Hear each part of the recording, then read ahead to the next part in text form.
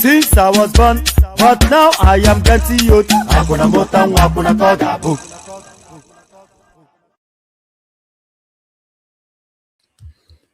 And there it is right there. So there it is right there, exactly as that guy just said, exactly right there. Since he was born, and now that he's getting old, and whatever it is that I said after that. So I endorse that wholeheartedly. I concur with my friend of the Igbotic Orchestra from Ikolobia. So the Igbotic Orchestra from Ekolobia, good afternoon to you all and hope you're having a wonderful day. So we're continuing with our snapshot little afternoon sessions. Apologies I couldn't come out yesterday. It was for reasons of sleep. I just fell asleep and I thought, okay, if I'm falling asleep, then I am asleep. You know, it's not, I'm not getting paid, so it's not as though there's any obligation to. But no, so we have an afternoon session this time around. Just to touch base with the goings on within the Nigerian political space. Ayo Fayose, he had a big interview with Arise TV. So we'll be reacting to that interview momentarily. But before we get to anything, can you please click on the like button if you haven't done that already? Click on like. It's for reasons of our YouTube algorithm. So you clicking on like, that triggers the YouTube algorithm, and then it expands the reach of the platform so that we can gather more audience. So click on like. And the same argument applies to the subscription as well. So click on subscribe as well. In the course of this session, we're looking to gain a minimum of 100 new subscribers. So you'll be one of those subscribers that sets us on our way. If you're listening in watchback, please still do that. Like and subscribe is the sum total of all that. So like and subscribe. So click on like, click on subscribe, copy the URL and share the links in all of your WhatsApp spaces, all of those funky spaces that you go to on social media. Share the links just as widely as you can. Come join me on the platform via the hyperlink that says StreamYard and super chat towards the stream if you feel that way inclined. But especially like, share, and subscribe. Those are the main go-tos. Those are what I'm holding you hostage to. So like, share, and subscribe. So as I said, we'll be reacting to the Fayose narrative. So without further ado, let's kick it off. So this was Ayo Fayose appearing on Charles's program on Arise TV, and this is what transpired. So we pick it up from here.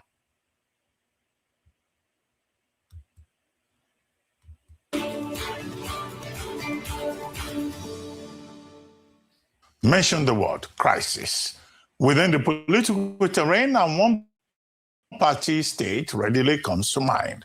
It used to be Nigeria's ruling party, even touted as the biggest in sub-Saharan Africa. Then the PDP became the nation's main opposition party. But right now, it is no longer at ease within the People's Democratic Party, and things have really fallen apart. In this no-holds-barred interview, I had an exclusive chat with PDP chieftain, former governor of Ekiti State and seasoned politician Ayo Fayose.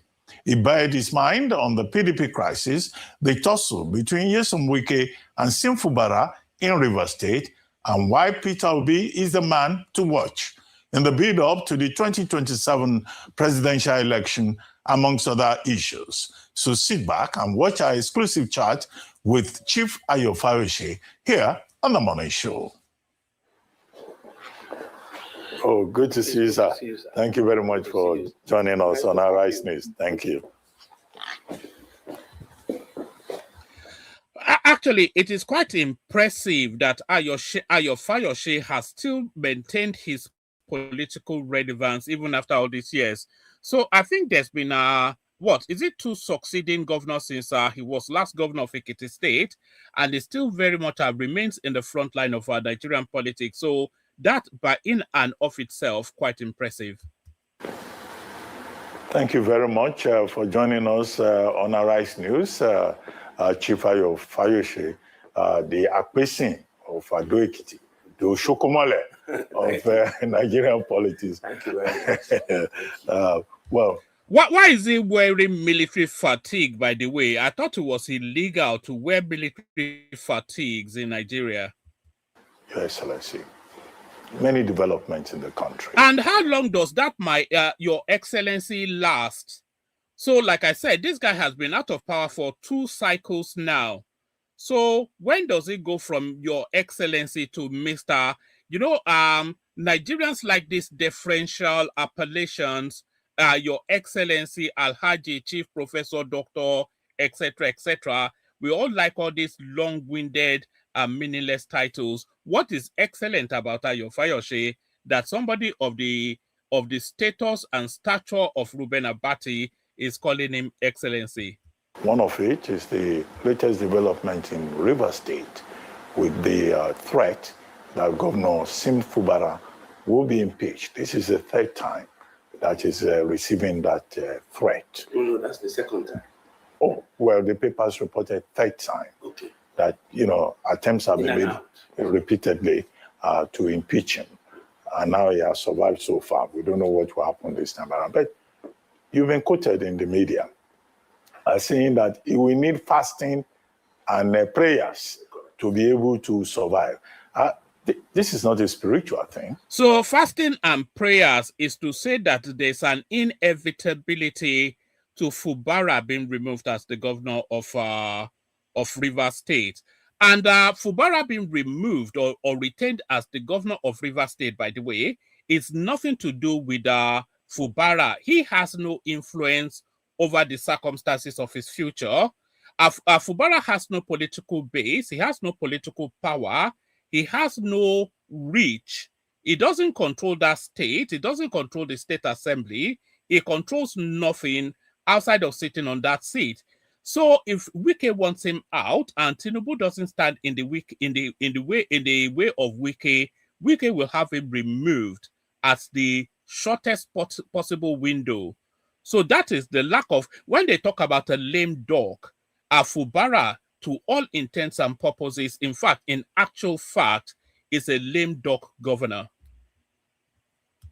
This is just a political conflict between specifically a godfather and a grandson, between the executive and the legislature. What has prayers and fasting got to do with the destiny, political destiny of Governor Fubara?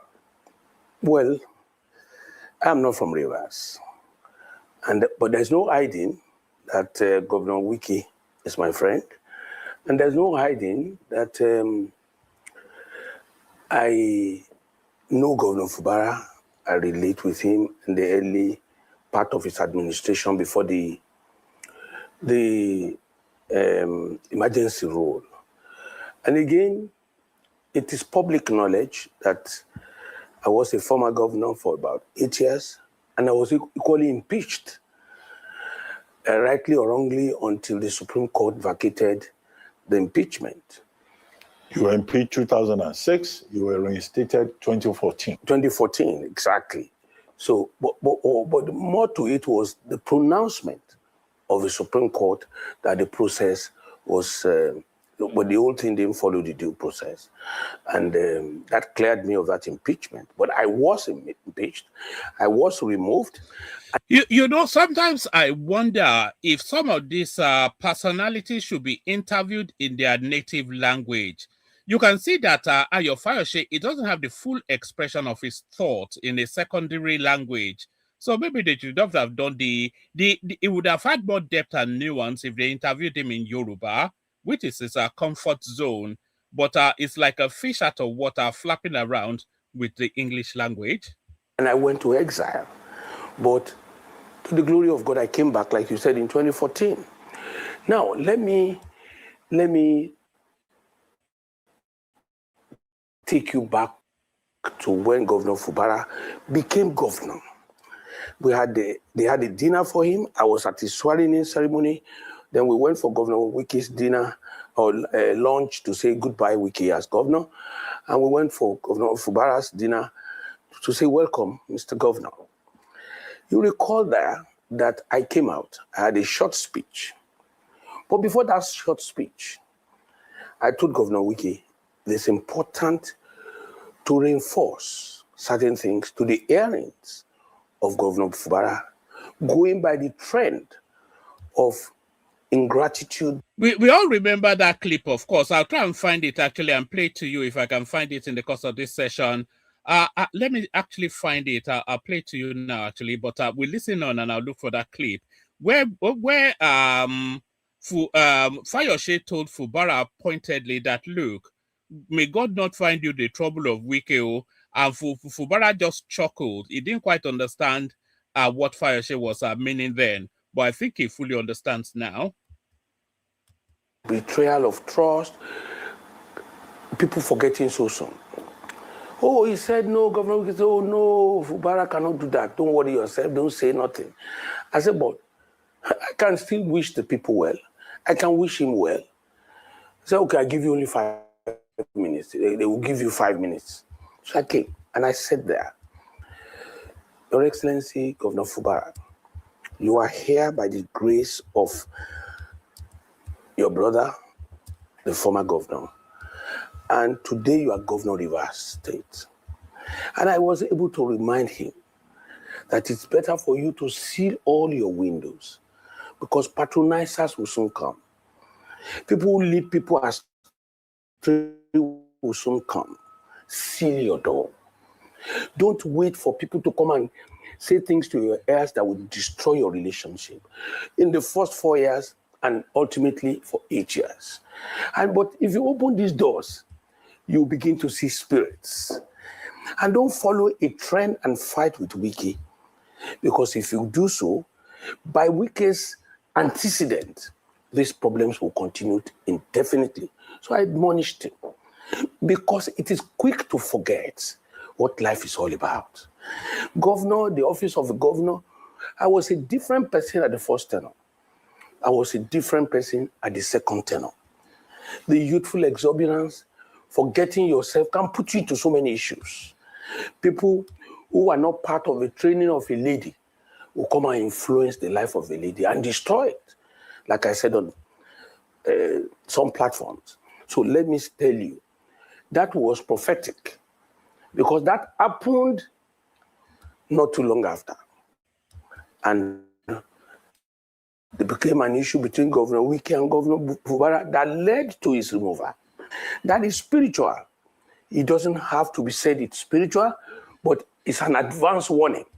So also, my telling him that there's a window, there's ample opportunity for you to close this and solve this problem. The price for peace is cheaper than the consequences of war. If you don't do it, it will only be left in the hands of God. Because you can't take away the powers of the House of Assembly. During my first tenure, I inherited the House of Assembly of the APC in Ekiti because our election is the off-season election. It was a tough experience. They would have taken me out the second time. I had to use wisdom, carrot and stick. I had to manage everybody for me to survive. So that's what I meant by that. Okay, it's good that you acknowledge that you are the friend of Governor, Very true. Governor, now Minister Wike, yes. Which is more or less saying, well, you know, you are on Wike's side in this conflict. Because no, I'm not on Wike's side on this conflict. Let me take exception to that. I'm an insider, so to speak. I'm an insider. I was in Dubai for a surgery about a year and a half or two, about 2 years ago, when this incident happened and the assembly was brought down. The first person I called was Governor Fubara.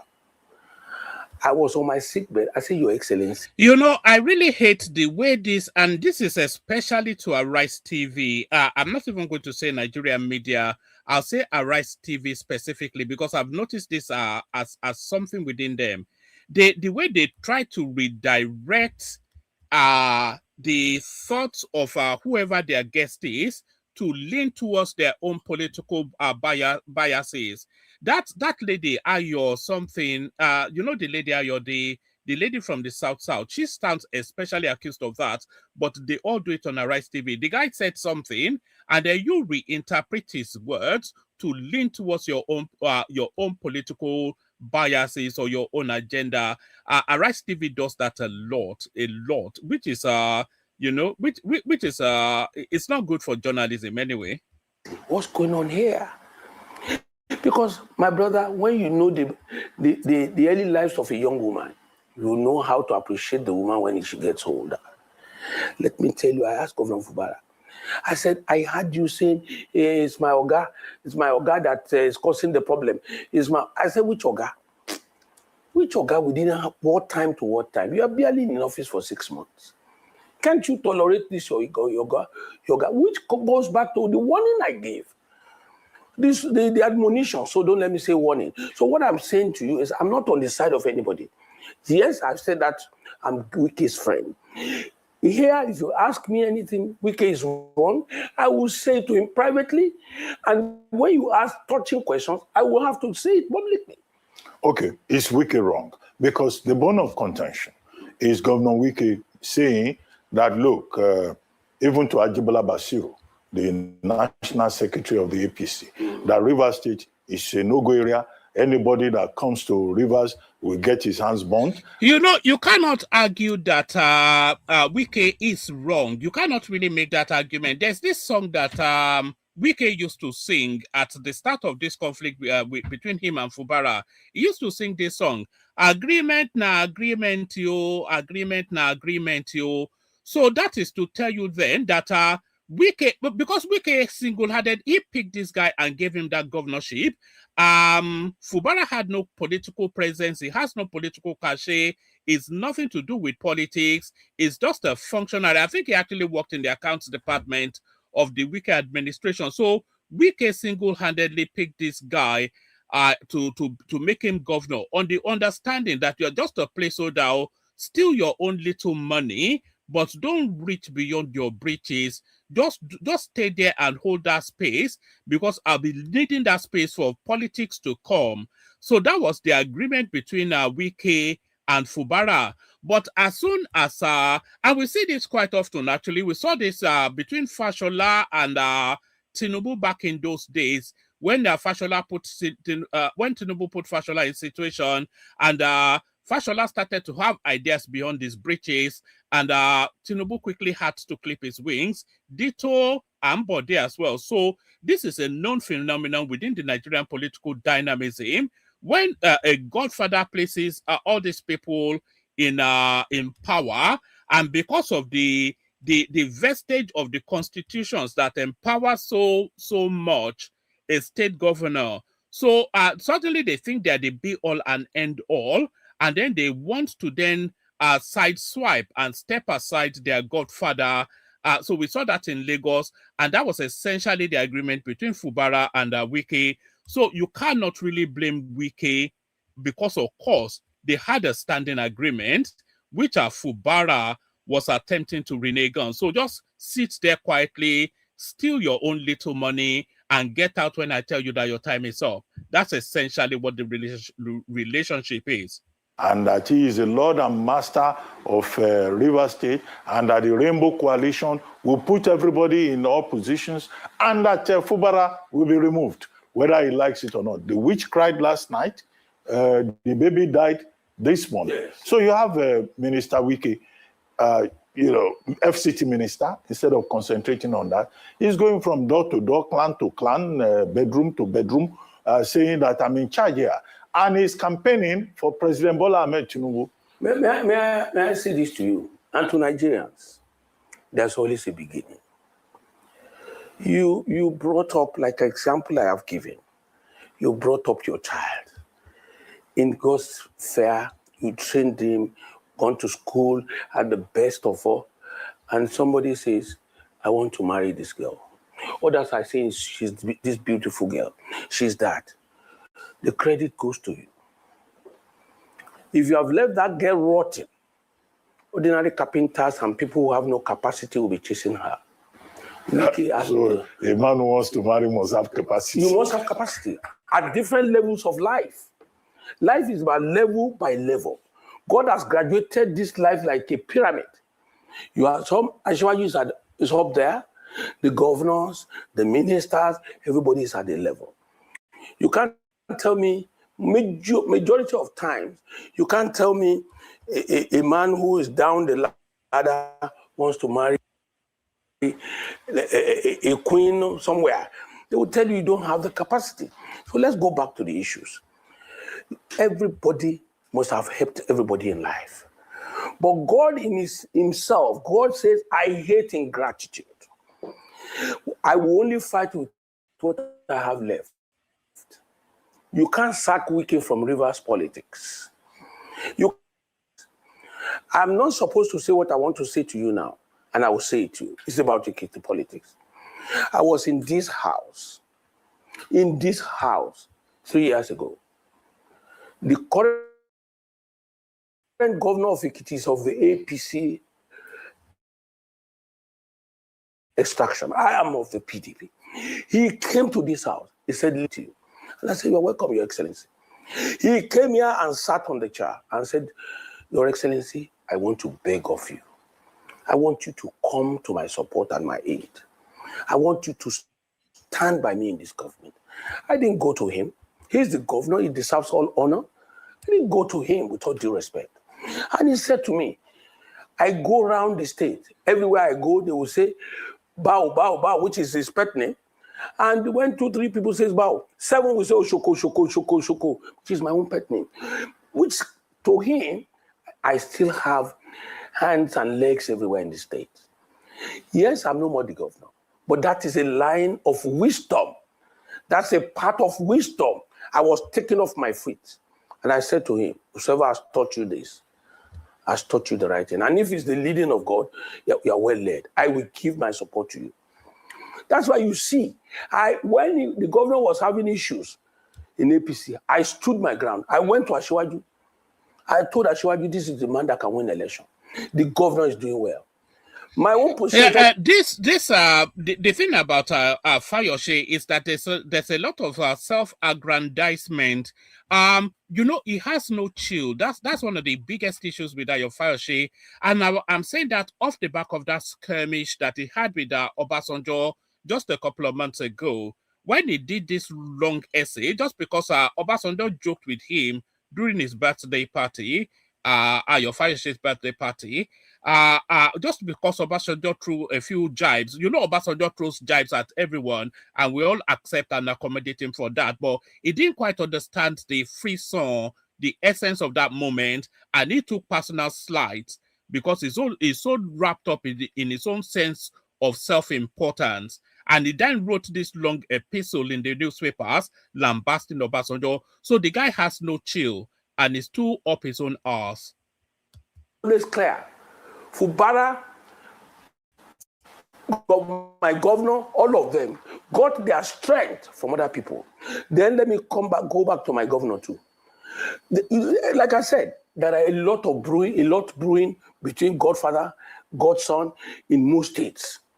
But it is wisdom that makes the sitting governor remember that I am the governor, I'm the father of the state. Look at Kogi. Why are we not having issues in Kogi? Why is Governor Kogi being very humble? The governor of Kogi is the worst yet of all of a bad bunch. It's the worst yet.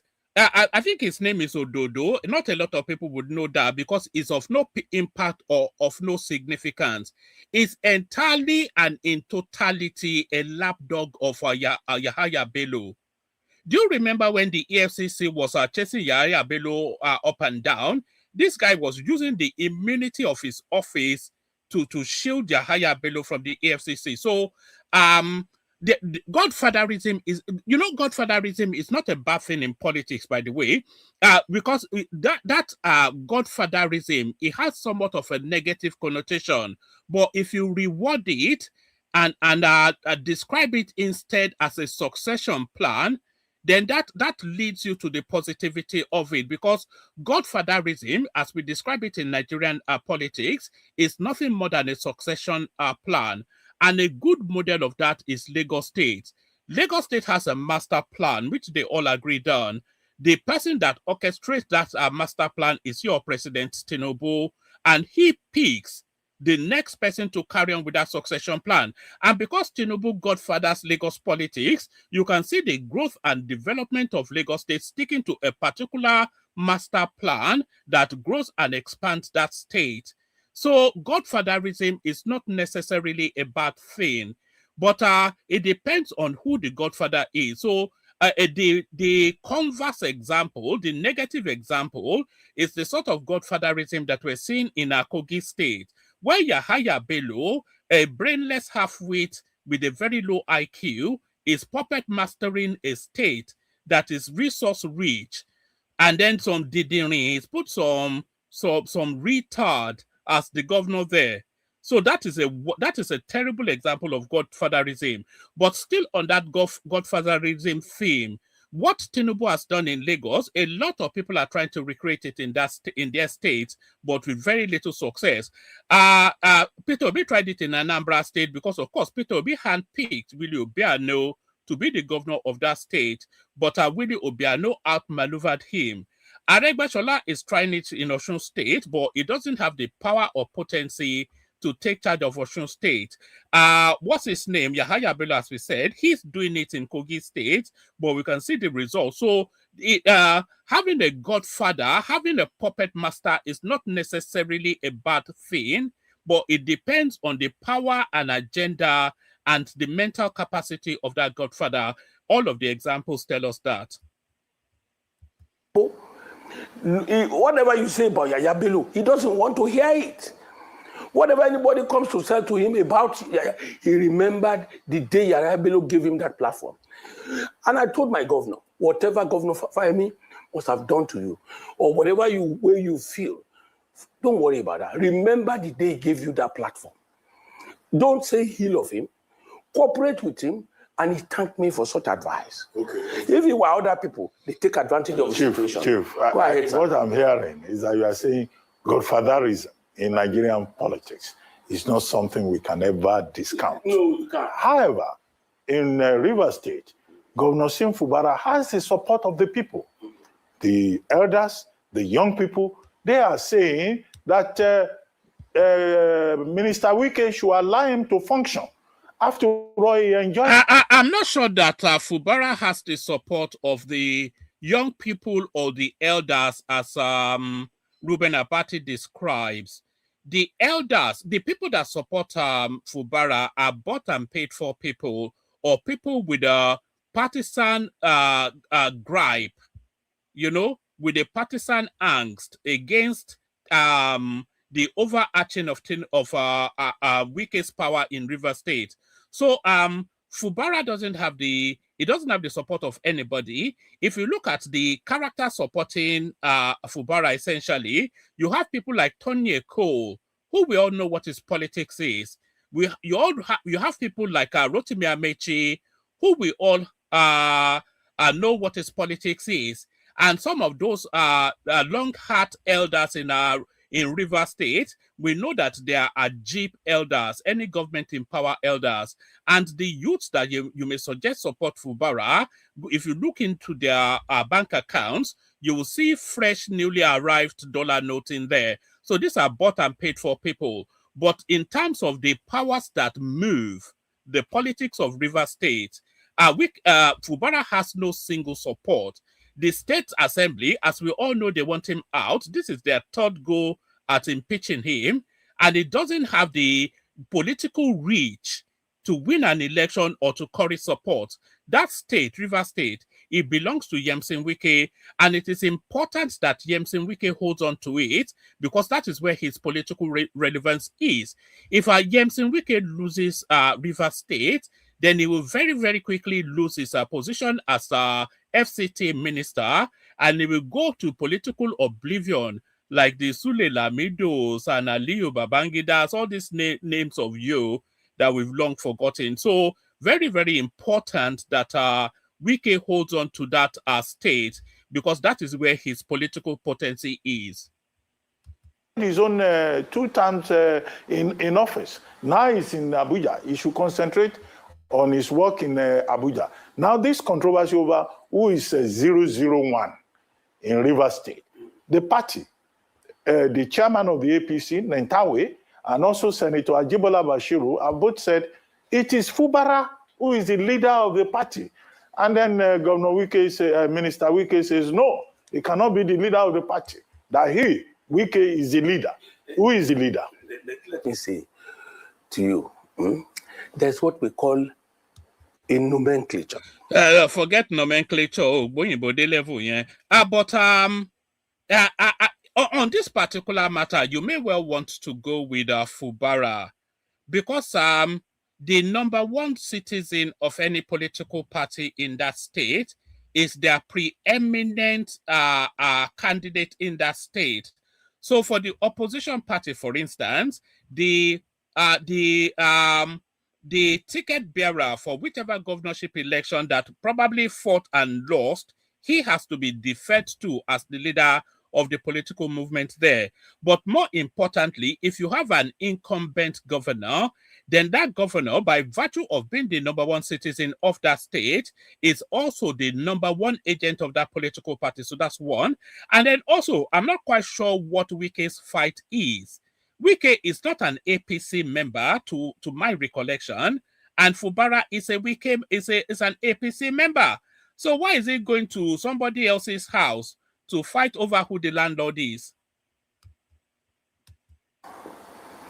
When I was governor, when I'm coming, the traditional rulers, the leaders of thought, people that matter in the state, they get up. Fayose is coming. The governor is coming. They rise up and say the governor is here. And nothing is called to order except the governor is seated.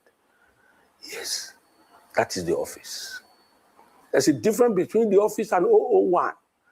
What brought about the 001? Who gave you the platform to be calling yourself 001? Who gave me the platform if it's not my dad from day one?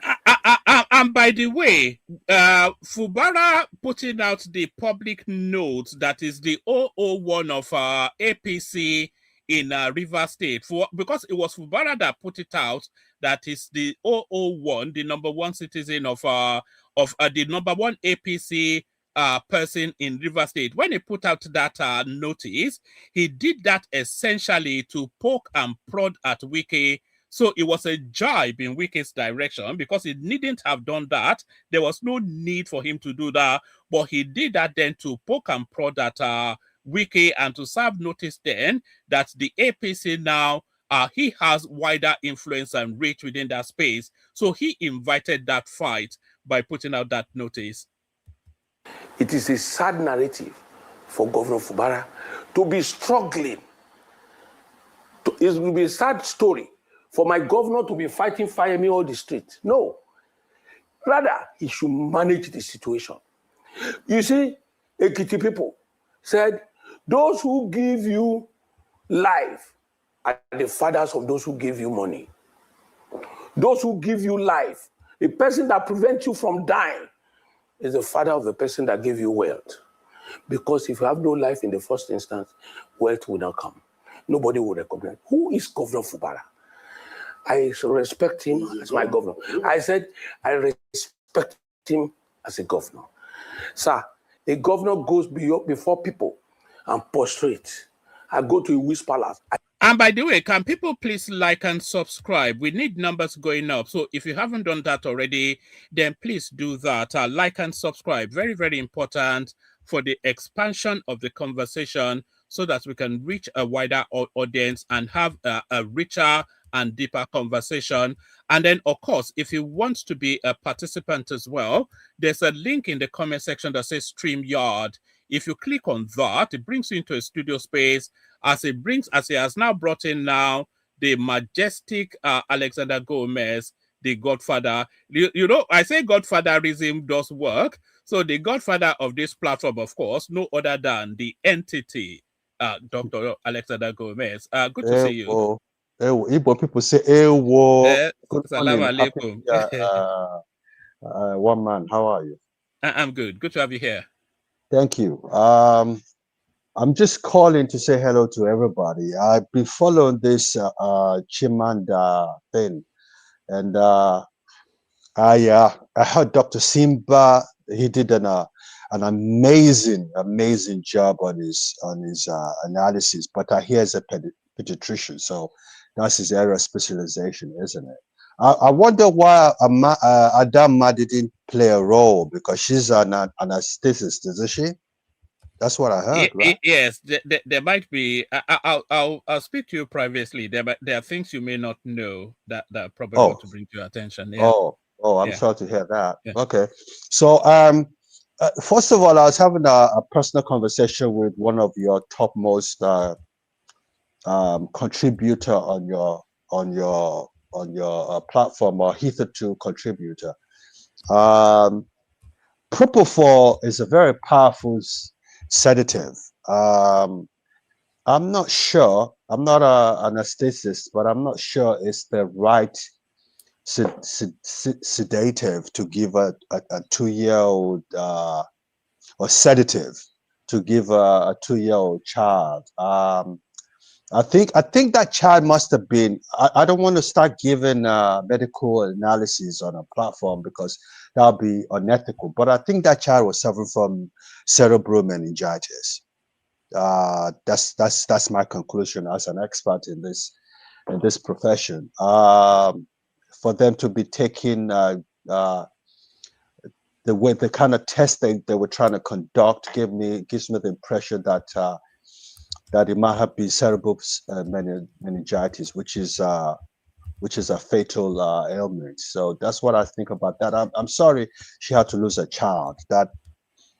That's heartbreaking. It's always sad when that happens. There is no and you can understand somewhat how lashing out with just the rawness and the heavy hit of the emotions of that. There is nothing worse for a woman than to lose a child, by my reckoning. I'm not a woman, but I cannot imagine anything worse for a woman than to lose a child. No, there's nothing worse than a parent losing a child. Yes. Maybe, it's not a good feeling at all. But I called in, and I also was concerned, and I supported Simba. He's an expert. I don't understand how some people can refer to an anesthetist as a technician.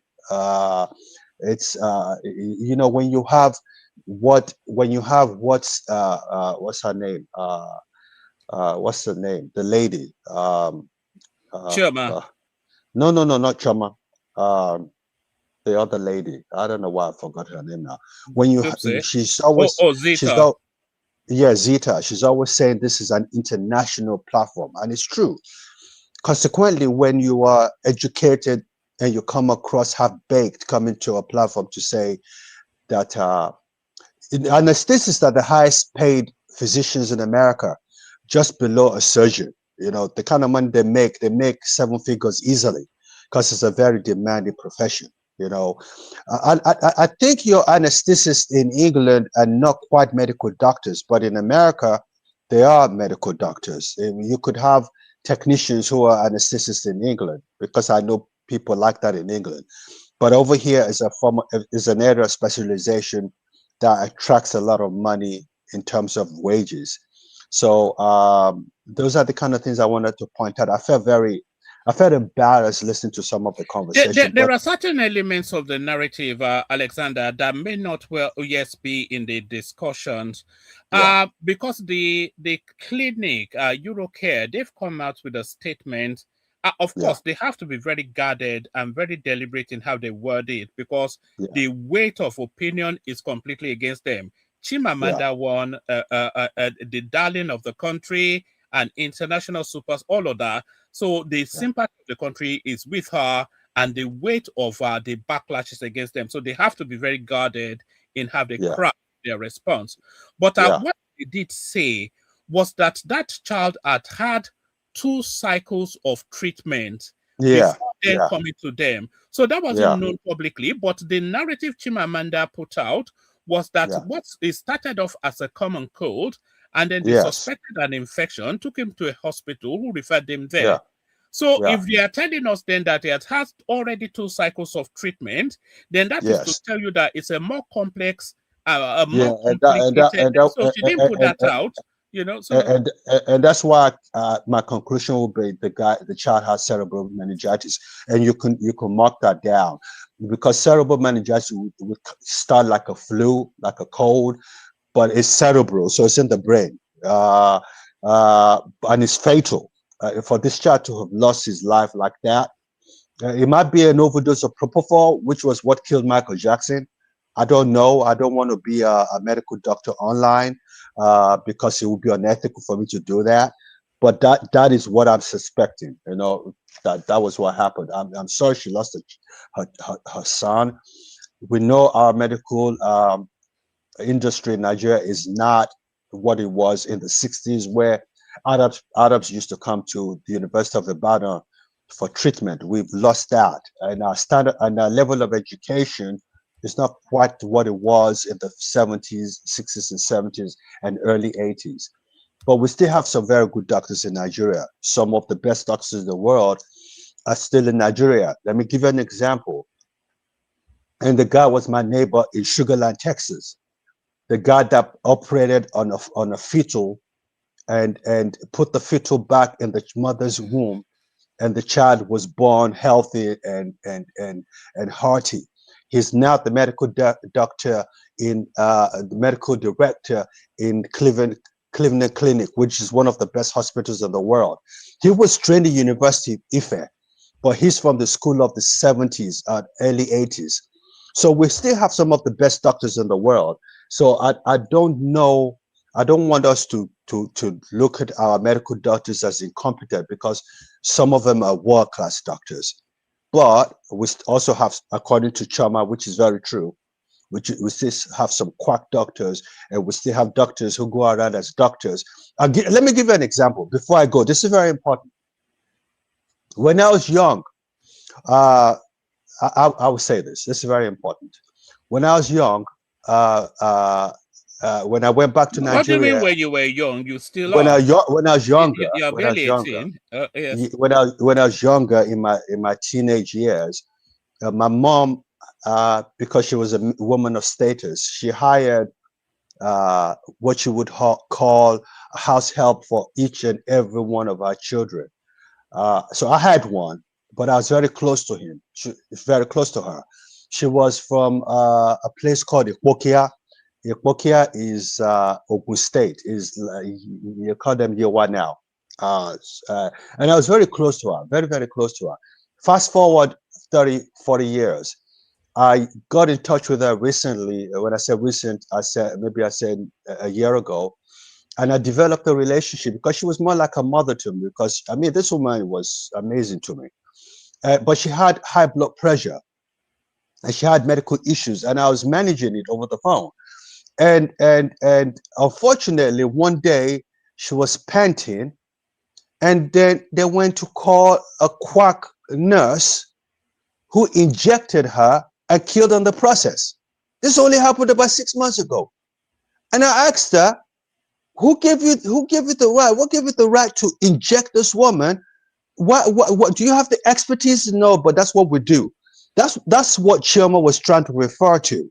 You do have some quack doctors and nurses in Nigeria, but overall, we still have some world-class doctors. I'm sorry, Alexander. There's an even famous example of that as well. There's this artist now deceased called Mobad, who had some sort of thing, and then they went to call this quack nurse, who just injected him with whatever. And that was the end of Solomon Grundy. Yes. Yeah.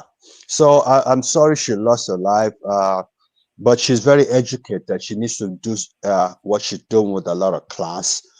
But like according to Baba, when you lose a child, she has now instituted a legal suit, which brings money into it. I don't think she's instituting the legal suit because of money. I think it's just to prove a point.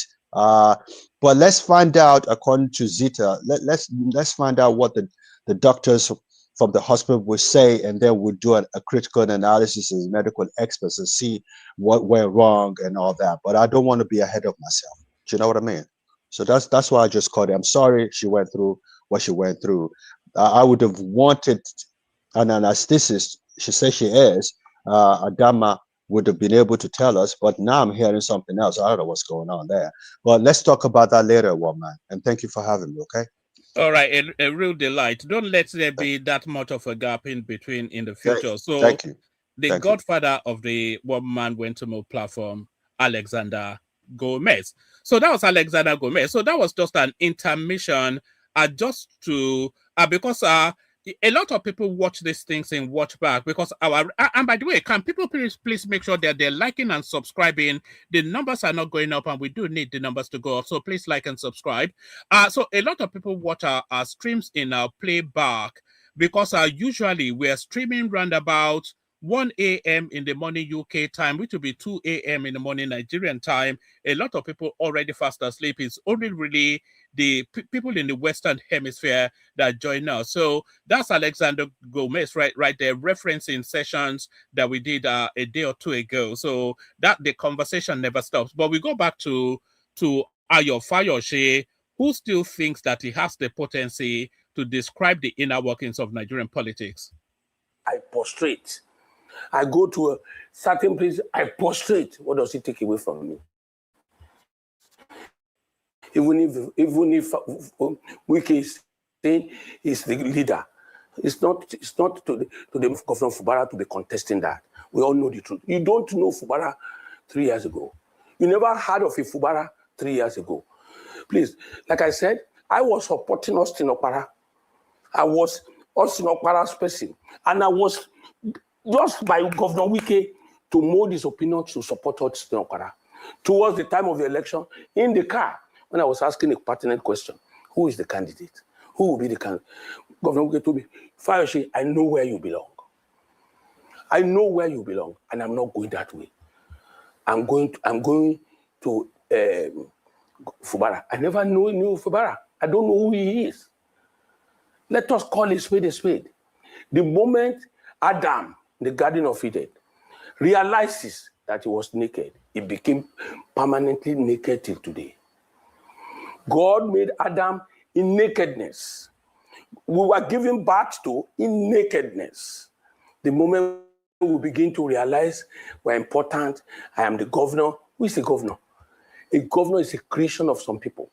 It's a creation and influence on some people, which is the major influence at the coming of. Well, where does this leave the people of Rivers State? People who voted. This is a democracy. You said they should wait for another part of time. You know, that's the most relevant question in all of this narrative around this Fubara Wike something. Where is the people of Rivers State in this narrative? Because for all that we have been hearing about Fubara since he became governor, we've not yet heard of any impact developmentally in Rivers State. All we ever hear is internal fighting between him and Wike, Tinubu feeling the need to suspend him and relieve him of his position, him being reinstated, crossing over to another party, and continuing to fight Wike. In the totality of the 2 and a bit years of Fubara's governorship of that state, I'm not quite sure that we have heard him yet call somebody to come and commission a project that is completed or anything meaningful or significant. So where are the people of River State in this now never-ending saga, Baba versus Pekin? To vote. Americans has conceded their powers to Trump. Trump is using the powers today. You understand? For them to say a word about Trump, they should go back to an election. And may I say to you, the same people of Rivers State voted for that House of Assembly. They have transmitted their powers to that House of Assembly. And let me round that up for you to get it very clear. The people of Rivers State, as wonderful as they be and want to make a choice, I'm not here to come and tell you the people of Rivers are with Fubara or with Wike, but I will not tell you they're with Fubara. I won't tell you that. You understand, my brother? Wike has been going around, drawing crowd. Fubara has the resources of the state. Let him go around too. My brother, whatever people who have power of creation can have power of taking out. And to the House of Assembly, they have the mandate. No matter the narrative, take my words. The House of Assembly removed me in Ekiti. Whatsoever hand is behind it, that time it was Obasanjo's hand. It was a lot of elite hand, but they accomplished it. I was removed. I became history. I went to exile. If not for God, I wouldn't have been. Okay, the papers are reporting that President Bola Ahmed Tinubu has intervened. Now, he did the last time before the state of emergency. All right, so this Tinubu's interceding is becoming quite a thing because it's a running battle. The moment Fubara signed on the dotted line to be the governor of Rivers State, is initiated that fight with Wike, and that fight for preeminence has been ongoing since. There's been several episodes in between, including Fubara threatening the oil pipelines in the country. That was why he was relieved of his governorship and all of that saga. Tinubu has spoken to them severally. He has suspended, reinstated Fubara, and now he's speaking to them again. So are we now at that point that Tinubu should just pick a winner and sacrifice the other one? You know, because these two elements are never going to get along. There's no room for any for peace or mitigation between Fubara and Wike. So Tinubu just need now to pick a winner and almost certainly pick Wike, and then they can just throw Fubara to the wolves. Just get him out of that state house and let him go and spend the rest of his life in the Supreme Court fighting for a mandate that was never his. He intervened again after to ensure peace. Now he's having to call them again, Wike and Fubara, playing the role of the headmaster. Do you think that will make any difference and Fubara will survive this time around? Let me tell you again. I want to advise Governor Fubara again. Please, Governor Fubara, I'm begging you, go and make amends and be at peace. He has frustrated more than once. Just wait a second. To the same Minister Wike. How many times will he frustrate? Your wife can equally tell you, sir. After I've said sorry to you. Is that an apology? My wife can tell me, I've said sorry to you now. How many times will I say sorry to you? Sir, there is a remorse and there is what we call in Yoruba, I'm saying it just for me to have peace, not because I want to show remorse. Listen, my brother, those people leading on Governor Fubara, if Governor Fubara in Yoruba, we call it Bajensimi. Goes down today, they will run away. People that were saying I should fight back those days, they were not there when I was isolated and when I was alone. That's all I will say to you. The current situation, the president himself, that I know, hates ingratitude. The president that I know controls Lagos from the palms of his hands. The governor that I know, for instance, the speaker, was removed, impeached. Another setting, somebody else took over in Lagos State. The president, without saying a word, caused the system to restore that speaker because it's an affront to the president who is the leader here. You will tell me someone who is the leader of Lagos. Let him announce it. Let us hear him. Let Governor Sanwo-Olu come out and say, I'm the leader in Lagos. You see, Sanwo-Olu can never describe himself as the leader in Lagos now. In fact, he knows it's not the leader. There's no human being alive that knows Nigerian politics that thinks Sanwo-Olu is either the leader of the governor of Lagos State. And a good example was during the last cycle of election. Did you see? It was literally, I'm not speaking metaphorically, I'm speaking literally. He was carrying the bags behind Tinubu as Tinubu was campaigning, and he was governor then. So Sanwo-Olu is not the governor of anywhere. It's just Omo Daddy staying at home playing landlord because Daddy is away. To cause aesthetics, don't let it get into your head. And let me close by saying this. The emergency rule was all winning for Governor Fubara. By now, Governor Fubara will have been history. Because the moment you are impeached, you are out of the way. You can't contest. If you read the context of President Tinubu, he took the Governor Fubara to the cleaners. Excuse me, sir. It is time for Governor Fubara to learn.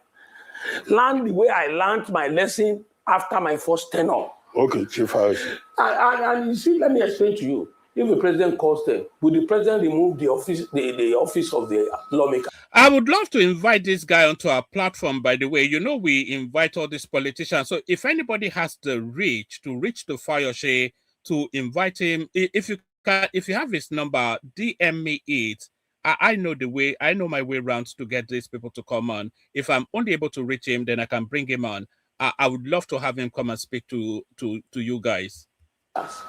Would you say the lawmakers cannot do their assignment? And sorry, by the way, can you please like and subscribe? The numbers are not going up. Please, guys, like and subscribe.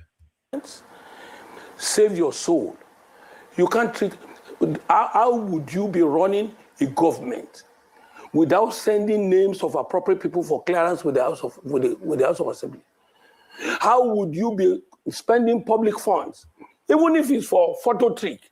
You're supposed to follow this process. These are masters of constitution. The constitution that gave the Rivers people power has given House of Assembly. Yeah, but the same constitution, section 188 of 11, says that the House of Assembly, if they don't like the governor, they can just define anything as gross misconduct. Who said that? Whether it is true or not. Constitution is binding on you and binding on me. I'm binding on Rivers people. That is the more reason why Governor Fubara, I'm saying it again, climbed down from his high horse, look for his brother, his leader, the man who was thoughtful enough to say, among all you brides, I will marry you. Come to the office of the governor. Okay, Chief Fayose. Now, you said you are supporting Governor Yebamji of APC State. He belongs to the APC. Correct. You say you are also supporting President Tinubu. Yes. Okay, I'm not aware that you've declared for the APC. No, I'm not. No, have you declared for ADC? I would never be. Okay. Let me just say this, and then we'll carry on again. A lot of the Yoruba voices in senior politics, they are in, the body of Esau, the hand of Jacob sort of a narrative. They are APC more than anything else. We've had Otumba Segun Showunmi twice on this platform, and his narrative is entirely in support of Tinubu, even though he's a stalwart and a chieftain of the PDP. Ayo Fayose, his narrative is entirely in support and in awe of Tinubu, even though he's a chieftain of the PDP. So what does that tell you? It's a narrative of blood is thicker than water. Tribe first is the narrative. So which party do you belong to? Are you not guilty of anti-party conduct? In the first instance, where is the PDP? No, they expelled you. They have expelled you from the party. Listen, you don't joke with. You can't expel Ayo Fayose, Wike, and all that.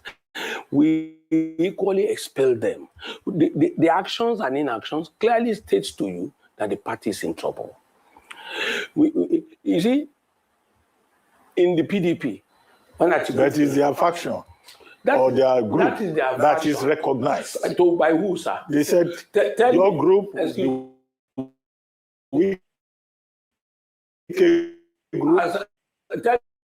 that you people are on your own. As of today,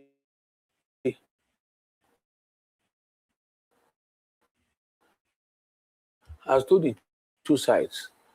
They did not take it for him. And let me equally tell you very quickly. Majority of the people that are calling me, calling Wike, calling them, they did this, they went to support. Are they not all did it? Even Atiku himself, all of them has abandoned the PDP. You understand? You can't build us on a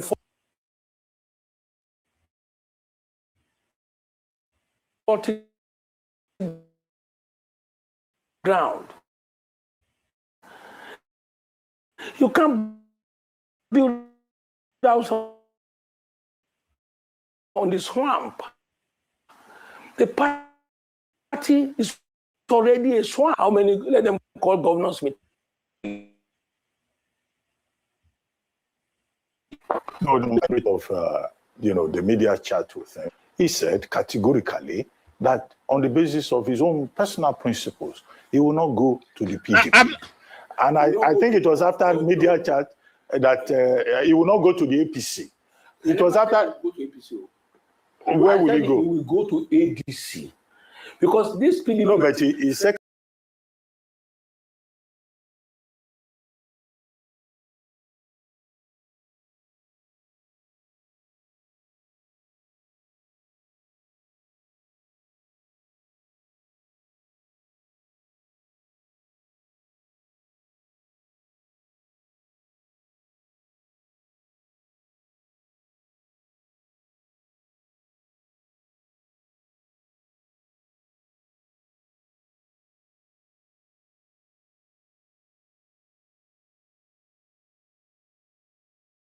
So let me bring up back we've got Kenny here as well, but we'll listen to Fayose, and then we'll get to Kenny to share his thoughts. The system kicked me out.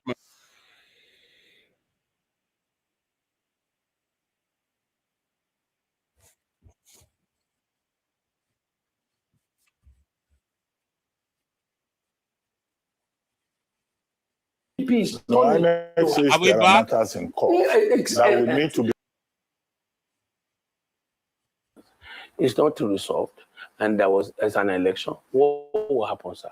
People who did not participate in election will go to court, to go and take a mandate they did not participate in. Let's call a spade a spade. PDP is a cloth,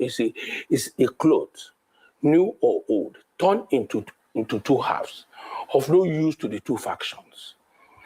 We say God is coming. God will catch you. God is coming. The coming of God might not be 10 years old. The coming of recognition of a faction in PDP might not be another 1 year. God is coming. It's better for you to guide your life. And why did the governor should not wait for God is coming in PDP to? Isn't something untidy about you saying you are still in PDP and then you are supporting the APC? Just the same thing that Minister Wike is doing. There's something untidy about it. The coming in of Buhari became a very popular candidate that elders of this country took position on. Whatever he did in government is another story. It was a decision. Everybody accepted it at his coming. Both PDP, anybody, they fell in and supported him. Secondly, I have not shied away from supporting the president even when I was in office. I've visited him, and when I go there, it's public. I don't go by corner. When he had a knee surgery, I was there. You understand? So what I'm trying to tell you, don't forget I'm a party man. But above it all, I am a statesman. Decisions are made. In the advanced democracy in America, majority of the people don't agree with Trump's policies. The leaders come out and say, no, we disagree with your policy. They vote in parliament against the president. That is for you to know that they are statesmen beyond party politics. America first, Nigeria first, Ekiti first. I'm first from Ekiti before I could join politics. Okay, what is your problem then with Seyi Makinde, governor for your state? I mean, you just said that I should write it down. He's going to go to the ADC. He has not said anything. I never said, most things that I say in this country, they don't even happen in. I think that's a political miscalculation. There is no permutation that permutates Governor Seyi Makinde joining the ADC. Seyi Makinde is a Yoruba nationalist. That's one. And Seyi Makinde also is a Tinubu agent within the PDP. Seyi Makinde is part of the three-dimensional chess that is being played by the Tinubu camp with the rest of Nigerian politics. Seyi Makinde, under no circumstances, goes to the ADC. Seyi Makinde will contend the PDP presidential ticket, which he may, because the PDP presidential ticket is between Seyi Makinde and Bala Mohammed. So either of them, they will just be placed fillers just to fulfill all righteousness of our PDP having a candidate. But Seyi Makinde, under no circumstances, will be joining the ADC. And you wanted to come in, Kenny? Yeah. I just want to say, you are not listening to what Fayose is saying. There is no PDP. They have two factions, right? And they are in court. He said, Jesus Christ is coming. Nobody knows the time that Jesus Christ is coming. Nobody knows when the judge will make their own pronouncements on who is the right owner of the PDP right now. You understand? And the guy has admission. He needs to contest. He cannot go to APC because of a shame. You understand? So and he can't go to AD or SDP. So the only party for him to go to is ADC to go align with Atiku. Yeah, but Seyi Makinde is not going to ADC to collect the presidential ticket now. No. He's not going to collect the presidential ticket. He's going to collect as a senator. That's where it's going. It's not going to contest as yeah, he can be a senator under the PDP now. There is no PDP for this election. There is no a PDP. Don't worry about that. There's a PDP now. Under whichever PDP, Seyi Makinde will be a member now. Either Wike's faction or whichever. Yeah, but see, they can be PDP on paper, but when it comes to election, there's no PDP. Look at Ekiti. Now, I know just you reject the candidate of PDP. Wait, one man. Is Seyi going to PDP? No, Seyi is in PDP now. Where else is he? What I'm saying is, just this week, INEC just reject the candidacy of PDP candidates in Ekiti. So they cannot contest. They have no party to contest. So if you want to contest or you want to move forward in politics, you need to look for a party. You understand? So until the courts make pronouncement that okay, this faction is rightful owner of the PDP, or that faction is rightful of PDP, or they can come together and say, you know what, we settle our fight, we're no more fighting, we are now one body. Then they could not recognize that in that way they can now be able to vote for the party. But as of today, there's no PDP. There's just PDP on paper. All right. Let's watch Fayose to the end, because he's still not spoken about Peter Obi, which is I will. And then we'll open it up. Thank you, Kenny. Stay with us. The point I'm saying them, by the grace of God, to the glory of God, God has given me the grace. Whatever thing God opened my mouth and feel it, and I say they happen like that. But you said Makinde, Governor Makinde, collected $50 billion or so. $50 billion naira. Naira, okay. But he said they gave him 30 million. And then the federal government gave him 30 million. 30 billion. And 30 billion. Is it 30 billion? Okay, 30 billion. And head on to the remaining 20 billion. And that the money was warehoused, waiting for the 20 billion to be released. And he has provided evidence that you lied against him. Let us please get things straight. I never lied against Governor Makinde. In fact, they denied the first day. If I knew this question would come, I'll bring you the comments of the Oyo State government to say that they did not collect money from the federal government. They did not collect money from the federal government. It was when I provided an evidence, you understand, when they now came out and said, it's not 50, it is 30. And let me go a little further, sir. Have you seen somebody collecting money for 1.5 years and warehousing the money? It was a cheap blackmail on their part to tell people that Asiwaju did not give me the 20 billion. In the first place, that is within his prerogative, it's not his allocation. It is within the prerogative of the president. You see, this matter came up because Governor Makinde came to public TV and said, I demanded for a ministerial slot. I brought name to Asiwaju, the president, and he did not give me. He gave it to the current minister of power. And he's not going to be part of his second term. May I say to you, at that point, I came out. I said, your story is half said. You ought to equally say that, yes, the president did not give me the slot, but he helped my state with 50 billion, with 30 billion, depending on the one you are laying claim to.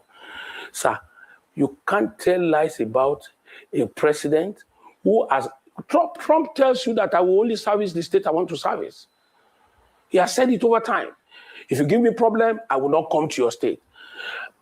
The president, Ahmed Bola Tinubu, was magnanimous to support you out of intervention fund. You must be gracious and grateful for that as well. Then let me tell you, how can you warehouse money, 30 billion? The interest rate itself will have gone to about 4 billion. Say all the truths. They said they are going to publish the account where they warehoused it and then publish it. So I'm not going to come here and say things that are not. I've been through the times. Governor Makinde was a guy that I love so much. I was the one that went to Gomosho. You don't love him anymore? No. You are speaking in the past. Yes, I'm talking. Is there worse? Where, sir? It was a guy. You don't love him anymore? No, I don't. That's the truth. I don't. You don't disrespect leaders. It doesn't matter who you are. We have had our times and we have left office. You will leave office in another 1 year. It's no big deal. I was the one who brought you the red pen in Ogomosho. I was the one who brought you the flag. And let me go a little further. It was Ladoja that was interested in the ticket. But we worked, because I was equally the only sitting Southwest governor like he is now at the time. I had a lot of influence. If I'd wanted to work against him, I would have. But I worked for him. Majority of the people that work for him, he has discarded them. Well, that's his own. I'm not from your state. But because of your question, let me equally say this to you. I saw a flyer who was saying that Governor Makinde wants to be president of Nigeria. And he came to my house here. And I said, Your Excellency, I saw a flyer going around. Are you contesting or what's going on? You know what he said to me? He said, oh, I should not mind those boys. They only want money. They are only doing that, not to his knowledge. And that he will not be used as a Yoruba man to contest against the president, Asiwaju. I say this in the honor and in the fear of God. That was what he told me. So when Shehu Okinbaloye brought talks about a Southern and mentioning President Bola Ahmed Tinubu, mentioning Obi and mentioning Makinde, I said, don't run Makinde on the ground. Don't bring him to this. He has told me he's not contesting. I did that to honor him, to say that Makinde is the man of his words. For him to now come on public television and saying all that, it's very, very, it's not right. Okay, Chief Fayose, let me ask you, the fear, across Nigeria is this fear of a one-party state, that the APC has now become so dominant. And it looks like the election has been won and lost already, although some people say, look, it's the people that will decide. And it doesn't matter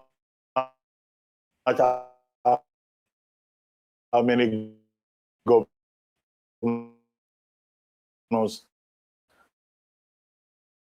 have joined the President Tinubu.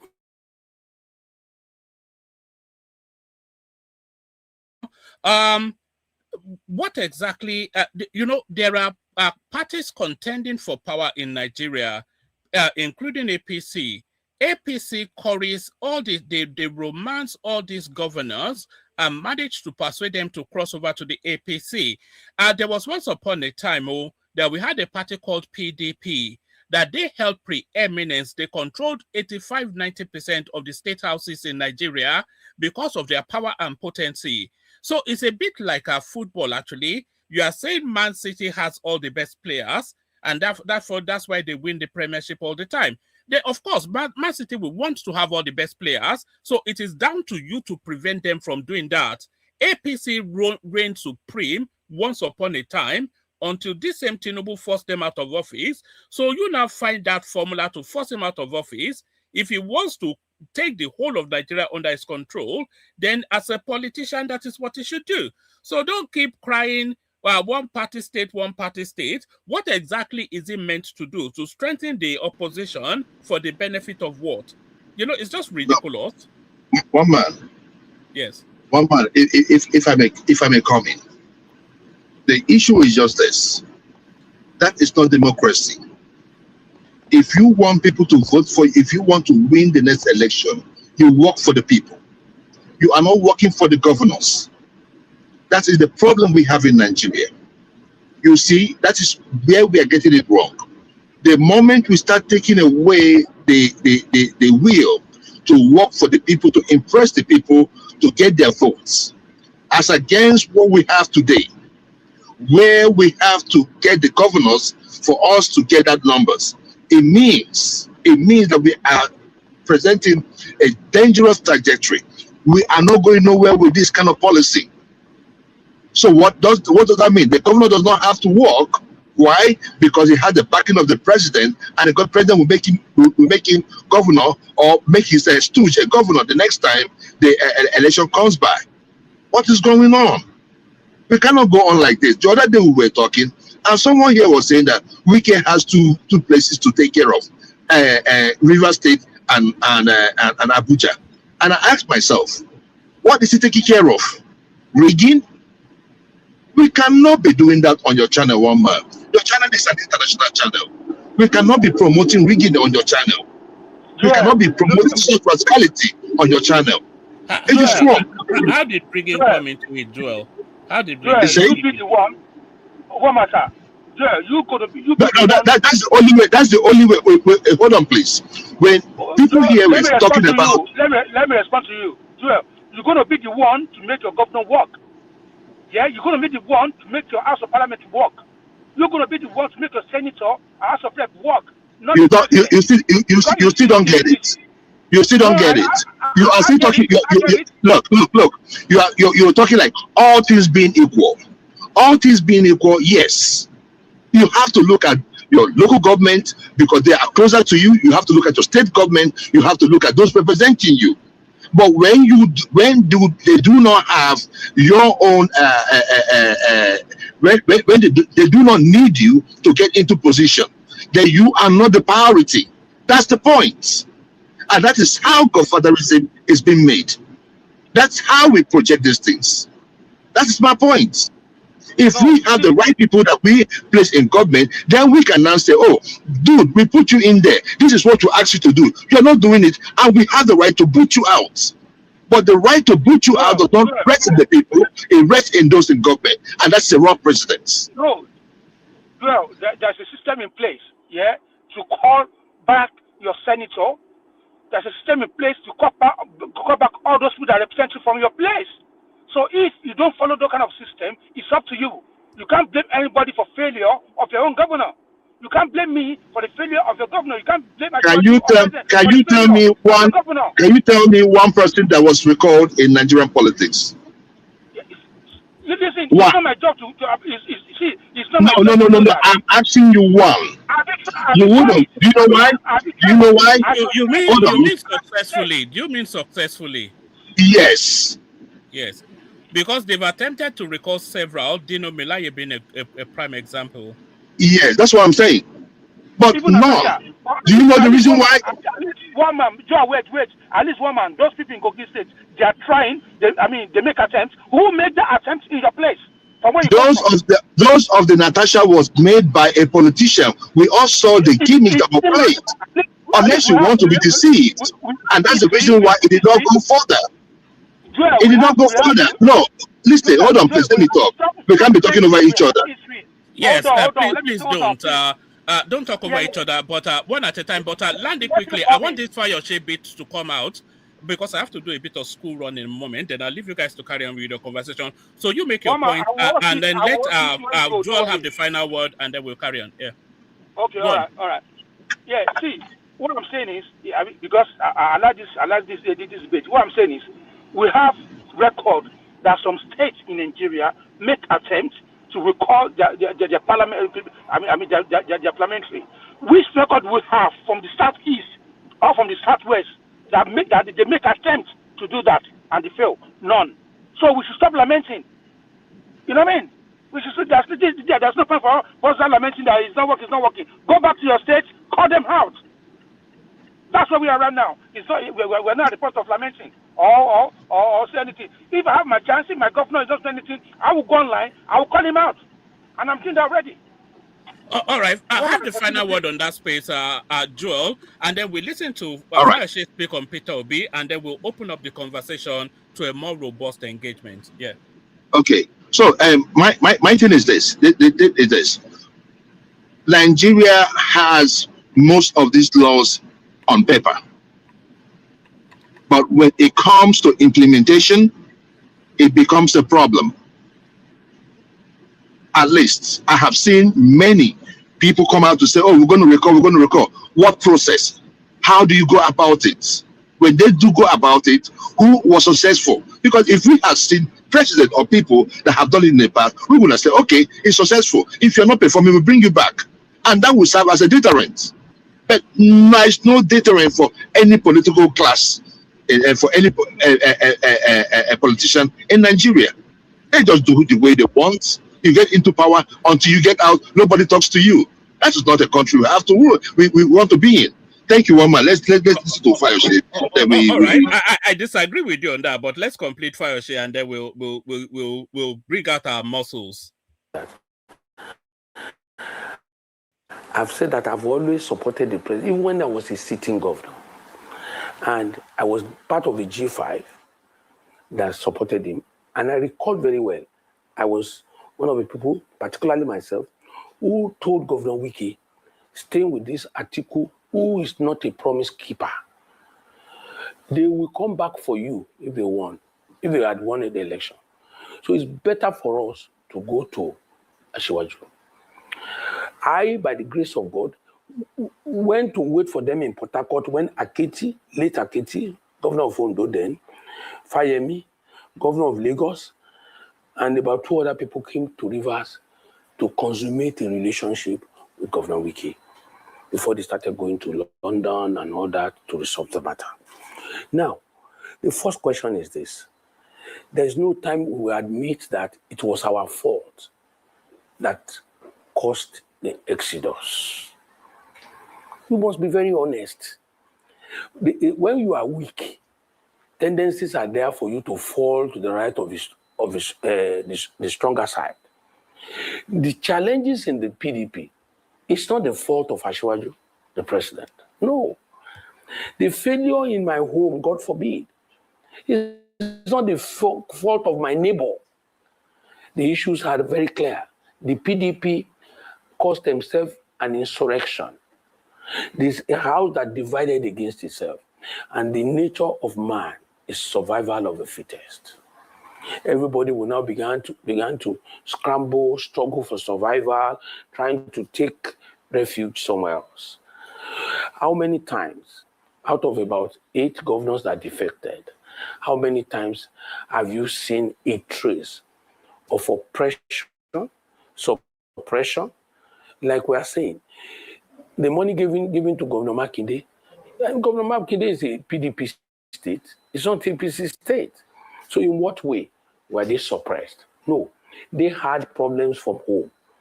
They had issues with their own party. And as governors, they want to survive at all costs. They took that part. It is not a problem. But let me help you to round it up. There are 2 dominant parties at a given time. Are we saying ADC is not dominant? Recently, Obi moved there. And I've said it, Obi is the only life in ADC. There are other people there. Atiku is there. Excuse me. Amechi is there. I never said they are not human beings there. I'm saying they are largely spent forces. Let Obi don't go to ADC. Let Obi go to another party. Let's say Obi is in Accord. Accord will become. Excuse me, I'm saying it to be. Obi is the only traction. Obi is the only meaning. Obi is the only factor. Obi is the only person in ADC that matters. And if Obi had not gone to ADC and has gone, when Obi went to Labour that would never known became won elections to House of Rep, I'm not saying Obi will win this election. I'm not saying Obi will not win this election, but I'm telling you, even if they don't feed Obi, if ADC fails to feed Obi, their case will be worse than they are coming together. Okay, as we begin to wrap up, very quickly, 2 issues. All right, so that's the statement I wanted him to land on, because that, of course, is what inspired the headline of the stream. Obi is the only life in the ADC. So that was what Ayo Fayose said, and there is no strong argument that runs contrary to that. I cannot think of an argument that runs contrary to that.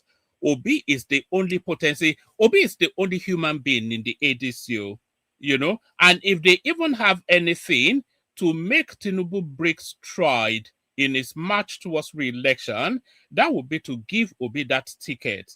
There is nothing else that permutates. even an Atiku Obi ticket does not permutate, because that will rile up the southern space that they're about to be cheated out of their second slot. So the only thing, the only potency, the only traction in that, I was going to call it a conglomeration, but what do you want to call it? A coalition is what they call it. So the only potency in that coalition is Peter Obi. Like Fayose rightly said, he's the only traction there. Atiku doesn't have a following. He doesn't have the energy, both him physically and his political space. There's no energy that backs Atiku. All Atiku has is to say, I am Fulani. That's all. You know, there's nothing else that he has to offer. Rotimi Amechi is a non-entity. The whole world hates El Rufai. Aminu Tambuwal is a non-betrayal. So there's nobody, not a single human being in the ADC that portends to project any sort of threat towards the center space outside of Peter Obi. So what Fayose said there is factually, politically right by my own prism, from my own point of view. I'm not making a categorical statement, or I'm giving a subjective point of view. What Fayose says there, that the only life in the ADC is Peter Obi. So there's no equivocating that, and all of the factors tell us that. But that has no meaning, because the realism, the factors, also tells us already where that journey ends. So in the course of the primaries, you see the obedient space doing their usual howling at the moon. Atiku step down, there'll be a lot of Atiku steps down, but you have to be somewhat, you know, retarded to the point of needing to be institutionalized. You have to be retarded to the point of needing to be institutionalized to imagine that Atiku will step down for Peter Obi, just because a few rascals are howling on social media. So that will never, ever happen. What also will never, ever happen is for anybody other than Atiku Abubakar to get that ticket in 2027 for the ADC. There is no circumstances that yields any possibility of anything other than an Atiku ticket being the ticket. So Atiku will get that ticket, and then he will try to placate by bringing Peter Obi on board. But Peter Obi will struggle to even become Atiku's vice, because his space would not tolerate it, and then the southern narrative would not also allow it. So Peter Obi might well not necessarily be on any ballot in 2027. That is my own permutation. I think Peter Obi will get his final moment to realign with dignity, and he will make some grand speech that I've always said, I'm not desperate and I'm stepping down. And that will be the end of Peter Obi. Peter Obi will not be on the ticket in 2027. That is my own permutation. But I wanted Fayose to land on that statement, but that Peter Obi is the only energy in the ADC. I don't think there's too much of an argument against that. So we'll open it up to a wider conversation. Guys, so that was Fayose's presentation. He spoke about a whole myriad of all sorts. But what are your thoughts? Let's kick it off with Femi, actually. I know everybody else got here before him, but we don't get Femi often. So with your permission, gentlemen, let's kick it off with Femi. Femo? After clearing the table, can people still hear me? Yeah, sure. Hello. We can. Yeah, Femi, are you ready, or we go with Joe? Yes, I am ready. Yeah, no, I was inviting your thought on how Fayose positions and my own little commentary on it. Yes. Seriously, I heard everything, and I thought Fayose is clever by half, because Obi has the attraction. Really, is very spot on. But if you want to win the election, I will use the analogy of Dele Momodu. If you want to win the election, look at 2015. Jonathan was the candidate of PDP. APC chose Buhari because of what? Because of the vote of the Northerners. Taking Obi to contest against Tinubu It is just that is like a suicide. It's like a suicide. Obi will win. We have the vote from the southeast. Apart from the southeast, south, a little bit of south, southwest. Tinubu will win southwest. It will be a different ball game from 2023. If ADC want to win in my own view, if they want to win the election, they should pair Atiku and Peter Obi together. Like the ticket should be together. With the two tickets to win this guy called Tinubu, it will be very, very difficult. With Peter Obi and Atiku together in the same ticket, it will be very, very difficult also.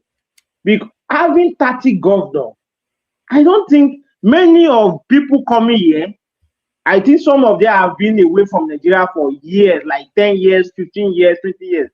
People don't know what is the reality about the country. Like, I have been on ground. I know how the country runs politics. A governor dictates what happened in the election.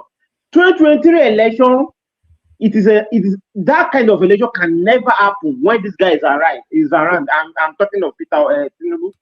That election, there is no money. People are using money to buy money. For the first time in Nigeria, if you want to collect 1,000, you pay 500 to collect 1,000. That means you buy 1,000 with 500 naira. That means when you withdraw 1,000, you have only 500 for 500 will be your own money. 500 will be the POS operator money. Like that election is against Tinubu. People hate him. People are in agony because people think that APC is killing them.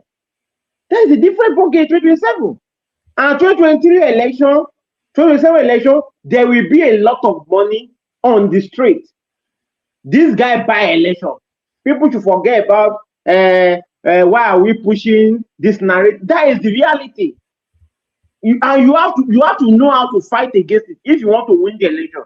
If you plan that you want Peter Obi to win, Anambra State, this guy already to spend 50,000 naira per vote, 50,000 naira. I don't know how you love Peter Obi. When you see 50,000 naira as a poor person, you won't collect 50,000 naira. We should try to be fair with our analysts sometimes. We should be neutral. If you are trying to be neutral, you will see something. You will see it in the open that this man is costing to victory, like easily. Apart from if God cut short is something, I don't wish him evil. Apart from that, this guy is winning. 2027 is already settled. 30 governors. Yeah, but with 31. Sorry, Femi. And by the way, what you are saying, there's nothing for me to disagree, Nito, because our politics is about structures. The structure is about who sits at the center, and the people sitting at the center in 30 states are Tinubu backers. So I'm not quite sure how Atiku will. I don't even know how they're imagining that it will. The 30 governors control 30 states out of 36. And you are telling us that somebody is, it's wishful thinking beyond anything.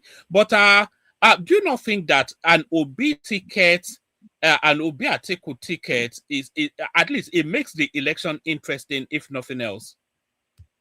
No, some people are still using 2023 factor. 2027 factor is a different game. 2023, the filling station, there is fuel scarcity, there is no money. These two factors affect everybody in the country. But Dangote is there for 2027. There won't be any like fuel scarcity. There's nothing like that. There's enough money on the ground, on the street. Since from 2026, from this year, April, May, there will be money on the street in the country. A lot of the money. And people that bankroll PDP before, they are the South governors. Delta State Governor, River State Governor, Akwa Ibom State Governor. These Bayelsa State governors. and all these states, they are now in APC. I don't know how people will just be imagining impossibility. How will you win this? Tinubu, if Tinubu does not campaign in 2027, just sit at Asoro, he will win the election. They will deliver it. Out of 774 local government chairman, APC have over 650 chairmen in all local government. House of Rep, they have over 250 House of Rep, almost 300 House of Rep out of 360. Bro, the game is just, people should just, I want people to have this kind of hope. Hope is good. Hope is good for people to have hope that we will topple him.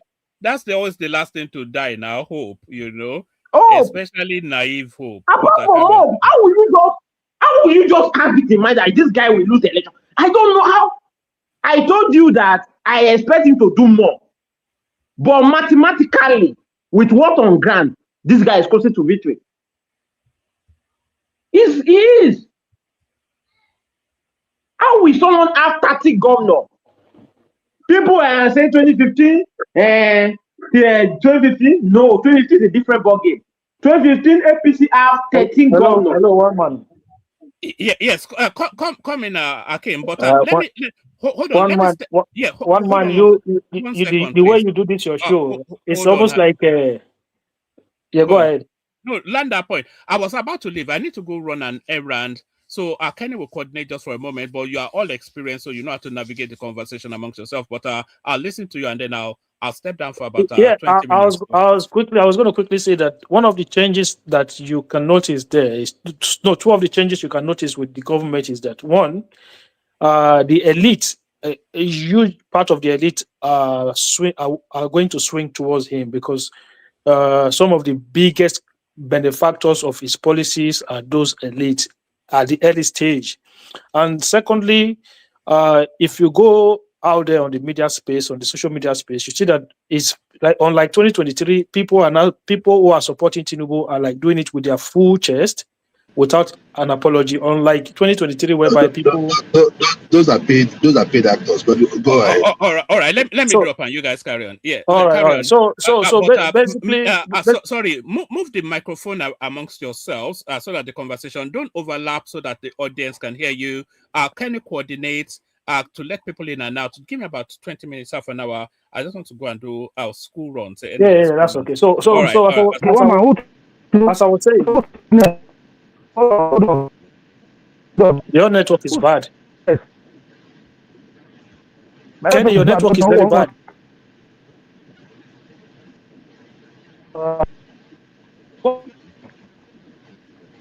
Is it okay now? Still bad. Can you no, we can't hear you. Let Hakim continue now.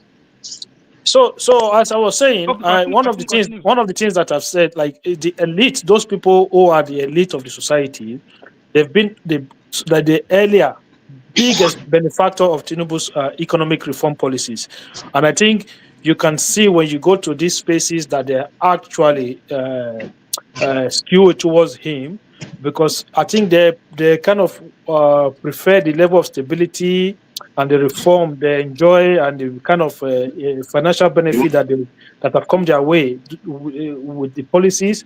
But what I was going to say is mainly is that unlike before, where people are not kind of fully into it, I think you see a lot of people now who are heavily full chest supporting Tinubu on social media space. I know somebody was saying they are paid actor, but as at 2023, these guys were not able to come out fully to support the man with their full chest.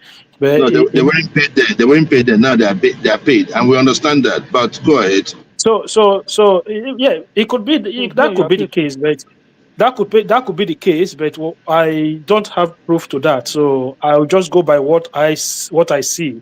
And what I see is that even if you look at local level, the state level, you see that even people that was for Peter Obi in some state, you see that the dynamics, there's a change in the dynamics because the APC have been able to do some work on ground, especially in the south part of the country, like whereby, you know, when Buhari was in power and he was leaving office, the instrument of government was not fully in support of the party. I think there were some elements within the Aso Rock who was kind of backing Atiku to come in instead of Tinubu, and that kind of opened doors for state level, local level politics to take its course.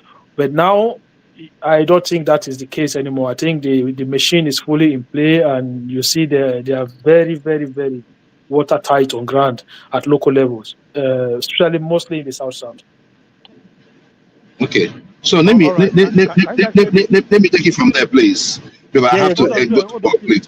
Hold on. Go ahead. Hold on, Joel. But can you guys hear me clearly? Yeah, we can yes. Okay, let's do this way. Joel, you have 5 minutes. Then after Joel, Okay. go to Femi. Femi never finish his thought. Then after Femi, go to Would you not be better off having Mr. Femi finish before Mr. Joel kicks off? Okay, yeah, that's true. Joel, please permit me, please.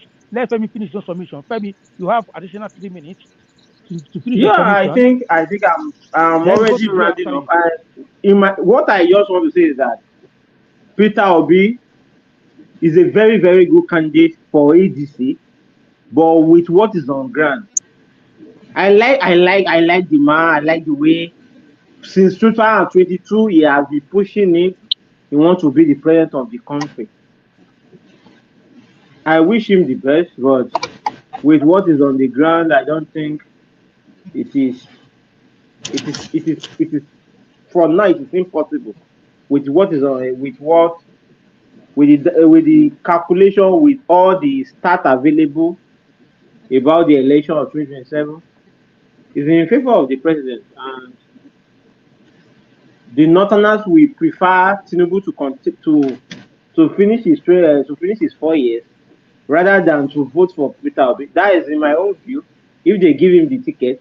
But if Atiku is on the ticket and Peter Obi is on the ticket, I think the election will be more balanced. Peter Obi will bring the chunk of vote from the southeast, and Atiku will bring the chunk of vote from the northwest and northeast. That will be more balanced. And Tinubu will capitalize on southwest, north central, and south. The election will be much balanced. But I don't think Peter Obi will. If Peter Obi didn't get the ticket, I think the guy will pull out. But if he pull out, there is something. They have changed the constitution now. If you contest, if you want to partake in an election, in a primary election, you must be a member of the party for 30 days, at least 30 days. And I think that will be impossible if he lose the primary to Atiku. But we shall see, I wish. So when are we expecting primaries to begin? When are we expecting the earliest primaries? The primary will begin July. Okay. July this year.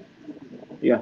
And is that because we have a possible election electoral reform? February. Okay. They have already fixed the date for the governorship and the presidential. But I think the primary election they have not. INEC has not fixed the date. I guess. All right, thank you, Mr. Femi. Okay, thank you. Joe, yeah. All right, thank you very much. Thank you very much. Joel of Nashville. Joel of Nashville on the One Man Show. Morning, afternoon, evening, wherever you may be listening from. I've heard those who spoke,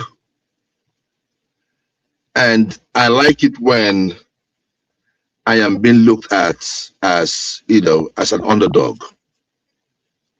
It gives me the leeway to really, work on my flaws and, position myself for the competition ahead. looking at what is, I understand many of you are looking at the structure Tinubu has. And I have people saying that they're going to give about 50,000 naira to an electorate. So we are talking about rigging. When rigging is your only option to get into power, then you failed the people.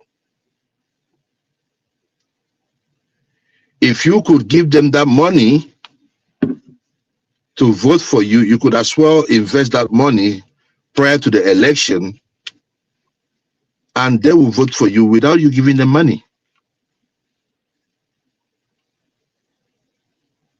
You see, there's something wrong with the black man. Many of us who spoke and many of us who are about to speak will still go through the line of, oh, this election is done. There's nobody thinking out of the box. Most of you stay abroad, and we have people languishing in poverty in Nigeria. And your only solution is to give them money, is to keep them hungry, and on election day you give them money so they can vote for you. That is reverse slavery. We are not yet ripe enough to build a nation. But on this issue, Fayose was right. Is right and will always be right on this particular matter. Peter Obi is the shining star of the ADC. Peter Obi is the star boy. Peter Obi is the only candidate in Nigeria as we speak today that would make a crippled person crawl to the polling booth. And we are talking about solution to rigging. The solution to rigging is voting en masse.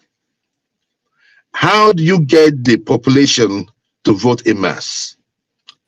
Is if you give them the reason to. And who could be that reason? Is Peter Obi. The ADC will fizzle out if Peter Obi is not on the ticket.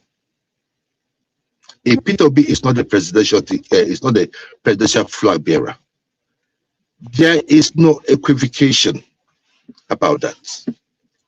It is the turn of the South. There are fundamentals that we have grown past in Nigeria.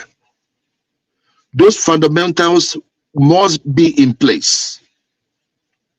Somebody was talking about 2015. The main reason Jonathan lost in 2015 was because it was the turn of the North. It was believed it was the turn of the North. When Tinubu was going to get a major in the North, he went for the star boy, which was Buhari. ADC should stop playing games. This is not a time for grammar. It's the time to use your common sense. Atiku should respect himself. Atiku must respect himself. Be a statesman and work for the people of Nigeria. The country Nigeria has benefited Atiku. Atiku was only a custom officer and he rose to where he is today. Nigeria made him so. He can sacrifice. I know some of you will say it's a wishful thinking. One man used the word retarded. But Atiku will be retarded to think that if he is the presidential flag bearer, that he is going to win that election. No, he's not going to win that election. I wonder why Atiku does this all the time. He always tries to go against the tide. Who are you Who are you? Your star boy is the turn of the South. Allow the South to go. Sacrifice. You've gotten everything. You've risen to the position of the second man in Nigeria. Sacrifice. An Obi Tambawa ticket would be a good one. But it is the turn of the South. At least, because if you try to go against the tide, it means that you just want to win the Northwest and the Northeast, or probably some part of the North Central. What about the South? Because I'm not going to vote you. I don't care if Obi is your vice. I'm not going to vote you. I don't care how beautiful the speech will be from Obi. Because those fundamentals cannot be tampered with. 2 more minutes, please. Thank you. So, let's assume that Obi gets the ticket. That Obi will get the tickets. We are going to resist rigging. For those of you who think that rigging will do it in 2027. First and foremost, we're going to vote en masse to counter that. Secondly, if we catch you rigging, sharing money on the streets, it is rig and buy. There is no equivocation on it. Do you know the reason why? The reason is simple. When you equate the amount of people killed by the terrorists with the amount of people killed by bad governance, that of bad governance outweighs that of the terrorists. So you are a terrorist. You are a terrorist if you rig elections. So you should be treated as one. So if you want to rig election, be ready to face the people. I am not going to tell you what you're going to face. But I think it is better, since you are so good at doling out money for paymasters. All right, bring you in place. Who sit in their homes. All right, bring you in place. Thank you. Right? There is no problem. We're going to send it to your Lord first. We're going to send it to your Lord, because when you look at the amount of people dying in the hospital, when you look at the amount of people dying from bad roads, when you look at the amount of people dying from bad governance in Nigeria, you cannot be a part of it by sharing money on election day without telling those that are giving you that money that in the past you had this opportunity. You should have worked for the people. So I want to leave it here. Yeah, please. I want to leave it here, and I want to thank you for the opportunity. It is read and fine. Let that be said. Let that say. Thank you, Nasri, for your passionate submission. I really appreciate it. Please, before we move forward, please can we share this live broadcast to your friends? Like, if you haven't subscribed, please subscribe as well, please. And you can power tap. Sorry, I said power tap. What's it called on this app? Just do what you can do best, please. Arugidiba, you're up next. Please, do you agree with Joe of Nasri? And I really want you to react to Fayose, because personally, I can see the hypocrisy in the interviewer, the other guy. Okay, so let me quickly address that statement about the hypocrisy of our very distinguished, otherwise distinguished Dr. Ruben Abati. Thank you. Before I do that, apologies there for my rudeness. Good afternoon to everybody, or good morning, wherever you may be. So I do not profess to be as intelligent as some of the individuals that have spoken before me, but I make an effort to do my best. And unlike some of my detractors in the commentariat, as Baba usually calls them, I think sometimes we take things personal and the way we address each other. But I'll make an effort. Let me first say that Dr. Ruben Abati was the former, as we know, I'm not lecturing anybody, but just for the few that might not know, because like one man said earlier, and there's individuals that watch the show that may not be as informed, and they watch after, and also because this is recorded for time. Dr. Mabati, as we know, used to be a spokesman for Goodluck Ebele Jonathan. And when we look at some of the actions of Baba Lai Mohammed under the APC, it was instigated by the likes of Budo Mabati and the departed, what's the name of this gentleman, this doctor that's passed away, and that was in the OP campaign. This old man, I can't remember his name, but they are very well known. Donyo Kukwe. So these individuals defended the Jonathan administration, and obviously you saw the likes of Lai Mohammed came up and they countered them with all this, propaganda and all this stuff. So it really started with these guys.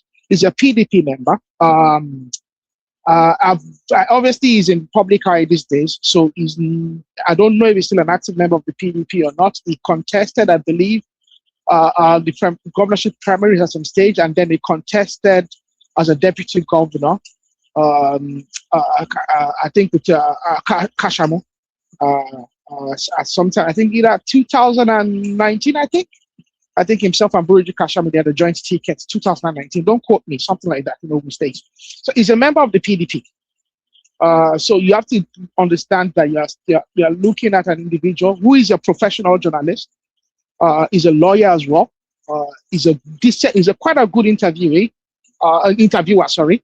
But he is partisan, and he is human, and the humanity of it means that he is not infallible. Okay, so he's gonna have an opinion, and he would inevitably have some tendencies for one angle or the other. So don't let me dwell on that there. So that's just what I want to say about Dr. Ruben Abati. Okay, he's human, and you can't accuse him of his humanity. It's just inevitable. But I think he did decently in the interview. He did inject himself, and he did inject too much of his opinions into it. I think what he did was to look at what the public rhetoric is, even though the public rhetoric these days is influenced by a lot of people that are ignorant of the political history of Nigeria, that are ignorant of the real realities of Nigeria. It's really just young people and individuals that are new to politics, that don't understand what goes on in the background, that influence it on political, So essentially, it's just asking silly social media questions, because he also understands that most of the people that consume what Fayose says and that will then build, at individuals on the social. So essentially, and that's a problem with journalism these days. It's influenced, unfortunately, by ignorance that is perpetrated on social media and a lot of misinformation. And the journalists themselves, they buy into that, they parrot that, they advance it. At the end of the day, it's a commercial business, and they need to get views. And they need to but what did he say? What do you've been talking about Abati, but you've not said one thing. No, I'm not saying about Abati. I'm asking about the line of questioning sometimes. Because what question did he ask that was wrong to you? I'm not saying the questioning is wrong, Mr. Jewel. Allow you to hear his submission now, please. No, it's a submission. No, I mean, we can also interject a little bit. Yes, I know you can. You have to ask for his permission for interjection. No, okay, for clarity, my brother. So for Mr. Joel, I've made it very clear that, number one, I'm not saying that he's wrong, and the first thing I addressed was the fact that Dr. Ruben Abati is human, and that you can't accuse him of having tendencies or having, of being passionate. Okay, no, and because Kenny said that he was being funny and he was being disingenuous, and I've said that you can't accuse him of being disingenuous because he's human. He's a professional. I acknowledge that there, and he's quite an enlightened individual. But what I'm saying is this: I'm not saying he's lied. Okay. What I'm trying to say is that as journalism these days is influenced greatly by a lot of the social media rhetoric, and a lot of the individuals that contribute to the rhetoric are not quite as informed about the political realities and the political history in Nigeria. So sometimes the questioning, some of the questions he's asking them are questions that someone like myself, I understand the logic and I understand the answers. So I'm not surprised by the responses that Fayose has given. I'm not surprised. And I don't think there's anything Fayose has said today that's not been discussed on this channel and has not been inherently, exposed by people on this channel. We've discussed it. We've come to those conclusions ourselves. So we don't need Fayose to say it. Fayose saying it just reiterates what we've said, and it just confirms it. Okay, I will go to Obi quickly. So I don't want to dwell on that. So let me go to what we're saying. I really want Obi to contest in 2027. The one thing I want Obi, the one thing that will make me happy in 2027 is for Obi to be on the ticket. Ideally, without northern confusion. Now, when I mean northern confusion, I'm talking about a strong northern candidate. I want Obi to be on the ticket there. God willing, nothing after Tinubu is on the ticket as well. A very strong candidate, a strong party, a strong president, incumbent. But I want Obi to be on the ballot. We know he has an obedient following. We want to test the strength of that following. I want to see there if, like Buhari, it can bring that following and grow it and maintain it over several electoral cycles. And that could be it. And I really want to see how he campaigns. But I also would like him to grow his campaign rhetoric, and I would like him to grow a manifesto and be able to articulate the manifesto, his plan for Nigeria. I want him to articulate very clearly where he would move away in terms of what are the policies of this current administration that is vehemently against. So, for instance, the fiscal policies, taxation, and all these other things. How is he going to move? How is he going to move the needle? So, what does it disagree with? In essence, against the policies of this administration. So, for instance, fiscal federalism. Real federalism. Is he going to move away from that there? Is he going to allow the governors to then revert back to the situation where they are controlling the resources and the funds of the local government? Or is he going to advance the Supreme Court judgment there? What are the things he's going to do? How is he going to move away? Because one thing about the Tinubu government, you can accuse them of many things. You cannot accuse them of being absolutely fiscally irresponsible. When you talk about fiscal policy there, we have seen some of the fiscal policies they've brought to bear, and we think I think 2026 is going to be their bust of the boom or bust year. Okay, it's either going to happen for them or it's going to absolutely collapse by the middle to the end. Q3, Q4 2026 is going to be very important for them to see if they're going to start seeing some of the real results of some of the policies they put in place, or they're going to suffer a consequence of a delay that runs into the next electoral cycle, and then they might lose. Nobody knows, only God knows. So that's really what I want to see. My brother, the reality. Can I just say something, please? Just little. The thing there is this, right? What you said, right, about this year being the best year. It could be. No, not their best year. I said this year is the year where we might either see the realities of their fiscal policies, or you're going to see a failure because of a delay. Because the reality of it is this: these are it's all about ideology. Sorry. I think what you need to think about is the policy direction. This is how they see it. Okay, they look at where we're coming from under Emefiele to where we are now under Cardoso. And these guys, they just ask any business person that are investors in Nigeria. They'll tell you right now that fiscal policies direction-wise, that this is a better time than we were. Oh yes, before. Yeah. Monetary policies, monetary policy with the CBN is a bit. So businesses don't like uncertainty. So they don't know what is coming from anybody else. So what they see is these policies and they like it. And they are going with it. But this policy does not translate to the people. That's the point. Yeah, you see, John, you live in America and you know this reality. Trump is also having that problem today, right? Now we are seeing, there's a tariff money and all that. The stock market doing so good. But the stock market has been very well over the last year while we had inflation and most Americans were suffering. Yeah, that's what I'm saying, right? So what I'm just saying is this, right?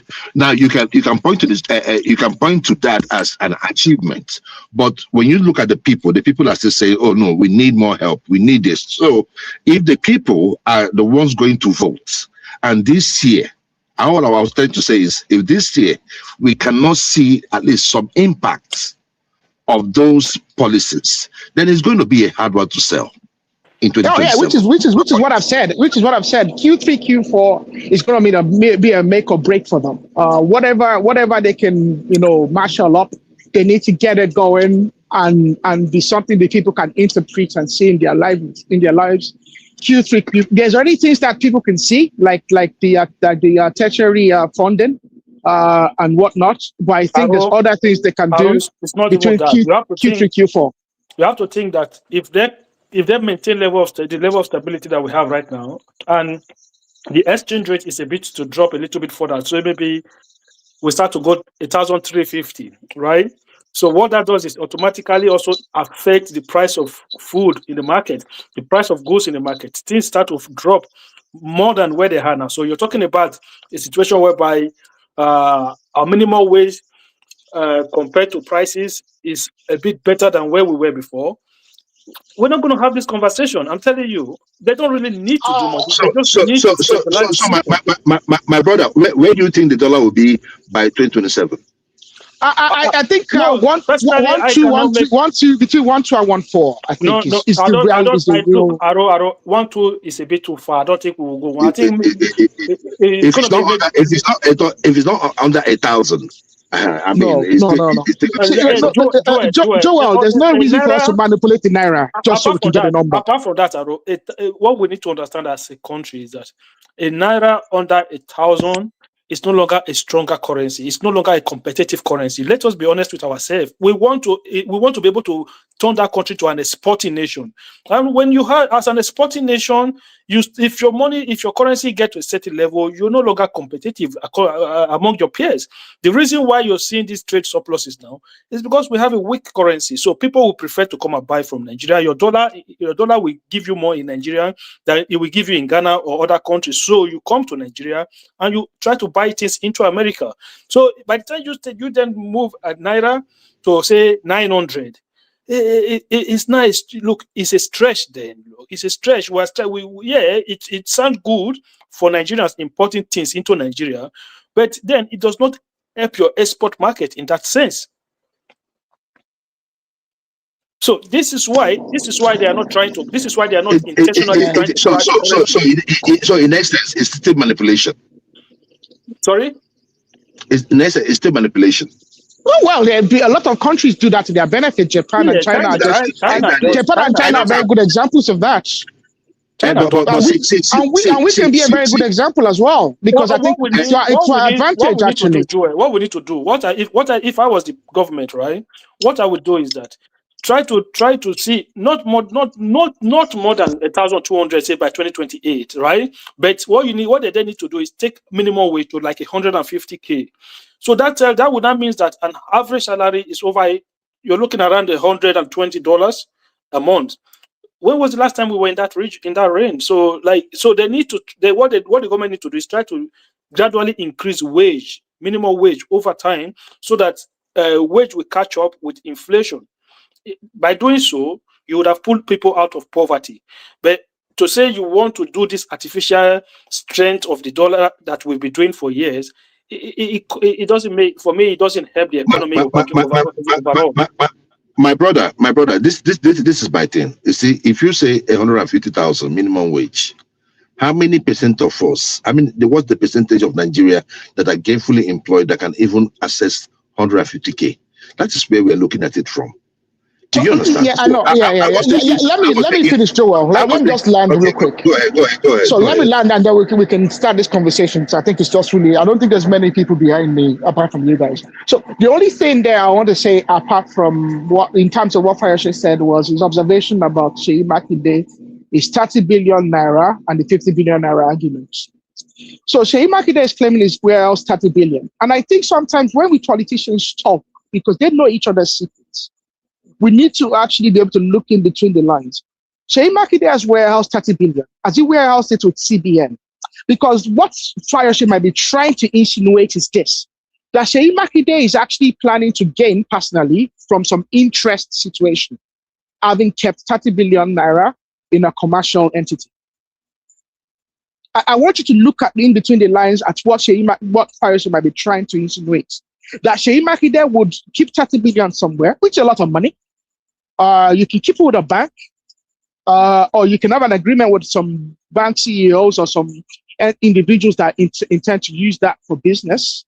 We would then use the 30 billion and come back and give you a cut of it. And then Seyi Makinde will come back to the Oyo State people. You tell them that's 30 billion I've got to the federal government. I haven't gone away with the interests or the benefits or the proceeds or the benefits gain. That might be what Fayose is trying to insinuate over here. Because really, otherwise, why is Fayose talking about the 30 billion? And why is he so keen about the 30 billion?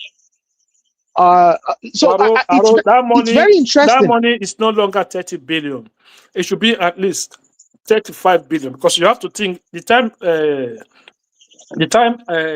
That's over a year ago. It's more than 12 months now. This time, so the time Makinde got that money, it was exchange rate was around 1,700 to the dollar.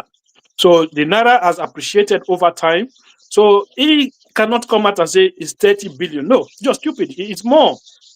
So that may be what Fayose is trying to insinuate, actually, because you can see where you can see what he's trying to go at. That he kept saying the money was warehoused, unless the money has been kept with the CBN, for which then you have some confidence that a governor cannot manipulate and gain from the interests, which apparently was one of the things that some individuals insinuated that Peter Obi possibly did. Keeping Anambra State money with fidelity. I don't know. I'm just saying that's some insinuations. I'm not saying that's what he did. But essentially, and you know what? I've heard people say that governors do these things. Governors move the funds of a state to a particular bank that they are allied to, or they have an understanding. They have an understanding with the executives of that bank as to and governors move the accounts of the states. And when it comes to the salary, the accounts where they keep the salaries, and they do these things. And banks actually lobby governors actively. It's normal. It's normal. So you'll be surprised if that's what Fayose is trying to insinuate. Remember, he's a two-term governor. He understands these things very well. No. Aro, that's not what I was trying to say. You see, when this thing happened, this guy, he told Oyo State people that he spent 4.5 billion for those people. He didn't tell anyone that he received any money like that from the government. Then when Fayose came out and said he received 50 billion, he denied. Said he didn't receive anything. Until Fayose brought out the receipt of the money they pay him, that's when that came out that, okay, yeah, that's true, but the money is not 50,000, it's 30,000. Do you get my point? Do you get the point now? But do you know where the money is where the money is being kept? Do we know do we know if it's a fixed deposit? Do we know if there's some interest coming back on that money? What we need to look at is the intention. You understand? Whether the money kept in his account or anywhere, his intention is to steal that money. I can't know. I'm not gonna get again. I know in the past I've made some categorical bombastic statements, but I don't want to say that a government intends to steal money. Brother, the proof is there. 2026, I'm trying to be different. Let me ask you this question. Why did I'm trying to be better in 2026. People, wait. Why did he tell the people that he spent 4.5 billion? That he didn't say, okay, they give me 30 billion. I spent 4.5 for the remaining social amount. Why did he say that for 1.5 years? Tell me why he didn't say anything about that. I know. Actually, he's a very smart guy, so I think that's what the situation is. Exactly. On that particular issue, right? I had Fayose say loud and clear. What's his name again? The governor of Oyo State should have done better. I like him as a person, but that was wrong. Let's just be honest.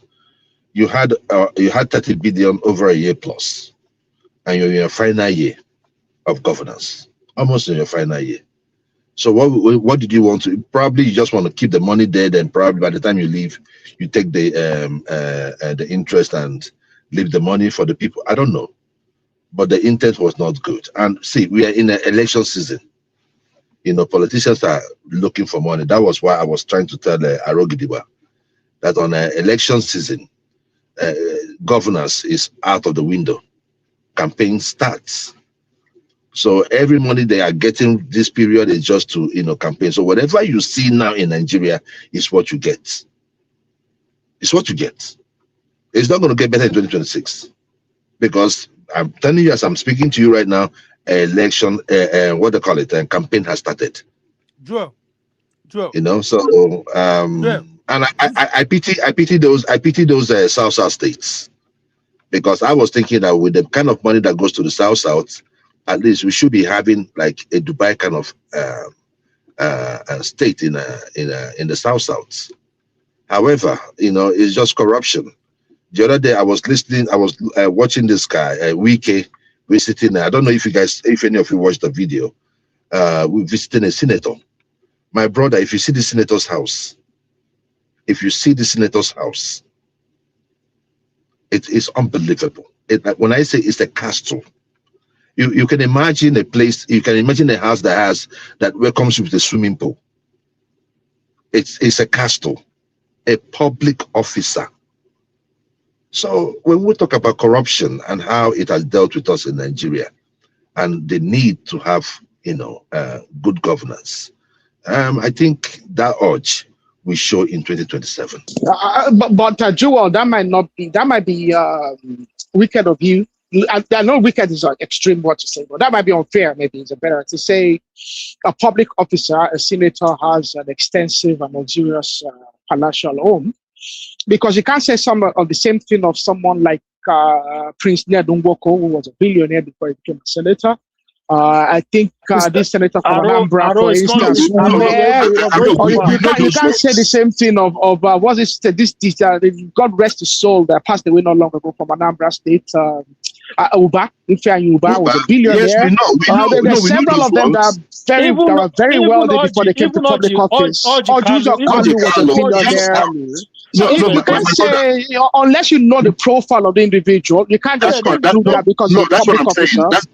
His wealth has come as a consequence of Joel is right. Joel is right to some extent, because I know, but I'm just saying don't let us be absolute. No, generalizing, I know, but if you look at people like Oshomole had nothing before he became a politician. Exactly. Yes. He had nothing. Yes. So if you so some of them are like that, but some of them, if you even look at somebody like Sheyi Makinde, when he declared his asset, he was already a billionaire. Oh, Sheyi Makinde was a billionaire. He was spending money for years in Ibadan. Yeah, Sheyi Makinde was already a multi-billionaire with established companies and American representative and stuff like that. So some of them came into politics with money, but let us don't forget, some of them were broke, but today they have everything.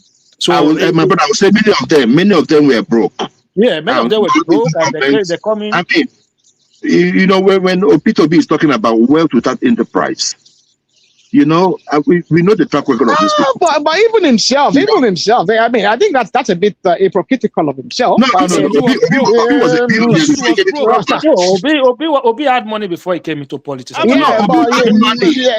But that's a bit hypocritical. How much money? Yeah, he was rich, but to what extent? Obi was a billionaire. No, my brother. Obi was a billionaire before he came into governance. Let's be factual about all of this. If we analyze it factually, okay. A lot of, even somebody like Tinubu. Tinubu was multi-millionaire, if not billionaire, before he became. What was his business? It was into financial dealings. It was he worked. Which? No. The guy was an accountant. Somebody who invested into property. My brother, working as an accountant does not make you a billionaire. No, the guy. Based on your, if you want to go by the salary. So how do you think Tinubu became? How do you think he became a senator? Obi was into franchising and importation of your hands. Hold on, let me tell you. There's no need for this. What about this?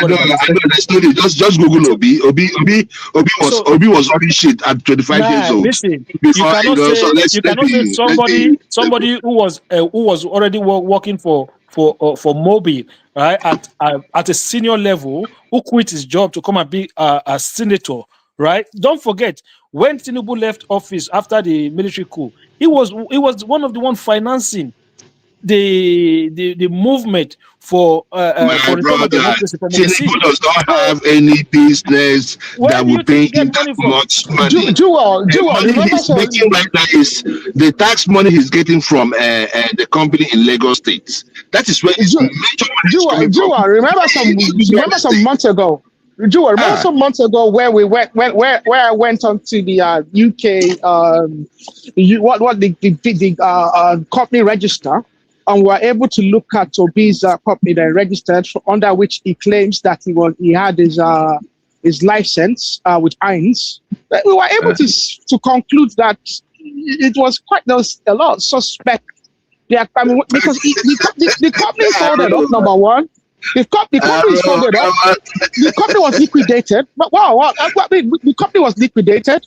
We were able to track. We were able to track a property. Let's be honest. Forget that company. Obi was a big importer into. It was into importation of Heinz. Yeah, no, he has the Heinz thing. But I still felt it was suspect the way the company. I mean, the company's finances were rather suspect. No, that's my opinion. Count down. No, Obi has made money. Obi has made money far. No doubt he's made money. How he did is what I'm saying. How he did is what I'm saying. I'm not contesting that he made money. He took over a family business. You know, these are guys. These are guys that made money from family. You see that guy. Okay, you see that guy that's a senator in Edo South now, right? Those somebody like that, right? If tomorrow you see you went with him, you know, obviously he got the money from government because he became an unfortunate senator through this Labour Party and obedient movement. He was a personal assistant to the guy that was supposed to run for that seat, but because they had an issue under PDP, so the guy, it was almost like a seat holder in Labour Party. So by the time they resolved the issues in PDP, so the other guy, who he was a PA to, then contested under PDP. But you know, the wave, the obedient wave swept everything, and he became a benefactor.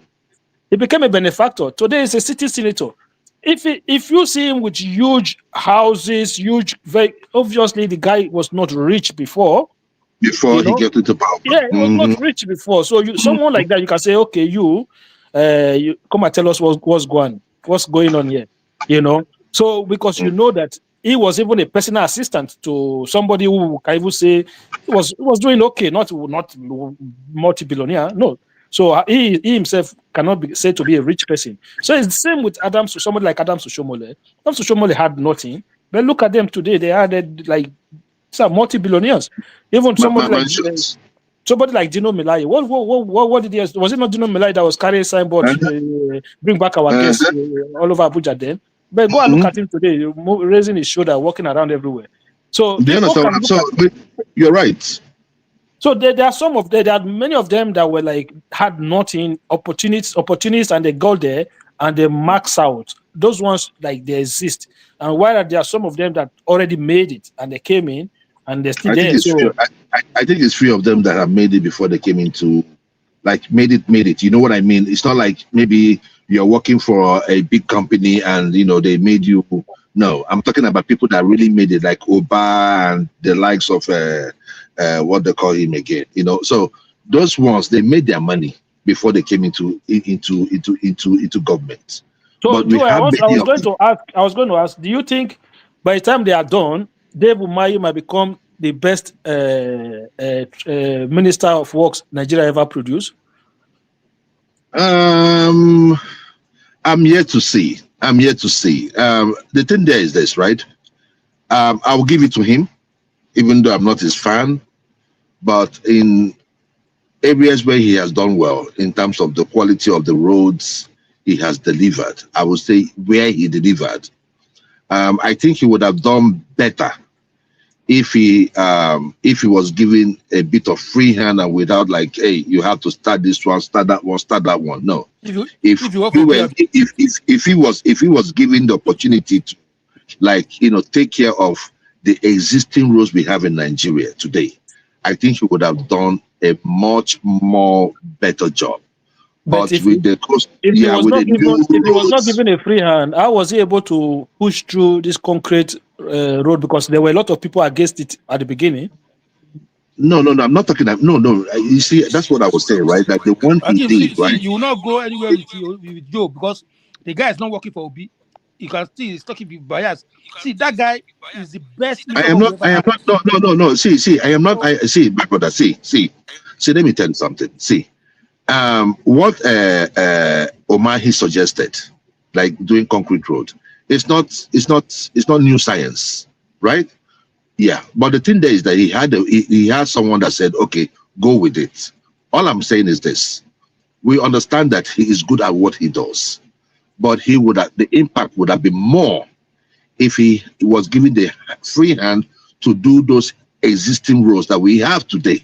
Joel, right? So, Joel, tell okay, for the benefit of us that are ignorant. Because the new ones are like a distraction.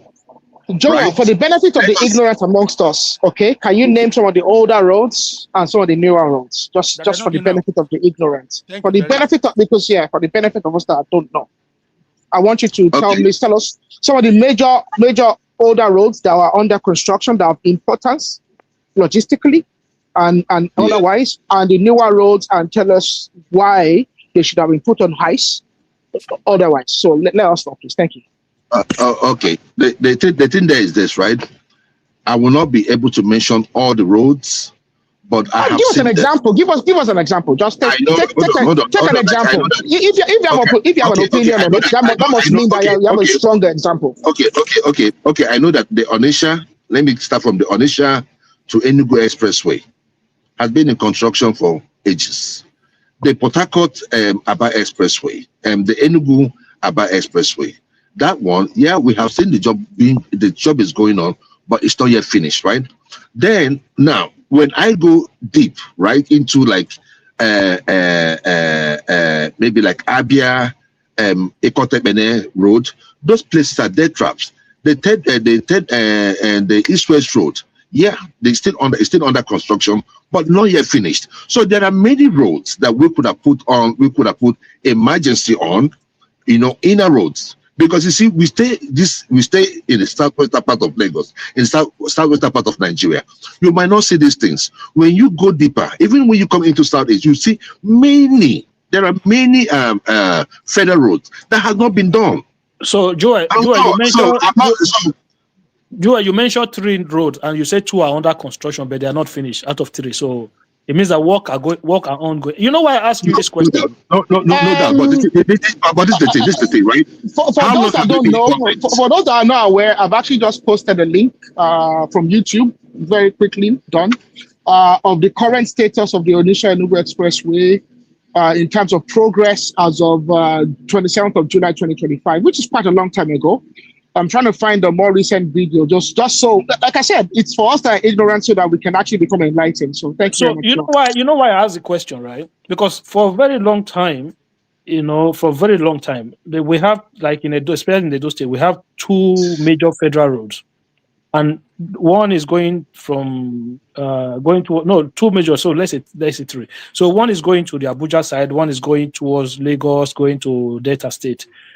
Both of them are currently under work, and that hasn't been the case in a long time. And you look at it, you see across the country, the man is not only that they are working, but he is touring, walking, visiting sites, and everything. Even sometimes I feel sorry for the man. Like, how do you have time to go from one place to another, one place is in Sokoto, tomorrow is in Aba, tomorrow is in this place. Brother. Yo. The man has so much. Joel, hold on, Joel. See, Joel, all those roads you mentioned, yeah.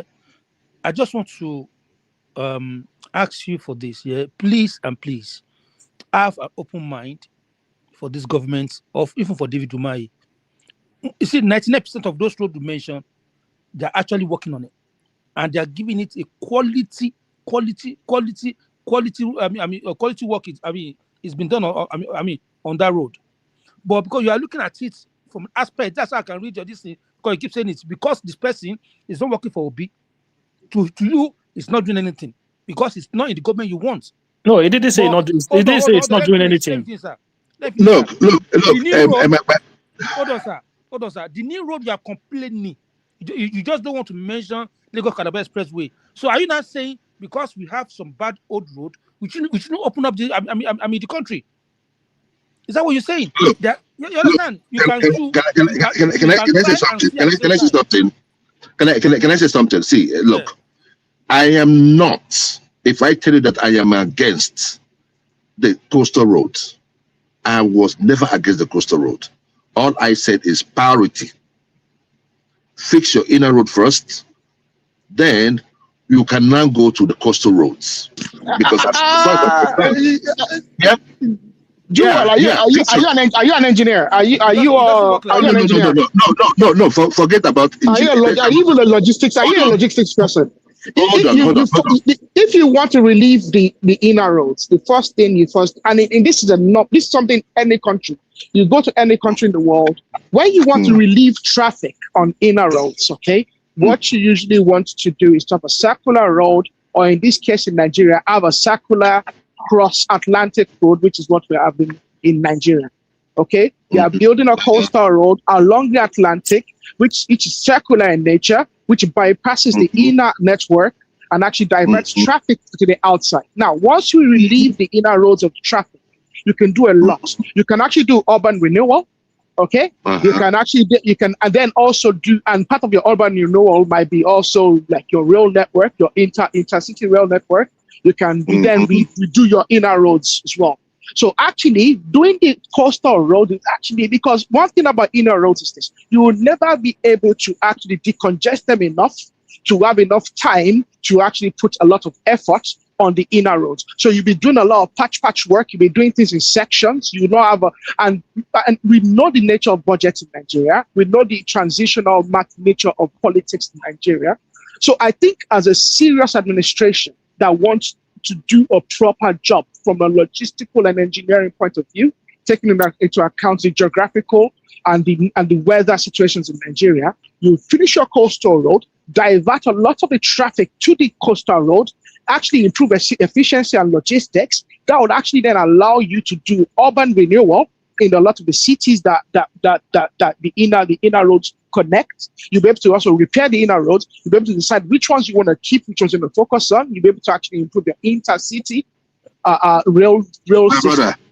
So that's actually how it works. You can go to anywhere in the world. That's how it works. That's the logic anywhere in the world. No. Look, see. You are talking about the congestion and the congesting the road. I get it. No, I'm not just talking about congesting the road. I'm talking about the logistical. I'm just talking about even the project management of how you do your inner roads. If you want to, if you're even talking about the congesting the road from heavy loads, right? That's really destroying the roads. Probably we'll start talking about building proper rail system. But let me just say this. When you look at the issues we have in Nigeria, the inner roads are impassable in some sections. I can tell you, there are federal roads in Anambra State that are impassable. I cannot mention them here, but they are impassable. What I am saying is this: before you build new ones, repair the existing ones. Then when you repair the existing one, you now say, okay, I want to decongest traffic. How do I decongest traffic here? Because it's not every part of Nigeria that have congested roads. So when you're looking at when you're looking at the Shagamu, Bini, or the Shagamu, expressway down to the east, right? That is a major trunk. If you are building a coastal road, it will really help in the congesting that road. I get it, but make your inner roads passable first. Those are your priorities, because that is where most of your people reside. Joe, they are working on most of this road, Joe, now. So what's the problem? They're not working on most of. See. They're working on major ones, but it's a whole lot of major roads in Nigeria that are not being touched already. Yeah, but they cannot touch all the road. They cannot touch all the road at the same time. No, they cannot. They cannot. But at least if you put, if there is an emergency on road construction in Nigeria, especially the inner road, let it be passable. Then whatever road you want to build now, it's a governor. What is inner road go to the federal government? I'm talking about federal roads that are there are federal roads in states. What are you talking about? There are federal roads in states. They are working on them. Oh, please, see. No, they are not. They are not. They are not working on all of them. And I'll tell you that for free. They are not. Yeah, but they cannot work on. They cannot work on all of them at the same time. They cannot work. Yes. So if you cannot work on all of them, right? If you cannot work on all of them, that's the more reason why you should concentrate on them. Yeah, but what are you doing? No. See, the coastal road. Look, my brother, the coastal road will come. The coastal road will come. Right? Hold on, please. If this man, if it's not the one he's doing, you're gonna be the first person that to come say, "Oh, what did he did do anything now? You only No. This is the thing. What is the major thing that caused a deterioration of our road? The containers that applies to our roads. They come from, so when you look at that stretch, that Shagamu down to Ore, the major thing that is causing a problem on that road is the load on that road. So we should be talking about rail or the congesting the port that we have in Lagos State. They move it down to they congested it to all those Warri and Akwa Ibom and Port Harcourt. They let those heavy containers go on sea. What are we talking about? We do these things and we know that they put up to this. It's because of interest. Joel, and make our country more functional. Joel, do you understand the current rail network in Nigeria? As is at the moment, the functional rail network in Nigeria. Before I leave. Because for instance, I know that towards the plateau, I think plateau states. There's actually the old rail. Okay, go on. Sorry. Sorry. Before I leave, I want to quickly divert our attention to something we will all agree on today. So, what do you think is going to be the score tonight? I don't want to say. I don't think it's proper. No, it's proper. You can have it. Yes. What do you mean? Give us a number, please. 2-1. I don't know. I don't want to try God for real. You know, I'm a jersey. I want my jersey to work today. I've been very proud and very, but I'm also very. As the hours draw near, I'm becoming very. You're getting more worried. Yeah. So they're going to be fighting a war. Those boys. I mean, our boys are going to have to fight a war against the whole country. I've been on some Moroccan page on TikTok, so we'll be going boost with each other. So. Yeah, those guys are going to be out there. Those guys are going to be in the stadium, absolutely chanting. It's going to be tough. It's going to be tough for our boys. It's going to be very tough. Listen to me. It will be tough, if the coach keep to what he's been doing, I think we beat them. That's my opinion. If you just keep to that high pressure football, because one thing I understand, one thing you should know is that in that on that feed today, you're going to have the last 3 African Footballer of the Year. 2 of them on our side, 1 of them on their side, which is Ashraf Hakimi. So I don't think they are better than us. But the problem we've had from time is that we've not been able to play proper structural football until this tournament. And this is they have Diaz as well. Their Diaz guys is dangerous as well. Yeah, it's dangerous. But I'm talking about the last 3 African Footballer of the Year. 3, Osimhen, Lookman, and Ashraf Hakimi. So those have been the best 3 in Africa for the past 3 years. So, and 2 of them is on our side. So, and Osimhen and Lookman are on very good form as well in this tournament. Yeah. So, Akko as well is doing very well. We have a good team. So we have a very good team and we have a good bench. That's one thing I like. The same struggle that Algeria struggled against us, Morocco we still have that problem. All we need to do. Yeah, I don't think it's the tactical matter. I think it's the psychological that I'm worried about. Those boys, that stadium will be full of Moroccans. That'll be absolutely on home tough. They've been spending billions on their good spirits. But when you come onto a field there, even I've heard interviews of some of the greatest football players in the world, that will say that they went into the Real Madrid stadium on the final day against Real Madrid, with a packed Real Madrid stadium, or they went to San Siro, or they went to Liverpool, or went to Galatasaray, and they got into the stadium. Yes, you're hyped. Yes, you've prepared. Yes, you've done your homework. You spend the whole week preparing yourself, preparing your mind. But on that day when you step onto that field and you hear their supporters shout and chant and sing songs and hit drums and when you get to a corner, you want to take a corner, they're shouting at you. You want to take a free kick. It's gonna be hell. Those boys are professional. They play professional football home and away. So yeah, but professional. I'm telling you that these are things I've heard professional footballers say that yes. The atmosphere in the stadium does play a part. Yeah, the atmosphere is there, but I'm still telling you, if this team play that high pressure football that they've played throughout this tournament, they'll beat Morocco. I'm telling you today. Yeah, absolutely. I think they need to. They're going to get some early chances, and I think they need to take their early chances. If they get a goal, if they get a very early goal, they can silence the Moroccans. That's really what it is. You see that Algeria result? That 2-0 flattened them. You know that it's not like that. That was a proper demolition. Like I watched that game, I'm like, is this Nigerian playing?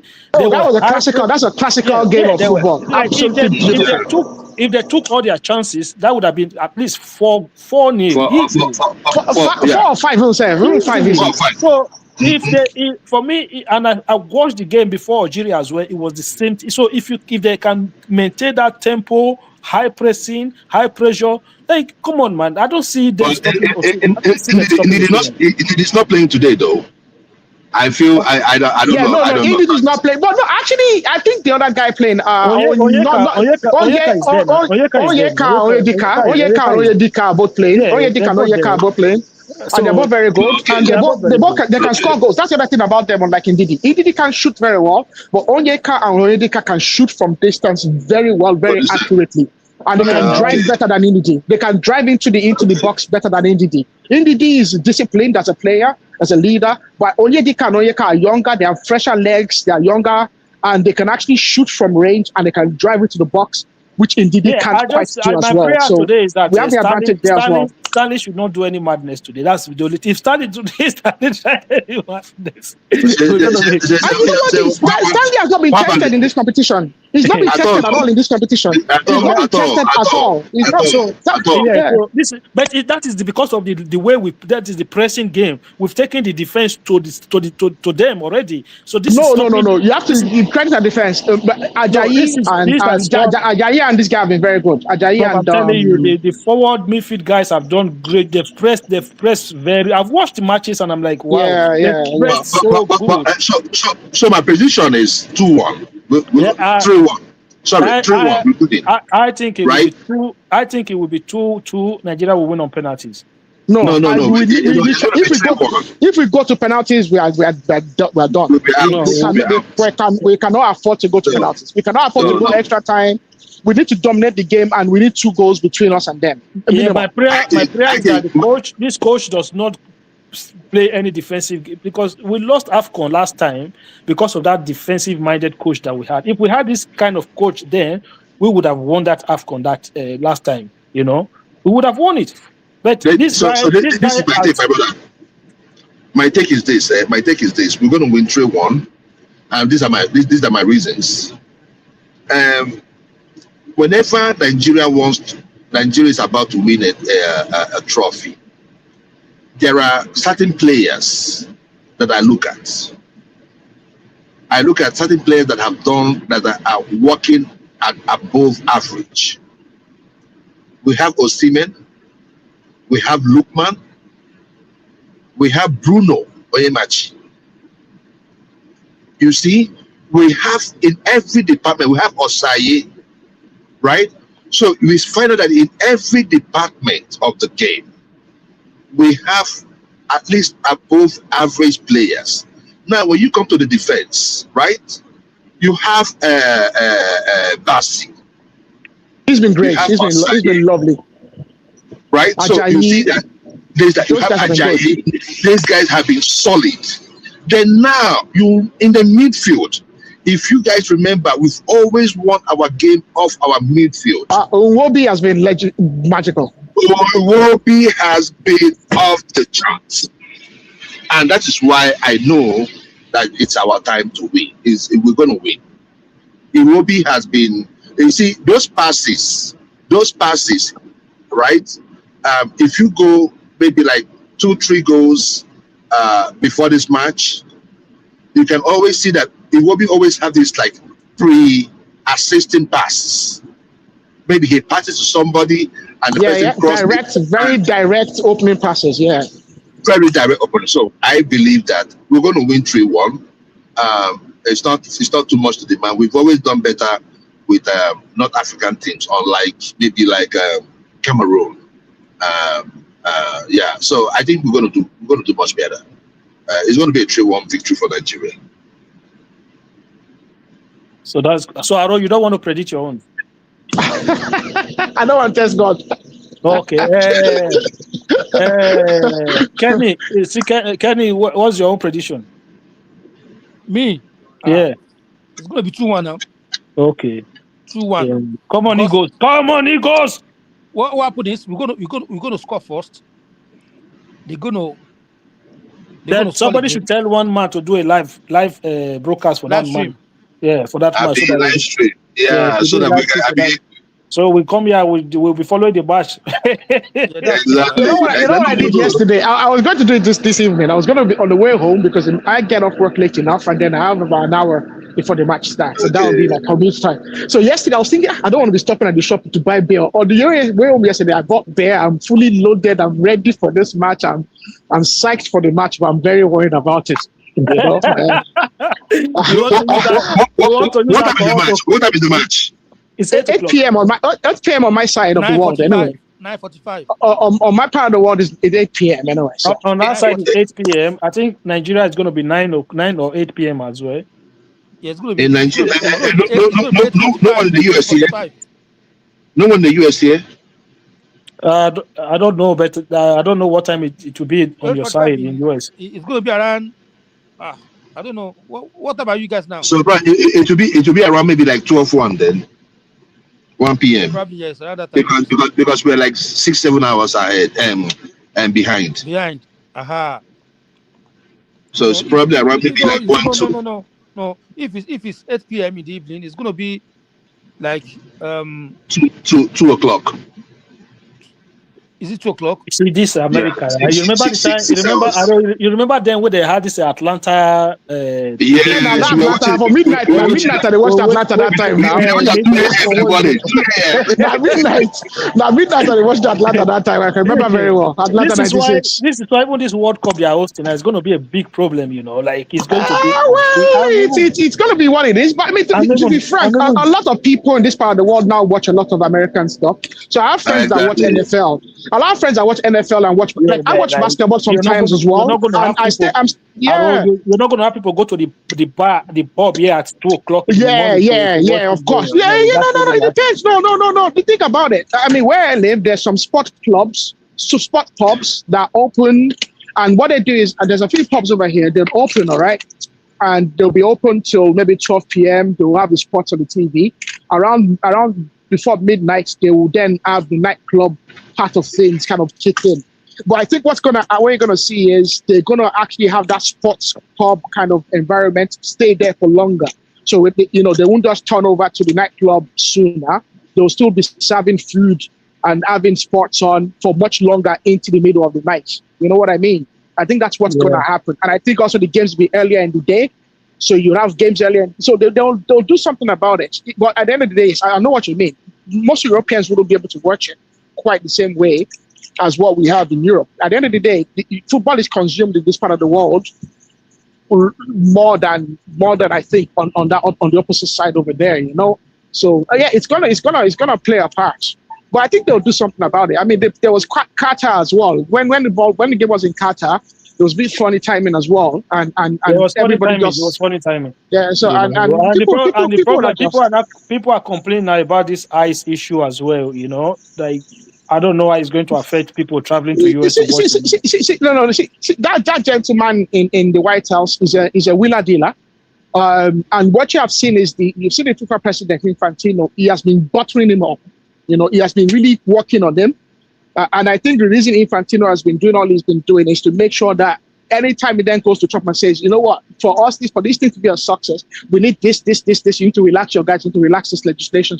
No, but what has ICE got to do with it? What has ICE got to do with it? ICE is not going to arrest you. You don't want them to be harassing visitors. What do you mean? What are they going to do with this? No, they're not going to arrest visitors. No.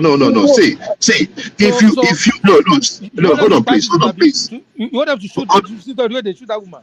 They are not. It was right the way they did to the woman.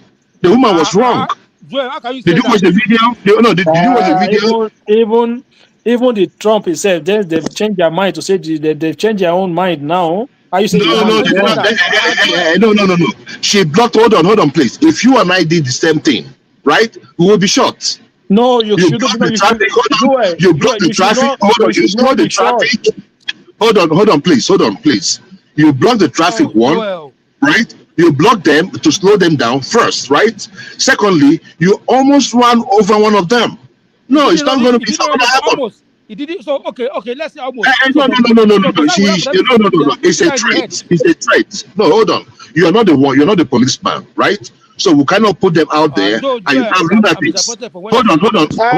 John, you know, in the court of law, that's not how it works. In the court of law, even the police code is about measured response. A measured response in terms of threat. My brother, if you had a job, you won't be out there disrupting law enforcement officers from doing their job. No, you don't do that.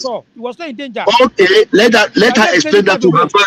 Let her explain that to God, because at the end of the day, even if a government comes in and does something to him, at least he's still alive. She is with her Lord. That's the difference. Well, she has departed this wicked world. That's at least. Yes, okay, that's fine. And that is good. Joy, can I ask you a question? Joy, I want to ask you a question, right? Hold on, sir. Okay, if the Nigerian police that shoots a woman like that, Nigerian police will not shoot you like that. If you drive with human, Joy will tell you that Nigeria. Let me ask you a question now. Let me ask you a question. That a Nigerian police is about to do an operation, right? Then you go block them. Tell me what's going to happen. You be the judge. You go and block them. It's because we live in a country where they say it's freedom. It's a protest. Right? Hold on, that's what I'm saying now. You're trying to bring Nigeria into it. And I'm asking you, that's a Nigerian police. ICE is not police. ICE is their border control. It's a law enforcement. It is backed by law. Gentlemen, don't let us get dragged into this. Don't let us get dragged into this. You must respect them. It's not apparatus. Joy, I want to ask you a question quickly. I want can you please 1 second, right? All right, Joy, do you I want you to imagine something now. I want to believe that you're an American citizen with an American passport, naturalized citizen, right? So how would you feel? Say you are working. That might be collected for your hand anytime, Joy. Don't get carried away. Forget collection. Let's forget that part. I want to give you an example now, right? How do you feel living in a country where you are a citizen of that country, and you're walking on the street? Maybe you are with an Australian guy, a white guy, and a border force agent came in and then start asking you questions for your ID. This Australian guy might not even have the right legal documents to be in that country. What do you think are the chances of them stopping you and that guy? It has nothing to do with the chances. If you ask me for my ID, what do you think are the chances that let me ask me a question now. Let me tell you something. Yeah. I don't have problem with law enforcement officers stopping me. I know. I don't have. Listen now. I don't have anything to hide. If you stop me, you ask me for my ID. I give you my ID. So if I go to the store to buy beer, they ask for my ID. If I want to travel, they ask for my ID. So do you know if I want to take an exam, they ask for my ID. Why is it wrong for me to present my ID to a law enforcement officer? So you have no issue with being profiled? No, it's not being profiled. Let me tell you something. You don't stay here. Did you understand? Hold on. Profiling, we take this thing too far. No, I just right? I put contest. You and somebody, let's say you and an Australian guy is walking on the street. The guy does not even have documentation. He doesn't have any paper, but you're an American citizen, right? So what will make an ICE agent to stop you and not that guy? And the ICE agent they don't just stop like that. They have places that they go to. And if they stop me, there is nothing wrong. No, that's my point. I've watched a video. You stop me and you ask me for what? My ID. I will give you my ID. You're being profiled just because of the color of your skin. Forget the profiling. Let me tell you something. Hold on. Let me tell you something. If we were in Nigeria, right? And right now, okay, let me use Nigeria as a scenario. And we are trying to get the Fulani terrorists. Will people stop people like you? Will the police stop people like you? No, they're going to stop people that looks like the Fulanis. That's right. Not true. Oh no, it's true. Joe on Nashville. Can I bring something to you? Because I'm 90% of people that have come through the border, right, have been people of Hispanic descent. Okay. And partly black folks. So black folks do not get harassed that much as Hispanic folks. So and that makes it all right. Yeah, it's true. Yes. So it is okay. So the question I ask you now is that why are white folks not being stopped? It's the white folks. White folks have been stopped too. No, they are. Why should they stop? You see, the media don't want to show you that. They do stop them. The problem is this. See, let me tell you something. The issue is this. You listen to you listen to CNN and ABC and all that. Go on the ICE channel. You will see people that they've stopped. They have stopped many people. I watch a lot of ICE programs. And let me tell you something, right? Most of see, there is no doubt. You have watched the program. The people that they stopped or the people that they searched, who are they? Mostly Hispanic, and rightly so. Let us not be emotional about it. But why rightly so?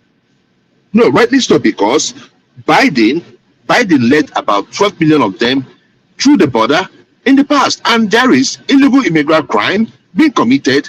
Look at the one going on in Minnesota, over 40 billion being stolen.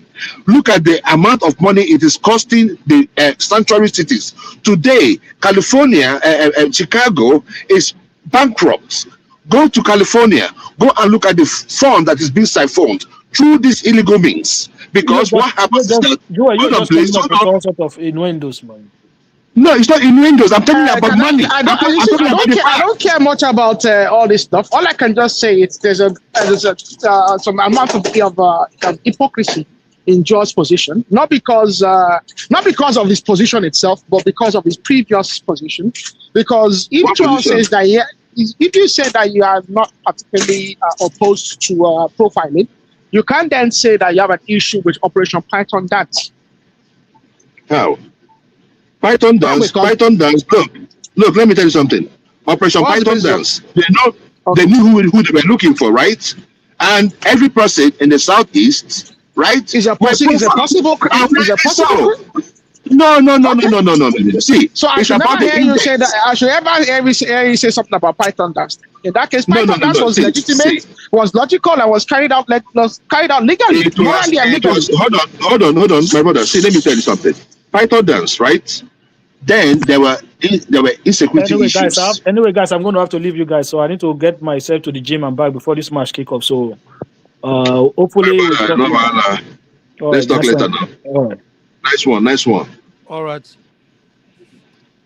I'll give it back. Joel, I there with you. They hear you. See what's in there. See, the issue of IPOP was also affecting Southeasterners. That is what many of you don't know. The Joel, you are changing your tone. You didn't say this some months ago. No. You did not say this some months ago. I did. You did not say this some months ago. Ask one man. No, see, I don't get it back. Ask one man. I have never been in support of IPOP because I have always said that whatever thing you can do in a big way, you can also do in a small way. When the rave of Nnamdi Kanu was on, I said to myself, dude, you have good thoughts. Well, that is what you make us to see, right? For the country Biafra. Now, you have the support of Southeasterners. Why don't you open up why don't you register a political party and take over the governance of Southeast? At least that thing you want to do in a big way, you can also do it in a small way in the Southeast. Why do I tell you that? We have one of the most useless, if not the most useless leaders, in group of leaders in Nigeria. Talking about Southeast leaders, right? So the issue there is this: if he had come in to present us with alternative facts, alternative option, vote us, and this is what we're going to do. We're going to do this. No corruption. We're going to build roads and a stand and all that. We're going to register for that political party and vote him and see what he does. But what happened? No, he had other plans, and it started getting into his head. And as those plans were getting into his head, it was also getting into the head of those people that were of his followers. So the indiscriminate killing in the Southeast, as a result of their action or inactions, because some people also leveraged on some of their utterances to commit mayhem in the Southeast, and that really affected the economy of the Southeast. So people were ready to travel to get kidnapped. Even though we also knew that the prison jailbreak in Imo State sometime in 2021, 2022 also contributed to the increased kidnapping that we have in that region. But the people, the government should have done more. The leaders should have done more.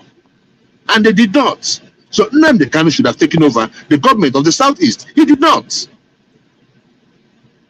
And now the Southeast economy is bouncing back, because this December was the first time people traveled home, and issue of insecurity was at the barest minimum, as it used to be. As it used to be. Did a lot of people travel home this December? Yes, a lot of people travel home. Yeah, a lot of people travel home this December. It was safe. You cannot build a society where there is insecurity. You want Biafra. Biafra is a marathon. And if we are to go by the kind of utterances we are seeing today, who is going to live in that Biafra and be free? So let us take it easy. If we are going to, let us go through the system. When it comes to census, you say no, you're not going to do census. But at the same time, you're still living in Nigeria, and you know that resources are being shared based also on your population. You decimate your population, that you're protesting for Biafra, and you're still working, or you're still traveling with the Nigerian passports. You're still living under the Nigerian government. You can chew gum and play ball. You can still look for your Biafra while still being very, very participatory in the present government, making sure that at least you are feeding, making sure that at least you have good roads. And this is your own position. Is this a universal state of mind? I'm telling you, it's the mindset of most Igbo men or most Igbo people. I mean, we are not the only Igbo person on this platform. Others can fight that. Oh yes, I mean, I'm just telling you, most of us don't. The issue, that's the reason why we are also saying that those in government should also help some of us, because it's something to say, okay, somebody is crying, I am being marginalized, and I say, oh, you're not being marginalized, and they are pointing out some maybe like the disadvantage in state creation, and I'm looking at it, I'm like, these are facts. It is not that what they are saying is wrong. What they are agitating for is not wrong. Because when you go to the Southeast, you're going to see a dearth of leadership, especially from the state and the federal government. So they have reasons to agitate. Then what does a government do, a responsible government do? You go and you start addressing these issues. Like I was telling somebody, I said, if Obi becomes the president, this agitation will just die immediately. It's not dying because Obi became the president. He's dying because, like, you have nothing to hold on to agitate anymore. Because you also have to understand that people are exploiting this situation. People are exploiting it. And it's usually the educated ones among them. And they start preaching, and people start donating to them. And they become powerful. Joel, by your assertion then, you can't then dispute it when some people come over here and claim that the obedience mandate is essentially an Igbo mandate. No, it's not an Igbo mandate. No, it's not you just said that you just claim that if Obi becomes the president, they have nothing to hold on to. Yes, I mean, Tinubu is the president of Nigeria, and the Yoruba nation people have not stopped. Okay, they are still vehement. Okay, let me just tell you this, right? The opportunity presented itself in Obi. Before now, we've had other Igbo candidates that came out, and we never even came out to support them.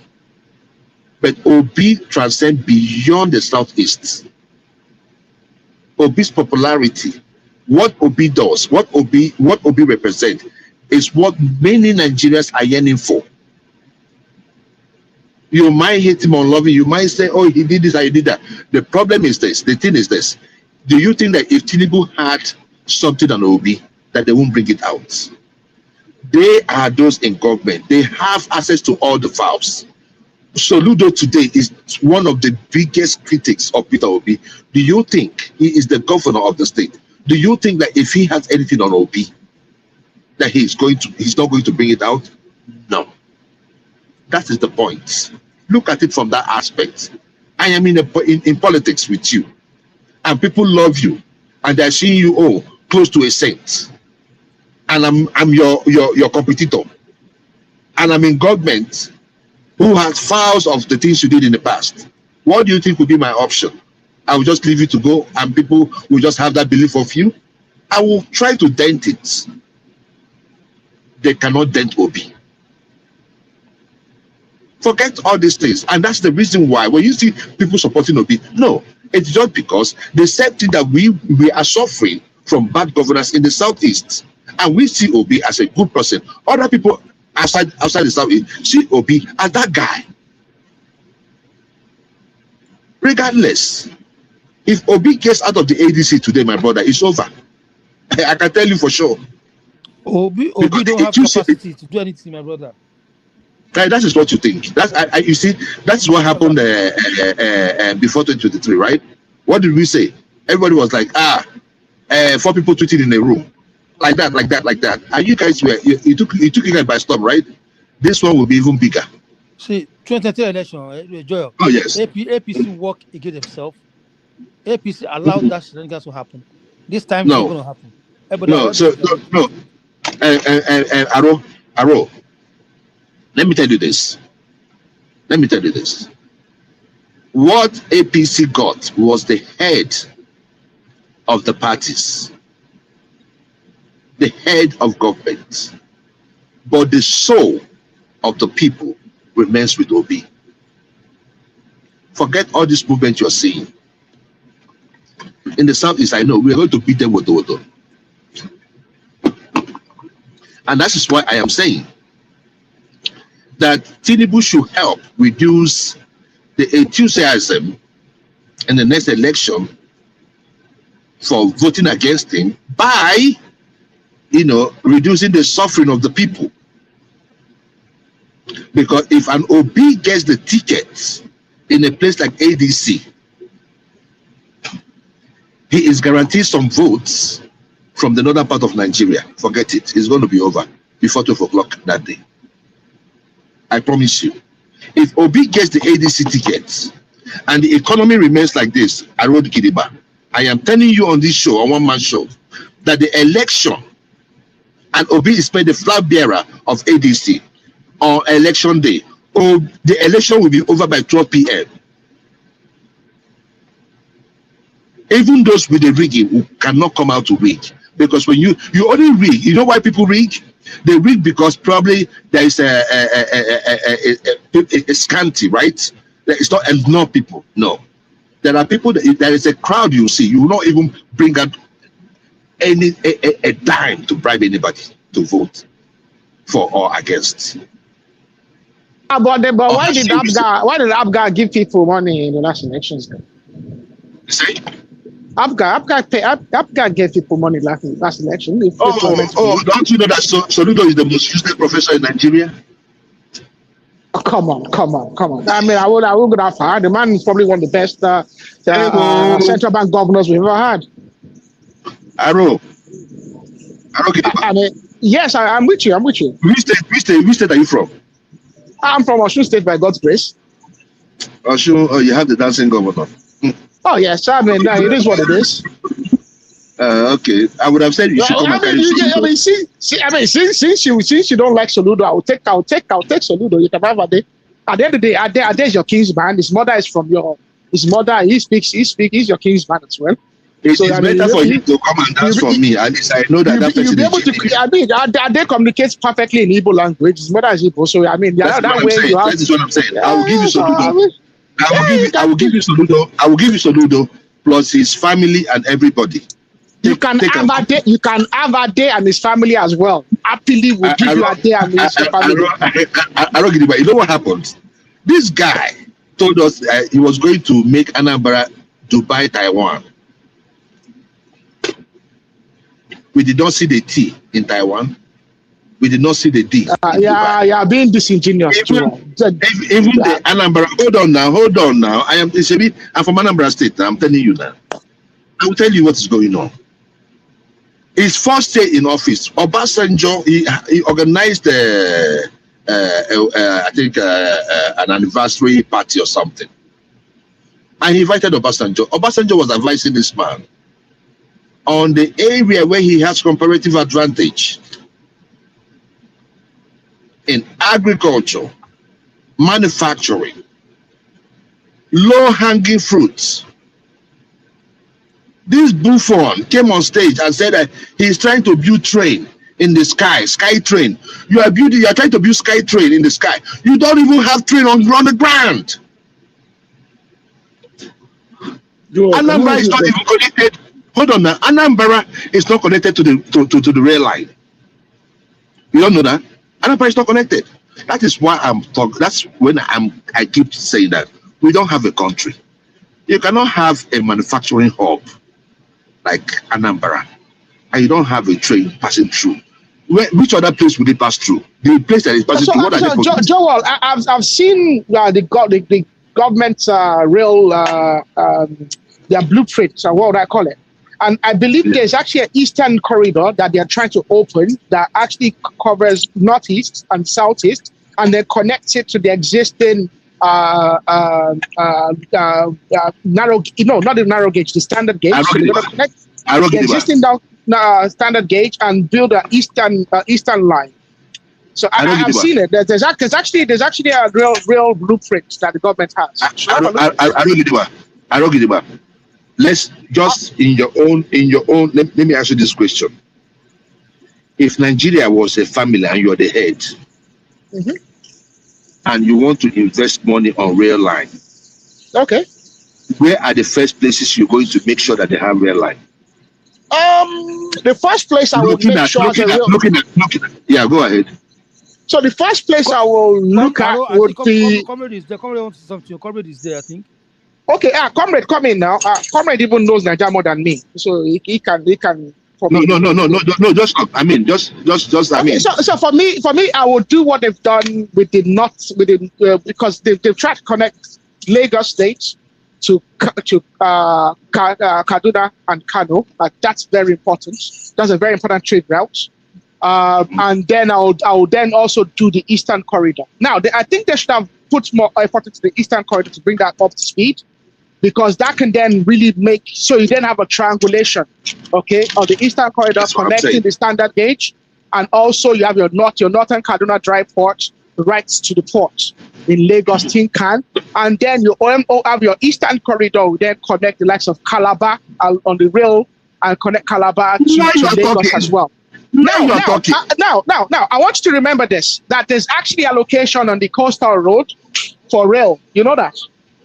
I know. They actually have an allocation for in the future, so they can put a rail line along the coastal road. So I mean, they're thinking ahead. So I'm not going to deny the fact that we've been asleep for years. We've been asleep for decades. But you have to give this administration some props for actually having a plan. I don't get it. They are not fast enough. I don't get it. They are not rich enough either. They are not rich enough either. Tinubu did not sign an executive order to declare a state of emergency on power. And let me tell you something. One of the reasons, hold on, Arubidiba. Let me tell you something. One of the reasons why we have high costs of commodities in Nigeria is power. Yes, look at what I mean. Look at. And one of the reasons we can't manufacture, we're not competitive in the manufacturing. It comes. So, and Tinubu in his campaign said that if he does not address the issue of power, that we should vote him out. Tinubu will be the one-time president. Let me address the power. Let me address the power because I understand power very well. From a technical perspective, I understand the power somewhat. Okay, so let me address this. The problem with power, actually, the biggest problem we have with power is transmission. It's actually not generation. And the reason we've not been able to attract investment is because transmission. So I don't know if many of us understand how the privatization was done. The federal government still maintains the vast majority of the transition network in terms of ownership.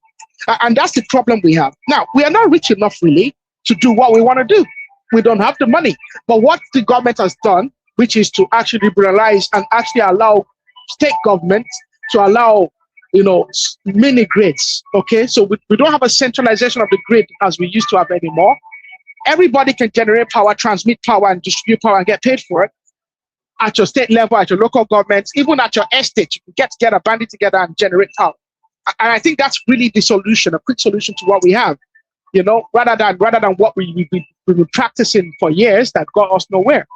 I'm trying to have a national centralized transmission network.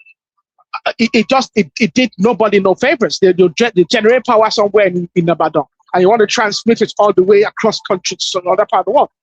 It doesn't work like that. Nobody does that anyway. Can somebody say something very quick? Yeah, please, come on. We're waiting for you. Yeah. I've heard. Good morning, everybody. I've been listening on the background. I've been listening to my brother Joel from Nashville. I've been Joel of Nashville. There was something you said last time that if Obi is giving the ticket of ADC, the election will be over by 12 noon. And by 12 noon, yeah. Tinubu will be defeated. And I didn't hear that one. He said the election will be over by 12 noon and the Tinubu will be defeated. That's what I said. I said if Obi is given the ADC, I'm coming. It's not a question. It's not a question. You also alluded to the fact that if anybody rings the next election, the person should be ready to pay the maximum penalty. Yes, because they are terrorists. Yeah, and you gave your reason that the death caused as a result of bad governance is more than the number of deaths recorded by act of terrorism. So, and that's a fact. Yeah, I'm not doubting what you're saying, but talk is cheap. How prepared are you? I don't think you live in Nigeria. You are in Nashville. I'm not sure you're prepared to go for that election. Number 2. Number 3, going by what I am going. When you're talking, people listen to you. Why you don't have the patience to listen to other people? Just listen. You'll be talking for the past how many hours? Just let me make my point, even if I'm wrong. Even if I'm standing stupid, just let me learn. You already accusing me that I am not going to go. I'm not accusing you. So I said I'm going to go. You have said, and you accepted us.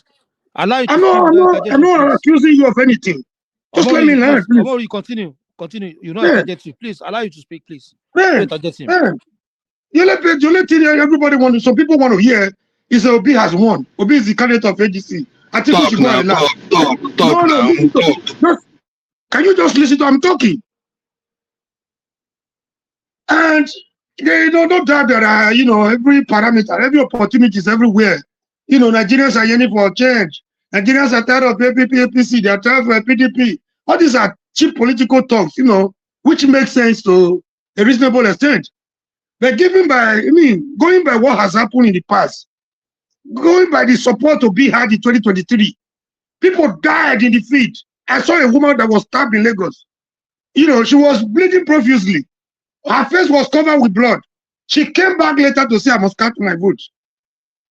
What did Obi do to justify all those efforts? So is it now? I don't see what he's going to do differently, other than go and cry again like a baby that demands that needs sympathy. None of these political assholes care about your sympathy. They don't care. They don't. Sympathy is not there in their record. Especially when you're seeking political power, like presidential power. They're not coming to pity for you. Hey, daddy, this is a religious war. Hey, this is politics, not a religious war. Play the way it is. You're not ready to spend money for election. I'm not here to, you know, this is one thing I've never done. And people are not getting it.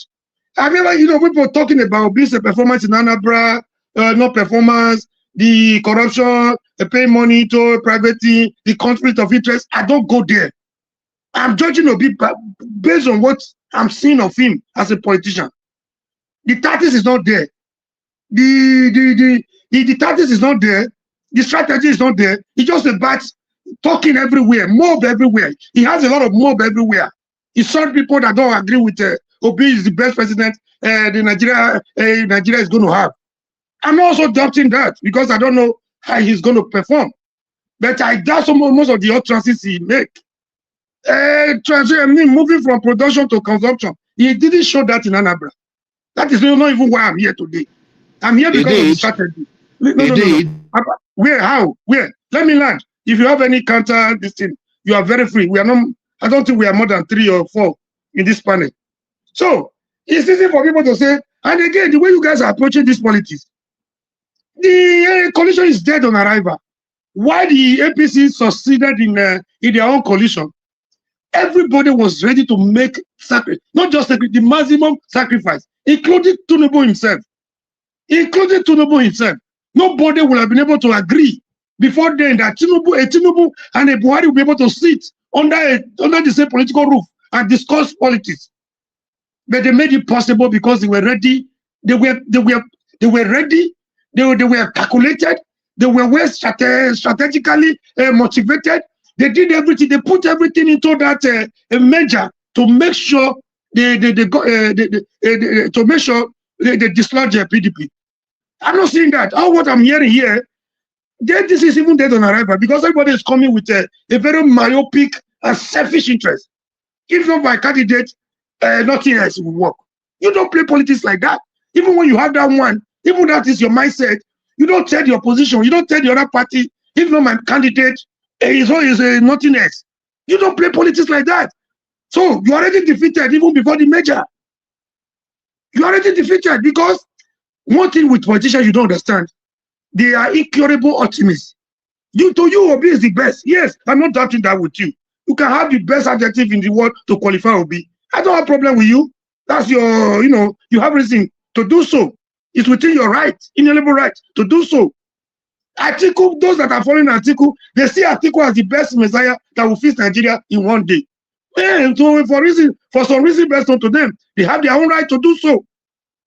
To Amechi, they feel, considering what he did in Port Harcourt, if given the opportunity, he will transform Nigeria to an Eldorado. They have reason to do so. But when you come into a major like this, a political one like that, I've been involved in what I'm telling you. Everybody is coming to, if it's not me, nobody else. This is why after everything, after primaries, what political parties normally do is to say, even before primaries, if they take a kind of oath, a vow that whoever gets the ticket will be supported. You know what they're trying to protect? Because they know the dangers. They know the consequences of primaries. Out of every 10 or out of about 5 or 10 aspirants, only one candidate is going to emerge. So in your own ADC now, the opinion is either Obi or nothing. They articulated either article or nothing. Even the Amechi that you see as an underdog, if given a level playing ground in a primary, the way this is considered today, assuming without considering that article today is even ready to step down, the candidate of the North will be Amechi. And if you conduct election, primaries, the way I know of Nigerian election, 10 times in a day. An average Amechi will defeat Obi 10 times. And I give you my reasons. Obedient, we don't spend shishi. We don't spend shishi. You don't do Nigerian primary without shishi because you're not going to be there. It's not a free-for-all affair. With the last time we had that was the Ocean A4 under Irunosu in June 12 election. That one is gone and is gone because they know the implication. They don't want to make that mistake again. Am I supporting it? Of course, no. But they don't go there. They give you millions of reasons not to go there. All you have in Nigeria today for a candidate to emerge, there are only 3. Consensus, which is very rare these days, certainly for presidential. Only APC were able to do that, and they did it. No matter how you blame them, how you feel they are not performing, whatever you think, whatever political affiliation you have, you are entitled to your opinion. They did that one perfectly well. They jettisoned their individual ambition, to project, to be able to, leverage on the 12 million support that was already with Buhari. His performance is another discussion. It's a discussion for another day. But they got what they wanted, dislodging PDP. I'm not saying that of ADC. Everybody is saying, either my candidate or not, you don't form a major like that. It is dead on arrival. I repeat again, the major is dead on arrival. Another angle you're looking at, that America may give Tinubu. No, let me land, please. Let me land. I'm almost done. You don't want to give shishi for, I only measure consensus. The other one is indirect primary. The other one is direct primary. The direct primaries may work, not even necessarily work. Because the popularity you think Obi has is popular. I'm not here to condemn him. The popularity will not does not cut across every nook and cranny of Nigeria. Even if you do the direct, which is very rare, they're not going to do that. So the only option left for them is the indirect primaries. Very soon, they have planted their chairman, they have planted their secretary, they have planted the party structure. From there, the delegates will emerge. So those are the people that will go. And you know how the delegates work. You know how the delegates emerge. So instead of concentrating more effort in all these areas, all I see everywhere, all the obedience I see everywhere, either Obi or not, instead of Obi will give it to Tinubu indirectly, which means they are working for Tinubu at the end of the day. For Obi to be able to become a delegate, a candidate, you have to work on the party structure. So this is one bitter truth the obedience are not ready to swallow. Obi going to ADC was the most catastrophic mistake of his life. And if you think the same people he called structure of corruption, they are forgiving him, that person will be deluded. I had a discussion with somebody, a very vibrant person, last week. He was telling me, 1 minute I'm done. 1 minute I'm done. 1 minute I'm done. One way, a very vibrant obedient. He was telling me, Atiku does not have a problem with Obi. Obi does not have a problem. I told him he has a bigger problem. Atiku has a bigger problem with Obi. He sees Obi as the biggest stumbling block to his victory in 2008. And the first time he picked Obi as his running mate, it didn't come from his mind. It was imposed on him by Obasanjo. He wanted to pacify Obasanjo by all means for peace to reign. So if you think he doesn't have anything against Obi, he's just going to organize this structure of ADC and back out for Obi. That's another delusion. The person must be naive. And the other angle they're looking at, that the Tinubu will be giving the Obama treatment from Donald Trump.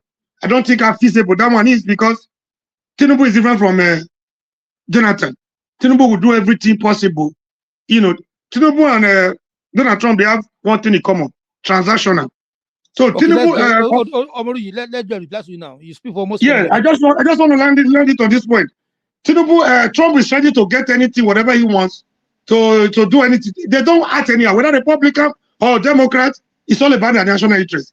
And Tinubu on the other side is ready to give anything to get, to sustain his 2027 ambition. All right. I don't know how Obi is going to emerge. Mr. Joe. Let me respond. Joe, hold on. You've listened to Mr. Omoruyi now. So what is the plan of Obi in joining ADC? What's his vision? How is it going to plan out? Don't attack anybody, please. Thank you. No, I'm not. Is that Omori, right? Omori, if you had listened to me earlier on, you would have seen I gave my position in two ways. I gave two options. if Obi is not made the flag bearer of ADC, right, then the party is dead. I said it loud and clear. And the reason is just simple. It is the turn of the South. If you had listened to me earlier too, I gave props to APC.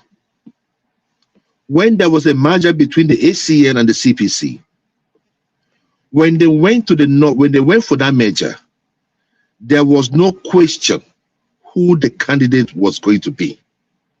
The star boy Buhari. And everybody started, working towards that ticket. So that is the thing. I have given them their props. They did it nicely. For that of ADC, if they do not give Obi, if Obi does not get the tickets, it's dead on arrival. Because the only way you're going to beat Tinubu is enthusiasm. People coming out to vote. There are, you see, when we talk about rigging, there are numbers that you can rig. When the people are determined to change you, and they have the zeal to come out, that is the main thing in election. Why did Trump win? Trump was able to rile up people to come out and vote. People saw the reason to go out there and vote. Now, Amori, you have many things you said about Obi, but the thing is this. Obi is not a perfect man. Obi is not a politician.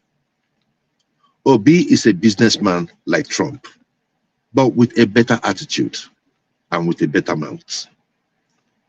That is all I can say about that. He is not your normal politician.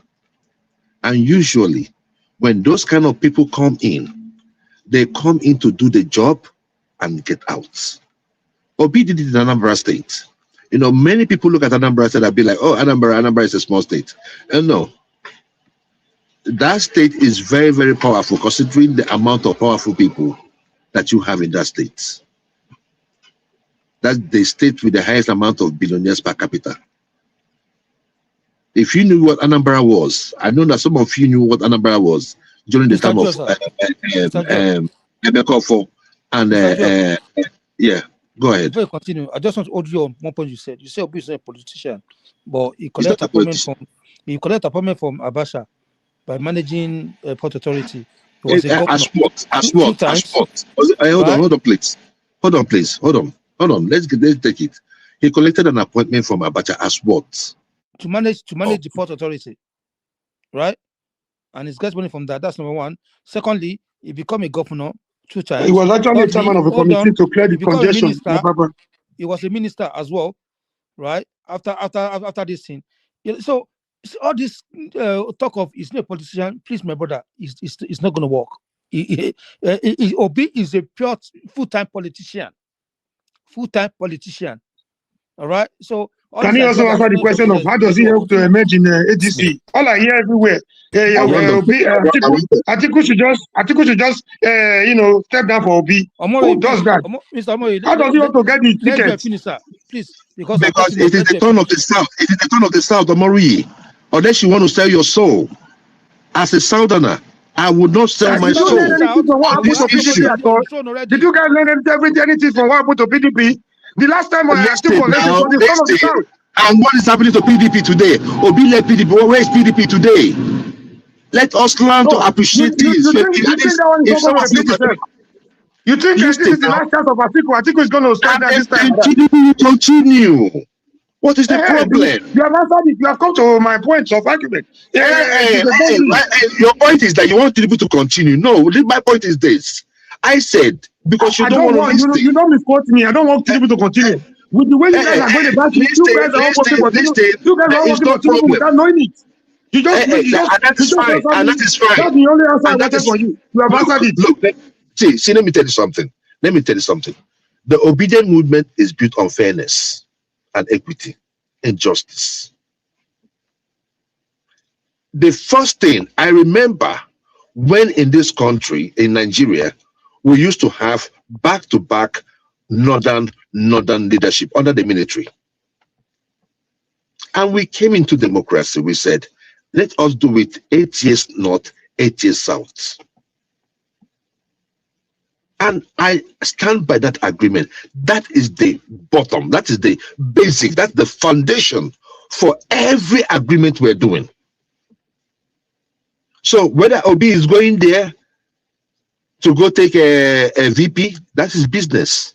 If Obi takes VP, I can guarantee you, Atiku will not ginger the people to come out in the south. So he has lost the election, ab initio. We're talking about the final election. We're talking about primary. How does Obi emerge as a candidate? Let's dwell on that first. Because he has to become a candidate to be the flag bearer before he brings his good qualities to be as a president. He cannot put the car before the horse. How does he emerge in ADC? What was his reason for going to ADC? What are your strategies? Listen. You and I don't know the reason why he went to ADC. And you cannot say for sure that Atiku is going to win the ticket. So all we are just saying is that based on what you are seeing, you're basing your facts or whatever you're talking about based on what you think is going on. No, the reason why he went to ADC is not even for the same reason we went to Labour. It's not even for the same reason why he left Abga. Let's not overrate this individual as if it's above a mistake. But no, this is the thing. If that was a mistake, people make political mistakes. He's a human being, and he's well within his right to make mistakes. He will learn from it. If he wants to retire from politics, he retires, and that will be his story. Someone else take over, comes in, learn from that, and we keep it moving. But the country Nigeria must move on. Mistakes are not mistakes. So the issue there is this. If you could allow me just 1 minute, let me just say what I want to say on this issue. I think it's a no-brainer. The issue, we've made it known, even at the obedient as obedience, we made it known to them that it's going to be. Some people say Peter Obi or nothing. I stand by it. Why am I standing by it? He is the star boy of the South.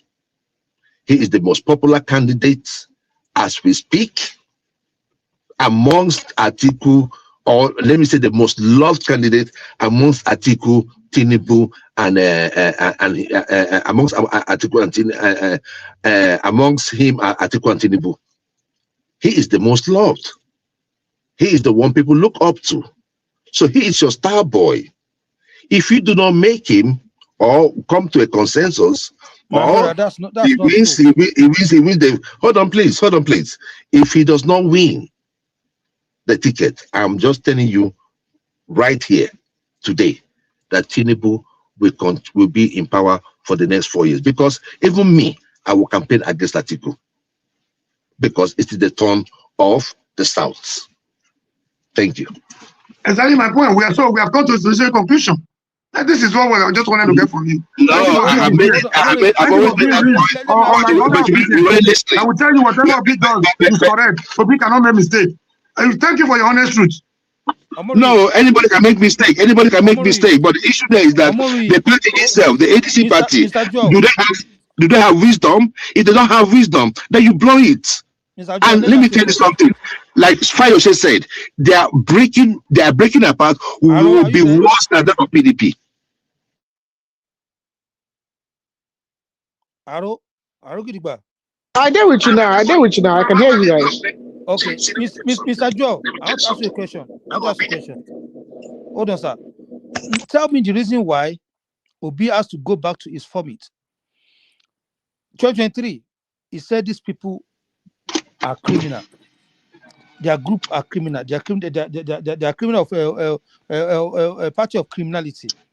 So give me a good reason why someone that you claim is the star of the South is as clean as snow. He has never seen before, and he has a follower, and people are following him. All the Nigerians are following him. Why did he have to go back into to his vomit and join the gang of criminality? Give me a good because reason. that is because that is politics. That is politics. And yeah, that is politics. Now, when you talk about the politics of it, then you need because at the end of the day, if you're going to be the president, you're not going to be the president of only bad people. You're going to be the president of good people and bad people and the average individual and all that. So you have to work with bad people, right? In order for you to get to that yeah, because there is no perfect group. Okay. Show me one perfect group in any way in the world. Do you know but the issue is this, Mr. Joe. Listen. Let me tell you something. It does not show desperation. I know that's what you want to say. It does not show desperation. It shows that he's not a man of his word. No, he is. The issue is that what is the option?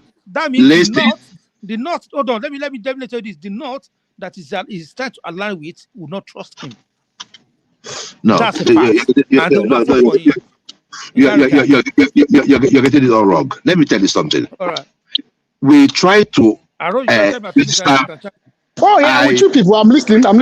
We try to register a political party because people were asking, "What did Obi do?" Yeah, when we saw what was going on in Labour Party, we tried to register a political party. INEC refused. Look at what is going on in Labour Party. The courts, who ought to give clarity in their judgments, gave a vague judgment, even though we know what it all meant. But we also have the executive that will not carry the judgment of the courts. So you see what is going on there, and people will be like, "Oh, don't call Tinubu." No. You are in charge of the police. You are in charge of those institutions. You are in charge to make sure that those institutions are working. If there's a court judgment in the United States, probably, or say, let me just use the simple one. You have a court case and you do not show up, right? What happens? The police goes after you. It is not an option. It is not an option. Where even if you go to another state, they'll be like, "Oh, you have a warrant." They will bundle you and send you back for you to go answer to that case. In Nigeria, it depends on who is in government. If you're friends with someone in government, it doesn't really matter if the court invites you or not. You can always escape court rulings. So that is the issue, my brother. The court, we could not get a new political party that we could build from the top bottom. That would have been the game changer. It is still in the works because we must still get that party so that you and I can go in there and there for political position and Jewel, there's a reason INEC did not register political parties because the standards by which new political parties are registered has gone up significantly. So beforehand, registering a political party was much easier. But to the best of my understanding, the issue is for a political party to be registered in Nigeria now, they need to demonstrate that they can be in every single ward right across the country, which is a very tall order. No, it wasn't a tall order for us. It wasn't a tall order for us. I mean, if you can demonstrate to the INEC that you can register, that you can be registered in every single ward across the country, they'll register you. I mean, are you talking about ADA? You're talking about ADA. You're talking about ADA. That's the party you're trying to register. No. We're talking about ADA. This were parties like we were looking at, like we say, if they don't register the obedient party, right? Then we go to ADA, right? These were like options. But in all of them, they did not register any of them. So ADA is not registered. ADA is registered now. ADA is not registered, to the best of my knowledge. No. Go look at them. I don't think they're registered. No, ADA is registered. ADA is registered. ADA was registered some months back. Okay. Mr. Joel, are you comfortable? Are you happy? Are you happy the way Obi has mismanaged the support of the obedient movement? Are you happy the way he has not been able to manage those that leverage on obedience movement? That rode on his back to National Assembly today. What would you have him do? What would you have him do? What would you have him do in Labour Party? Hold on now. What would you have him do in Labour Party? What would you one of the qualities of a good leader is to be able to, is crisis management. It does, the ultimate measure of a leader is not where you stand in terms of comfort and convenience. No. In terms of crisis. You can't manage anything. You just want everything on a platter of gold. You want everything to be given to you. It's not so. Go look at Obi when he was governor. He wasn't a pushover. You can't push him over. I don't want to go back to another. I'm talking about. Hold on. The issue is this. When you have a chairman of a party being sponsored by those people like people tweeting in a room. They were committed. Abure was bought. We all know this is a Superman from somewhere. Arab and B, they were all there causing trouble here and there. How was he able to handle it? He handled it. How was he able to handle it? He has his own faction. He doesn't just want to listen. He just wants to listen to yourself. If you become president tomorrow, you want to listen to yourself. You want to listen to yourself. And sabotage. There will be guys, excuses as usual. Excuses as usual. So if he becomes a president tomorrow, there will be more crisis sponsored for him, internally and externally, even among his cabinet. There will be internal sabotage. There will be external sabotage. I'm not talking about who caused the crisis. I'm telling you about how he was able to handle it. You're telling me who caused the crisis? You think incumbent will sit down and allow you to just walk in and remove them from power without sponsoring political impediment and obstacles for you? I'm not asking you who caused the problem. I'm asking you if you are comfortable the way he was able to handle the situation as a leader. Obi was built around Obi, and he was the strongest factor in the opposition, just like a PDM was in the days of PDP. Are you comfortable the way he was able to handle that situation? You think he's going to do something differently?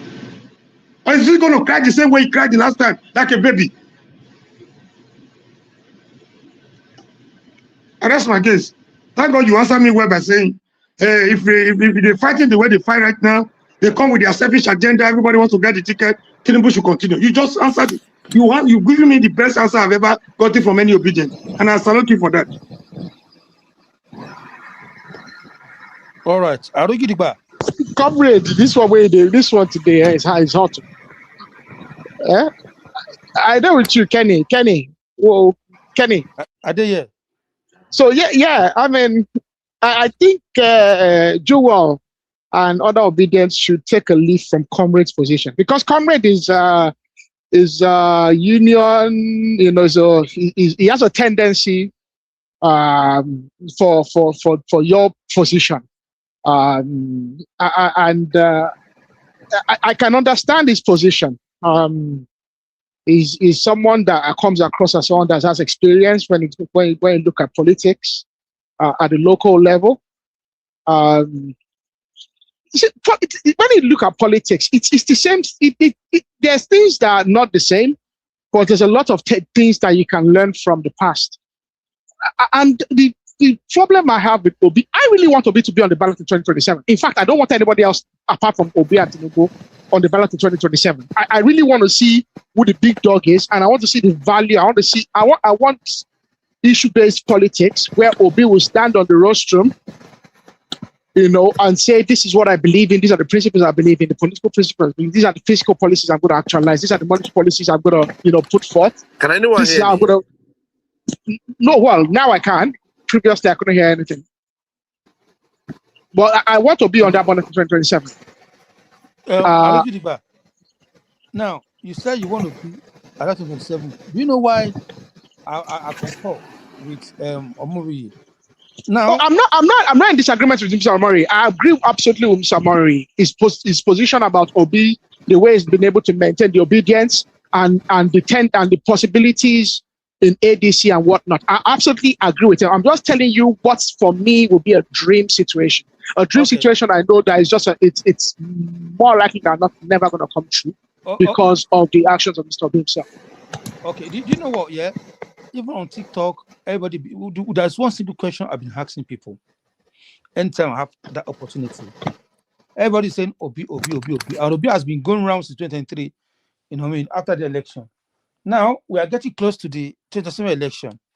Has Obi given us any direction that is going, or the policy is going to roll out as against this current situation we have in Nigeria? That is what I want to hear. Yeah, that's what I want to hear. Current reform we are going through. Has it give us any indication? Okay. Yeah, policy positions. Yes, policy positions is what I want to hear. And I think that's one thing. Everybody should just step down for veto. Everybody should step down. That is one thing Tinubu did in 2023. If Atiku lost Nigeria, you should step down. If Atiku lost Nigeria, you should step down. If Amechi lost Nigeria, you should step down. All these people have failed in the past. You condemn every other person except Obi. And somebody is telling you Obi is the only factor in ADC. You applaud that. That is you demarcating the party you hope you even think is going to be a better alternative. You don't play politics like that. Fayose is telling you Obi is the only thing. Every other person is a spent force, which means you have accepted that. Yeah, but Fayose is trying to deceive them. Don't you see that? Fayose is just what Fayose wants is an obedient contest against Tinubu. So all these any obedient that believes what Fayose said is because he likes Obi is deceiving himself. What Fayose wants is an obedient ticket against Tinubu, because that's a surefire way for Tinubu to even be done before 11 a.m. He won. So I think really now what I want an obedient candidate in 2027. The reality for me also when I look at that candidacy is I think if Obi stands up against Tinubu and is the only other person on the ballot, it'll be a walkover for Tinubu. That's where it will beat black and blue. It'll be a walkover for Tinubu. That's the way I say. I couldn't see past that reality, and that's because of what I've been listening to across the country lately. Like I really try to I don't care about who wins. It doesn't matter to me in a way. Okay? I care because I care. I'm not saying I don't care. I'm not indifferent. But for me, I actually want Obi to be president because I want to see. There's really he'll only be there for 4 years. No matter how bad he is, he needs to go and wait for his time. I don't want you to be a president. I'm not going to get that part. Really, no. I want us to get this obedient thing out of our system. I want us to get out of our system. That's the way I want to be president. No, number one, the man that is there right now, there's some policy that is rolling out that it needs to be root-footed in the system. Now, if you take him out at this point, then we go back to where we're coming from. Let me bring back to the stage. You understand? So he needs to finish what he started. But Kenny, would you not rather us get this whole obedient this euphoria, get it out of our system? I love that. Get it done and done with.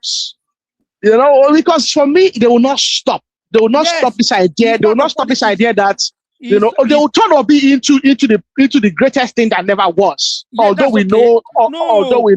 No, that's okay. If somebody waited for 30 years, he has his own time. Let him wait. Let him continue building. He doesn't have 30 years. The man is 6 years old already. No, yes, let him continue building. Yeah, he's still young. They say he's the youngest. He's the youngest among them. He's still young. He's not the youngest. Adewale Adebayo is younger than him. No, they don't say Adewale Adebayo as anybody. They still be as the youngest. No, but to be frank, I think I'd like Adebayo to actually go and contest somewhere, maybe legislative. That guy is not serious. That guy is not serious.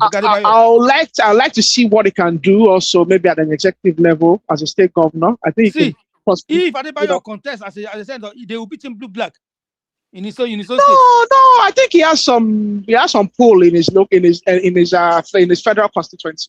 And let him try. I think he has some pull. Let him try it.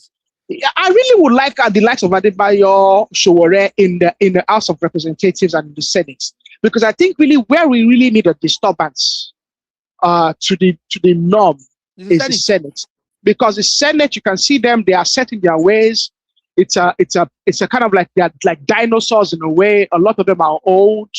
There's a particular young guy from I think it's Bayelsa or Ebonyi. He's a very, very young. I think it's Ebonyi. He's a young guy from Ebonyi. I think he was a former minister, commissioner for finance. Very tall, either Bayelsa, I can't remember. I think he's about the youngest. Most of the other guys, they are very old. The House of Reps has a lot of young guys there, but they are very fresh. But all of them also are opportunists. I think the likes of Sowore, people that believe, the legislative should ideally have a much more socialist tinge to it. I swear, I don't get it back. If And those guys need to be there to disrupt things. Joe, who's taking Joe down? I keep picking him up. Keep going down. What's going on? Maybe he has network issues as well. Maybe. Yeah, I was having audio issues for some reasons. I don't know why. Okay, you're up now. Yeah, I was having audio issues. Okay, see, this is the thing, right? This is the thing. I know you guys are afraid of Obi coming. Just get used to it. No, I'm not afraid of Obi because I don't have a political position. Kenny is partisan. I'm not really as partisan as Kenny, so I'm not afraid of Obi. Amaru is afraid. They're all afraid. They know what Fayose is saying. No, see. When you look at how we've grown over the years, practically, I can tell you for sure that the only opposition we have today in Nigeria are the obedience. Tell me, who else? Who else?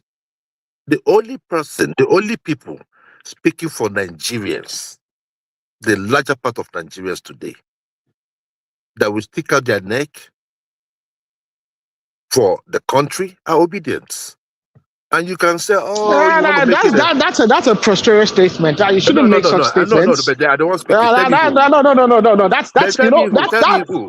Such a statement should not be made by anybody that is decent. Who is the opposition? Tell me now. I'm sorry to say that statement. You shouldn't.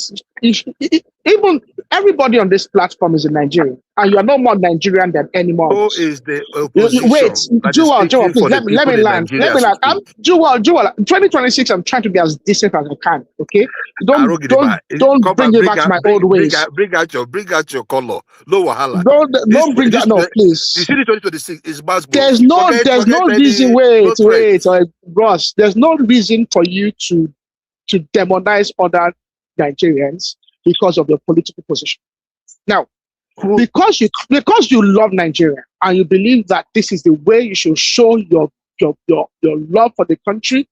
And your dedication to your motherland. It does not mean that because of my political position that I love the country any less. Now, that is what I'm trying to put to you. No, but because the problem a lot of people like Comrade is not a Baptist and is not an Abadorian, and neither am I really. Okay, well the problem someone like Comrade has with you, because Comrade is someone that's spoken on this platform several times. And I think I understand Comrade's social-political change. The problem he has with a lot of the obedient rhetoric is the notion that you believe that you are right, and you believe in the absolute position that you are right, that others are absolutely wrong, and only your position is a legitimate position. No. Like them are wrong. No. See, and I understand politics. The whole idea of politics is to secure power, to advance your social political ideology. I understand that. Absolutely. Okay. I don't dream. I'm not in la la land. But I think while you are doing that, I think to be decent is to not appropriate to yourself the idea that you are absolutely correct, that only you are correct, and everybody is inherently wrong. I think that's a dangerous position. We never said so. That's a dangerous moral position. We know thank you for that. For making right now ought not to be the president because he has a drug past.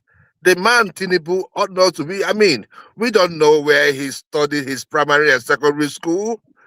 We don't know where that man is from. No, can you stop we that? Know his antecedents. All those things antecedents in Chicago.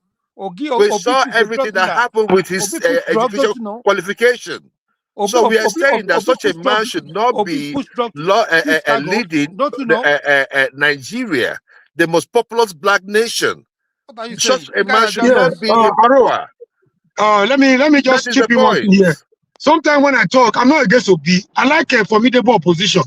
I know the importance of opposition. But when you talk, if you don't tell them Obi is the president, I'm not against Obi being the president. If marginalization is the turn of the Southeast, I share those sentiments too. It has nothing to do with Southeast. We're talking about Nigeria. Forget about Southeast. Let me land my point. It's not about selfish. We are talking about good governance. One thing you guys, one thing you guys are not giving me. You're not showing me the wrong man. You're not not doing well in Nigeria, and you're telling me that we are doing well. All I hear is emotion. The strategy we eat emotion for breakfast. You need more strategy. You don't show me the pathway or how you hope to get there. It don't be or nothing. It don't be or nothing. Does not win election for you. It will not make him the candidate. If when we get to the north of the north, we're also going to have our own candidate from the north. It could be you. You're talking to a nation. It could be you. It could be anybody. Asha was telling them, either Obi or not, Obi is the only reason why we are here. You are insulting other people. You are making them look like, oh, without Obi, you going to somebody's house. You telling the landlord he should go to the boys' quarter for you. No, we didn't go to somebody's house. It was a coalition. It's a coalition. Oh, that's the thing. It's a coalition. And in a coalition, you either adapt to it or you say no. And if we are not getting what we want, we have the right to say no. Do you understand the position of the chairman of the political party? Do you understand the chairmanship? What is it? Do you understand the position of the secretary of the political party? What is it? Do you understand the position? We are telling you are the same person that talked about. You are the same person that talked about Buhari and the North. So what is your problem with Obi? Obi is the brightest star in ADC. I have no problem with Obi. I have no problem with Obi. No, you do have no problem with Obi. I have no problem with you. Cut it down. Even when Obi is making a mistake, you guys are. He has a lot of. What would you do? We talk against it. Even when he's going the wrong way. And Obi needs more people that appreciate that. He's dealing with a law. Obi has a problem with of people that of the emperor's new clothes. You know, the emperor is absolutely stagnated. Yeah, the man is stagnated in the market, and his followers are telling him that he knows what he's doing. The emperor's new clothes, really. That's what the situation is. I cannot make manage their family. They are talking to Obi. And who is this Obi? He has made a lot of blunders, more than any other person in the political scene in Nigeria. You still say nobody knows more than Obi. Leave him now. If he does not do well, then you continue with what you have. Look at the way is that not good for you? Obi is an idol to Joel. Is his idol. So if Obi does not do well, then you continue with Tinubu now. What is the problem? Obi that push drugs. You are the one that says so. You are the one that you want to if Obi does not, that's what you are working towards. Let me tell you. I have told you. What is the hope of Obi? Is not the candidate of ADC. You're not giving me the answer. I don't care. If Obi is the candidate, is not the candidate of ADC. I will leave the party. It is not a question of, I'm telling you, and if Obi does not contest in their primaries and Obi decides to go to Christmas party, I will follow him to the Christmas party. So Joel, are you an active member of ADC? Yeah. Obi cannot run two primaries in one electoral cycle. Who ought not to be in power, a druggie who ought not to be in power, who we knew sold heroin, who the court documents are there and made his way to the presidency of Nigeria, and you are here supporting him. It's not possible for me to move from APC primary into another primary within an electoral cycle. It's something wrong with the black man. So, Joel, are you registered? Two primaries in one electoral cycle. It's not possible. Hold on. So, Joel, are you a registered member of ADC? No, I push him to the backstage. Don't. No. Wait, no. He cannot continue saying somebody push drug. He push this. He's a president. We need to respect. I'm not going to allow that. You understand? Kenny, you know that he go talk saying I pay because they partisan. No, it's not about partisan. This is our president. You can say. I know. If you say of these things, you keep saying somebody push. Kenny, I just am 2026. Yeah. I just said that's similar. Just leave him. You continue because Obi is now somebody now. He's not president. You must continue malign as if you push the drug come to your family's house. That was why he lost everybody. Every fighter people around him. It started with Okonkwo. Okonkwo left. They were blaming Okonkwo. Kenneth Ozigbo left. They were blaming Kenneth Ozigbo. Most recently, his vice just left him. You blame everybody around Obi except Obi himself. Can't you ask yourself the question of what is wrong? You know, when they see of these places, they are your best angels from heaven. They are from heaven. As soon as they have every reason to complain about Obi's strategy, they have nothing personal against him. Yeah, the next thing they You know, go to as soon as they see something wrong with the way he's going into political oblivion, uses his hand to dig his political grave. You start castigating them instead of asking the real questions of why every vital, every important personality around Obi is abandoning him. You guys don't get the message. Look, And you see your politician. Omori, All I see everywhere is a bunch of settlement that will lead you nowhere. Omori, don't let him get to your skin. Joy of Nansari, you see, there's one thing that made me disappointed in him today. He said something that let me know that guy, he can never say the truth in his life. You know why? We are talking about the eyes. All of us, we watched the video of that lady, how the woman packed, how the lady allowed the first car to go, right? Then when those ICE people came to meet him, the police, straight away, the dama was going with anger. Then the lady was running away. The other policeman tried to jump in front of him. He was going. See, the policeman was not, his life was not, it's not threatening. Then you shoot somebody in the head. Job Nazi said they were right to shoot him in the head. That's when I supported him. If that has happened in Nigeria, they will condemn that thing from A to Z. They will condemn it. But when it's done by their own Messiah from America, they are bullies that's coming to help them in Nigeria. There's still nothing wrong with it. I don't understand how people play politics. You can't be fair for once. You can't say things the way they are for once. You can't be objective for once just because you want to score some cheap political points. I don't get it back. Kenny, I agree with you, but Kenny, you have to let Joel back. Let him come and defend his position. If you request, I'll let him back. I'll put him back. Let me put him back on stage. He's back now. Joel. Hello, Joel. I think he's having issue with his. He's having issues with his net. If you have somebody that complains about every other person around you. Wait. Let's say whether Joel Mike is okay. The Abados have been attacking me. I've been attacking my internet services, my audio services, and it's okay. It's part of the politics. I mean, yeah, that's what Tinubu does. He's trying to shut people down. But I'm not going to be shut down. I went out and came back because I am more than rejuvenated than the last time. That he must leave that office. He has to go. Tinubu has to go. He's not doing. So wait, Joel, are you going to kick him out at the ballot, or are you suggesting something more? At the ballot. We're going to kick him out at the ballot, and if they decide to rig the election, we're going to be on the street. Who are the we, Joel? See, that's the point. I've been listening to people. Nigerians. Yes, I understand. Yeah. But don't appropriate that you have the pulse of the country. Of the entirety of the country. If it is a rigged election, the people will see it. But there's 92 million. There's 92 million registered voters at the last count. Hold on. The last time we checked, the election was rigged. This time around, it's not going to happen. If Tinubu wants to win, Tinubu should win fair and square. Secondly, Obi did not rig any election. And this is the thing. If peradventure we did not rig any election in Lagos State, we whooped your ass, and even after you collected many votes from us, we still whooped your ass in Lagos State. Forget that nonsense you're talking about. Forget. We whooped your ass in Abuja. We beat you in Abuja very, very well. So forget it. My point is this. If you must win in Nigeria in this next election, you must work for the people. It's not negotiable. You must hold on, and we have seen it that his work is not good enough. It's not good enough. We have a president who has been outside of the country for the past 20 days. Into the new year, gallivanting from one country to the other. Go and look at how many years that man has been outside of the country.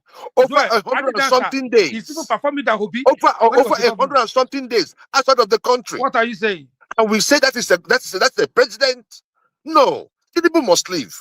He must Tinubu leave. must, Okay, heaven will not fall. go and take him And out. if he decides to rig the with one election, vote. like most of you are talking about, we are going to be on the street. And for those of you who want to rig Tinubu the will be there. election, we are telling you that it's going to be rigged and by, it's going to be rigged and by, I have mentioned, I've said it, because in the name of Nigerians will God, not take it from you this time around. Joel, And in if the we are name on of the God, street, comot me we're going to for start that. it. I don't count me in that. I don't remember ever telling you that I support election manipulation. So I don't know why you are saying most of it. No. Most of you were have, talking about you it. have to You were correct hanging on to yourself. rigging. I will not You were allow you hanging to on to dictate. rigging. You No. were. Joel, I would not allow Omori you was to. talking about it. No, One man talked Omori did not about say it. that. Olani was Omori did talking not about say that. talked about Joel, it. you have to be Talked decent about in 2026. You have to be decent in 2026. It will I never. will No. not. I will not allow you to besmirch. Hey, Joel, It's a big Joel, I will not allow you to besmirch my character by making such a statement. I will not allow you to besmirch my character. You sabi me, Joel. If he reaches the election, what happens to you him? know me where. You know me where. Okay. Do not besmirch. Do not what happens? do not besmirch my character. I did not. At no stage. What happens? Why should anybody? Why should anybody do so? I don't expect anybody to manipulate the and election. If they do, if they do, we have the courts. If they do, nothing will happen. Oh, okay. No, we have the courts. We go to courts. So you had him, right? We go to court. Nothing will happen. You had him. He said nothing will happen, right? Yes, that's not what saying that we're going to be on the street. We're going to start it. You guys will cry. You will cry. This is one thing I don't. Joel, can you just listen to me for 1 minute? See, I understand what you are saying. I understand your position. Can you also, I ask you, what do you hope to do differently? What measure do you have in place to checkmate rigging? And the kind of rigging you are expecting, it's not like the one that happened the last time. What do you have this time around is institutional rigging. And there's something I want a new way. I want what you have in stock. I want your counter. I want your counter measure. I want the option you have. It's not just emotion.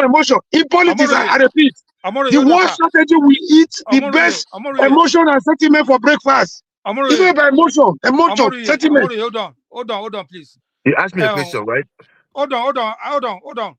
Aro, when all of us were here, when Mr. Femi was making submission, he said something that Jermaine that really sinks to my head, right? Comrade and George Nasser, I want you to listen to this. That guy, he said, as of today, APC control 29 governor, number one. Out of 7 and something local government that we have, APC control almost 5 or 600. No, over 600. He said over 600. Over 600, right? Nothing that no out of the council that we have, APC control more than 90% of them. Yeah, I would say politics is local. All those people, yeah, APC control. Yeah, the legislators as well. Over 300 of 360 legislators they control.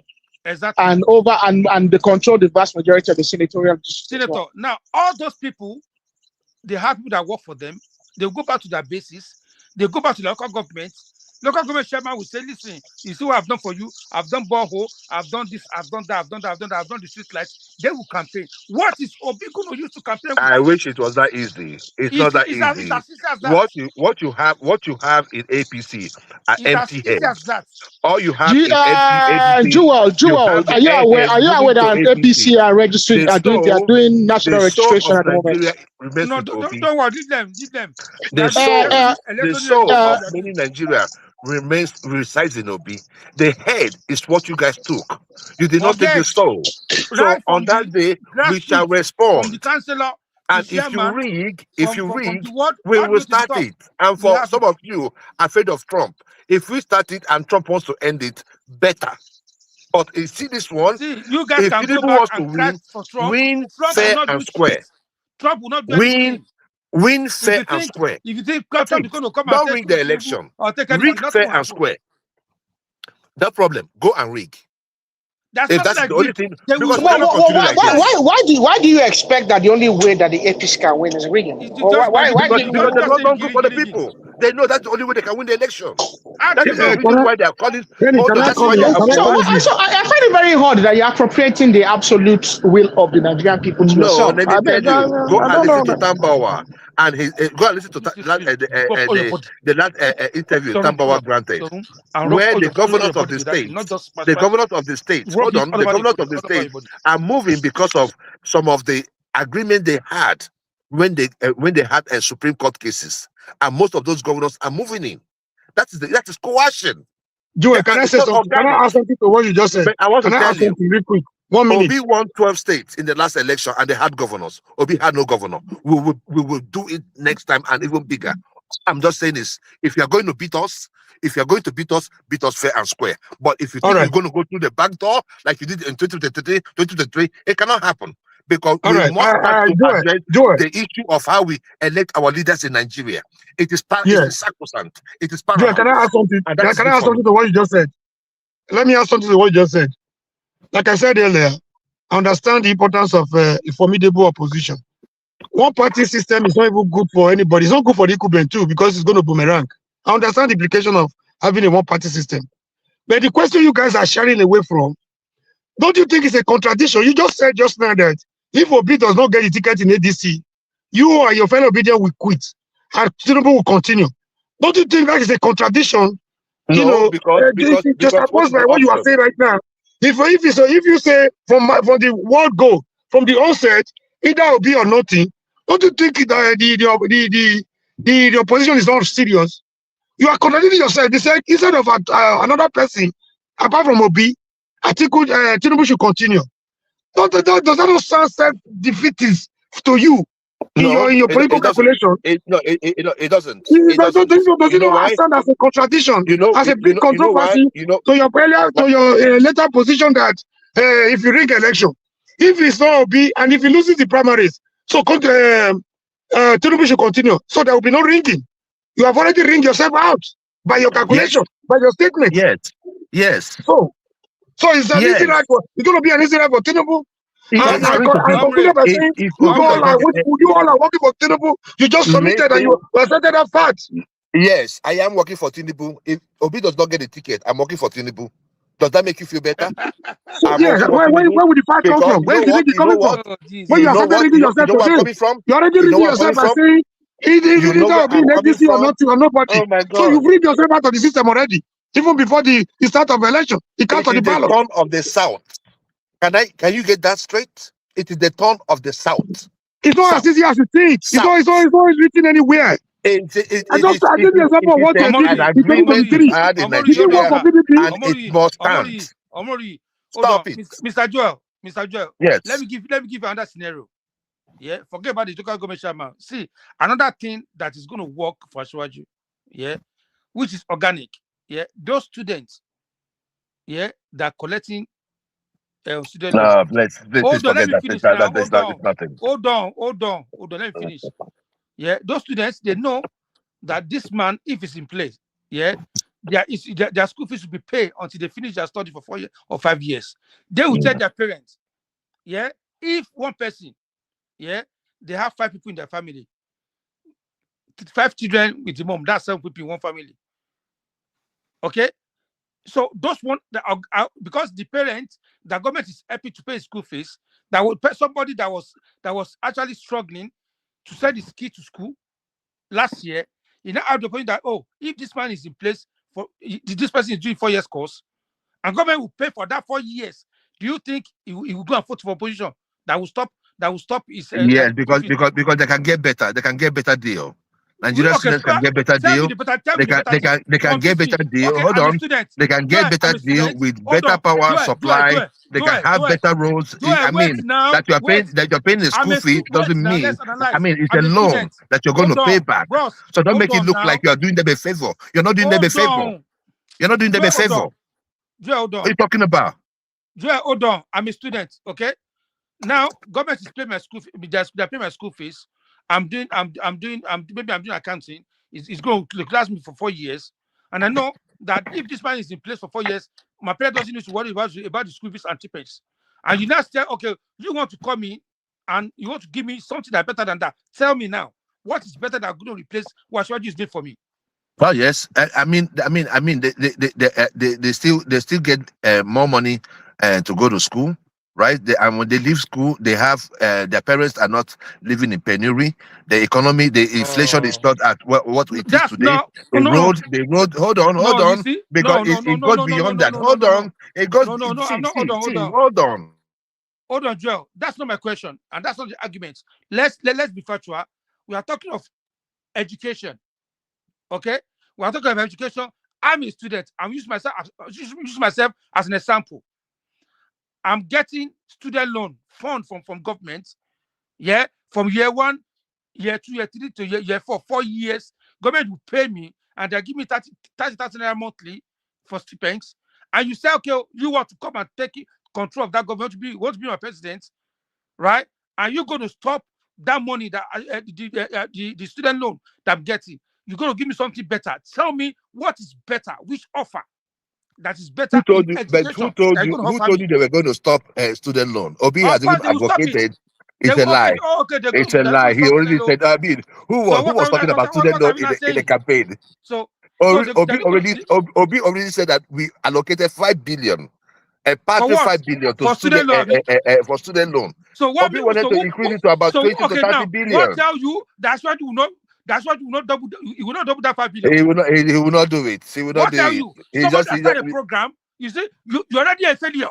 It's already failed. Because I will not vote for you. Do it.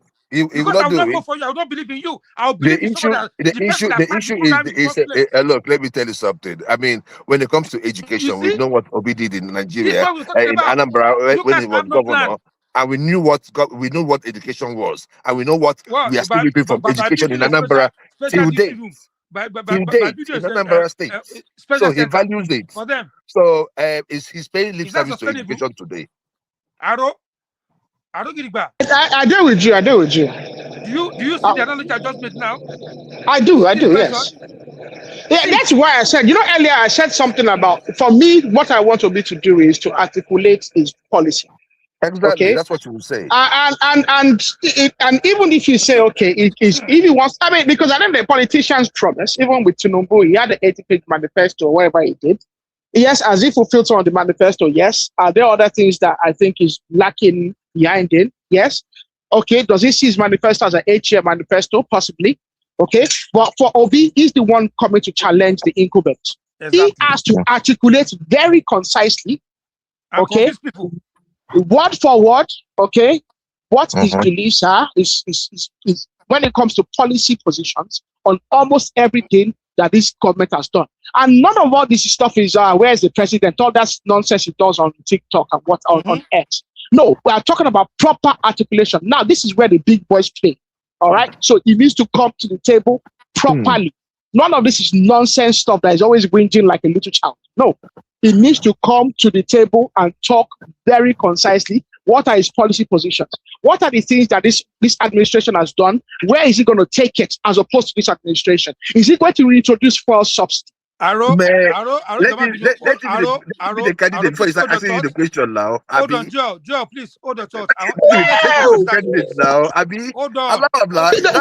Well, Joe, you have already made it very clear, and his supporters have made it very clear that Obi or nothing. So if the idea is that it's Obi or nothing, I think it's not a bad idea for him to start articulating his policy position. All right, thank you, please. Let's hear from Prince Daddy, please. Prince Daddy, omit your mic. Prince Daddy? Yeah, thanks, Miney. I'm not sure what the topic is. I just got in. Okay. So I'll listen to you guys a little bit. I mean, I heard Peter Obi and whatnot, but let me listen for a little bit more. All right. Okay. John, actually continue. Okay. So, Prince Daddy, we are talking about the Epstein files and Bill Clinton. That's what we are talking about.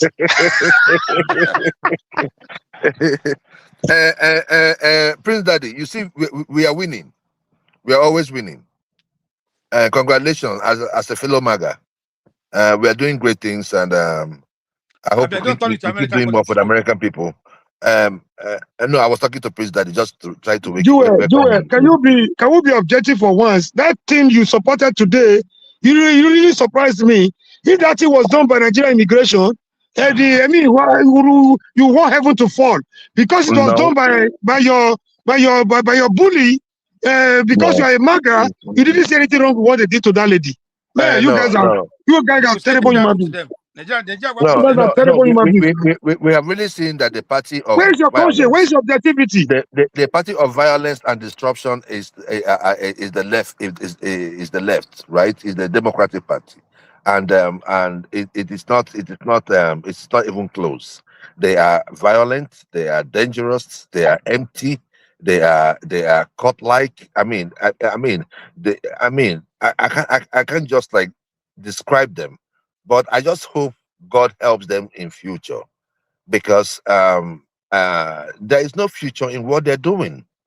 I just wish I could explain it. We are all conservative in Nigeria, and I know that most of you here, if you have kids, you want your boy to come back home with a wife, and if your daughter should come back home with a husband. And when we start, trying to mix it and trying to make it look so nice and make it acceptable, that we can have safe sex and all that, then I wonder, what are you supporting? Now, you can say anything you want to say about Trump, but that guy thinks about America first. I don't want to delve into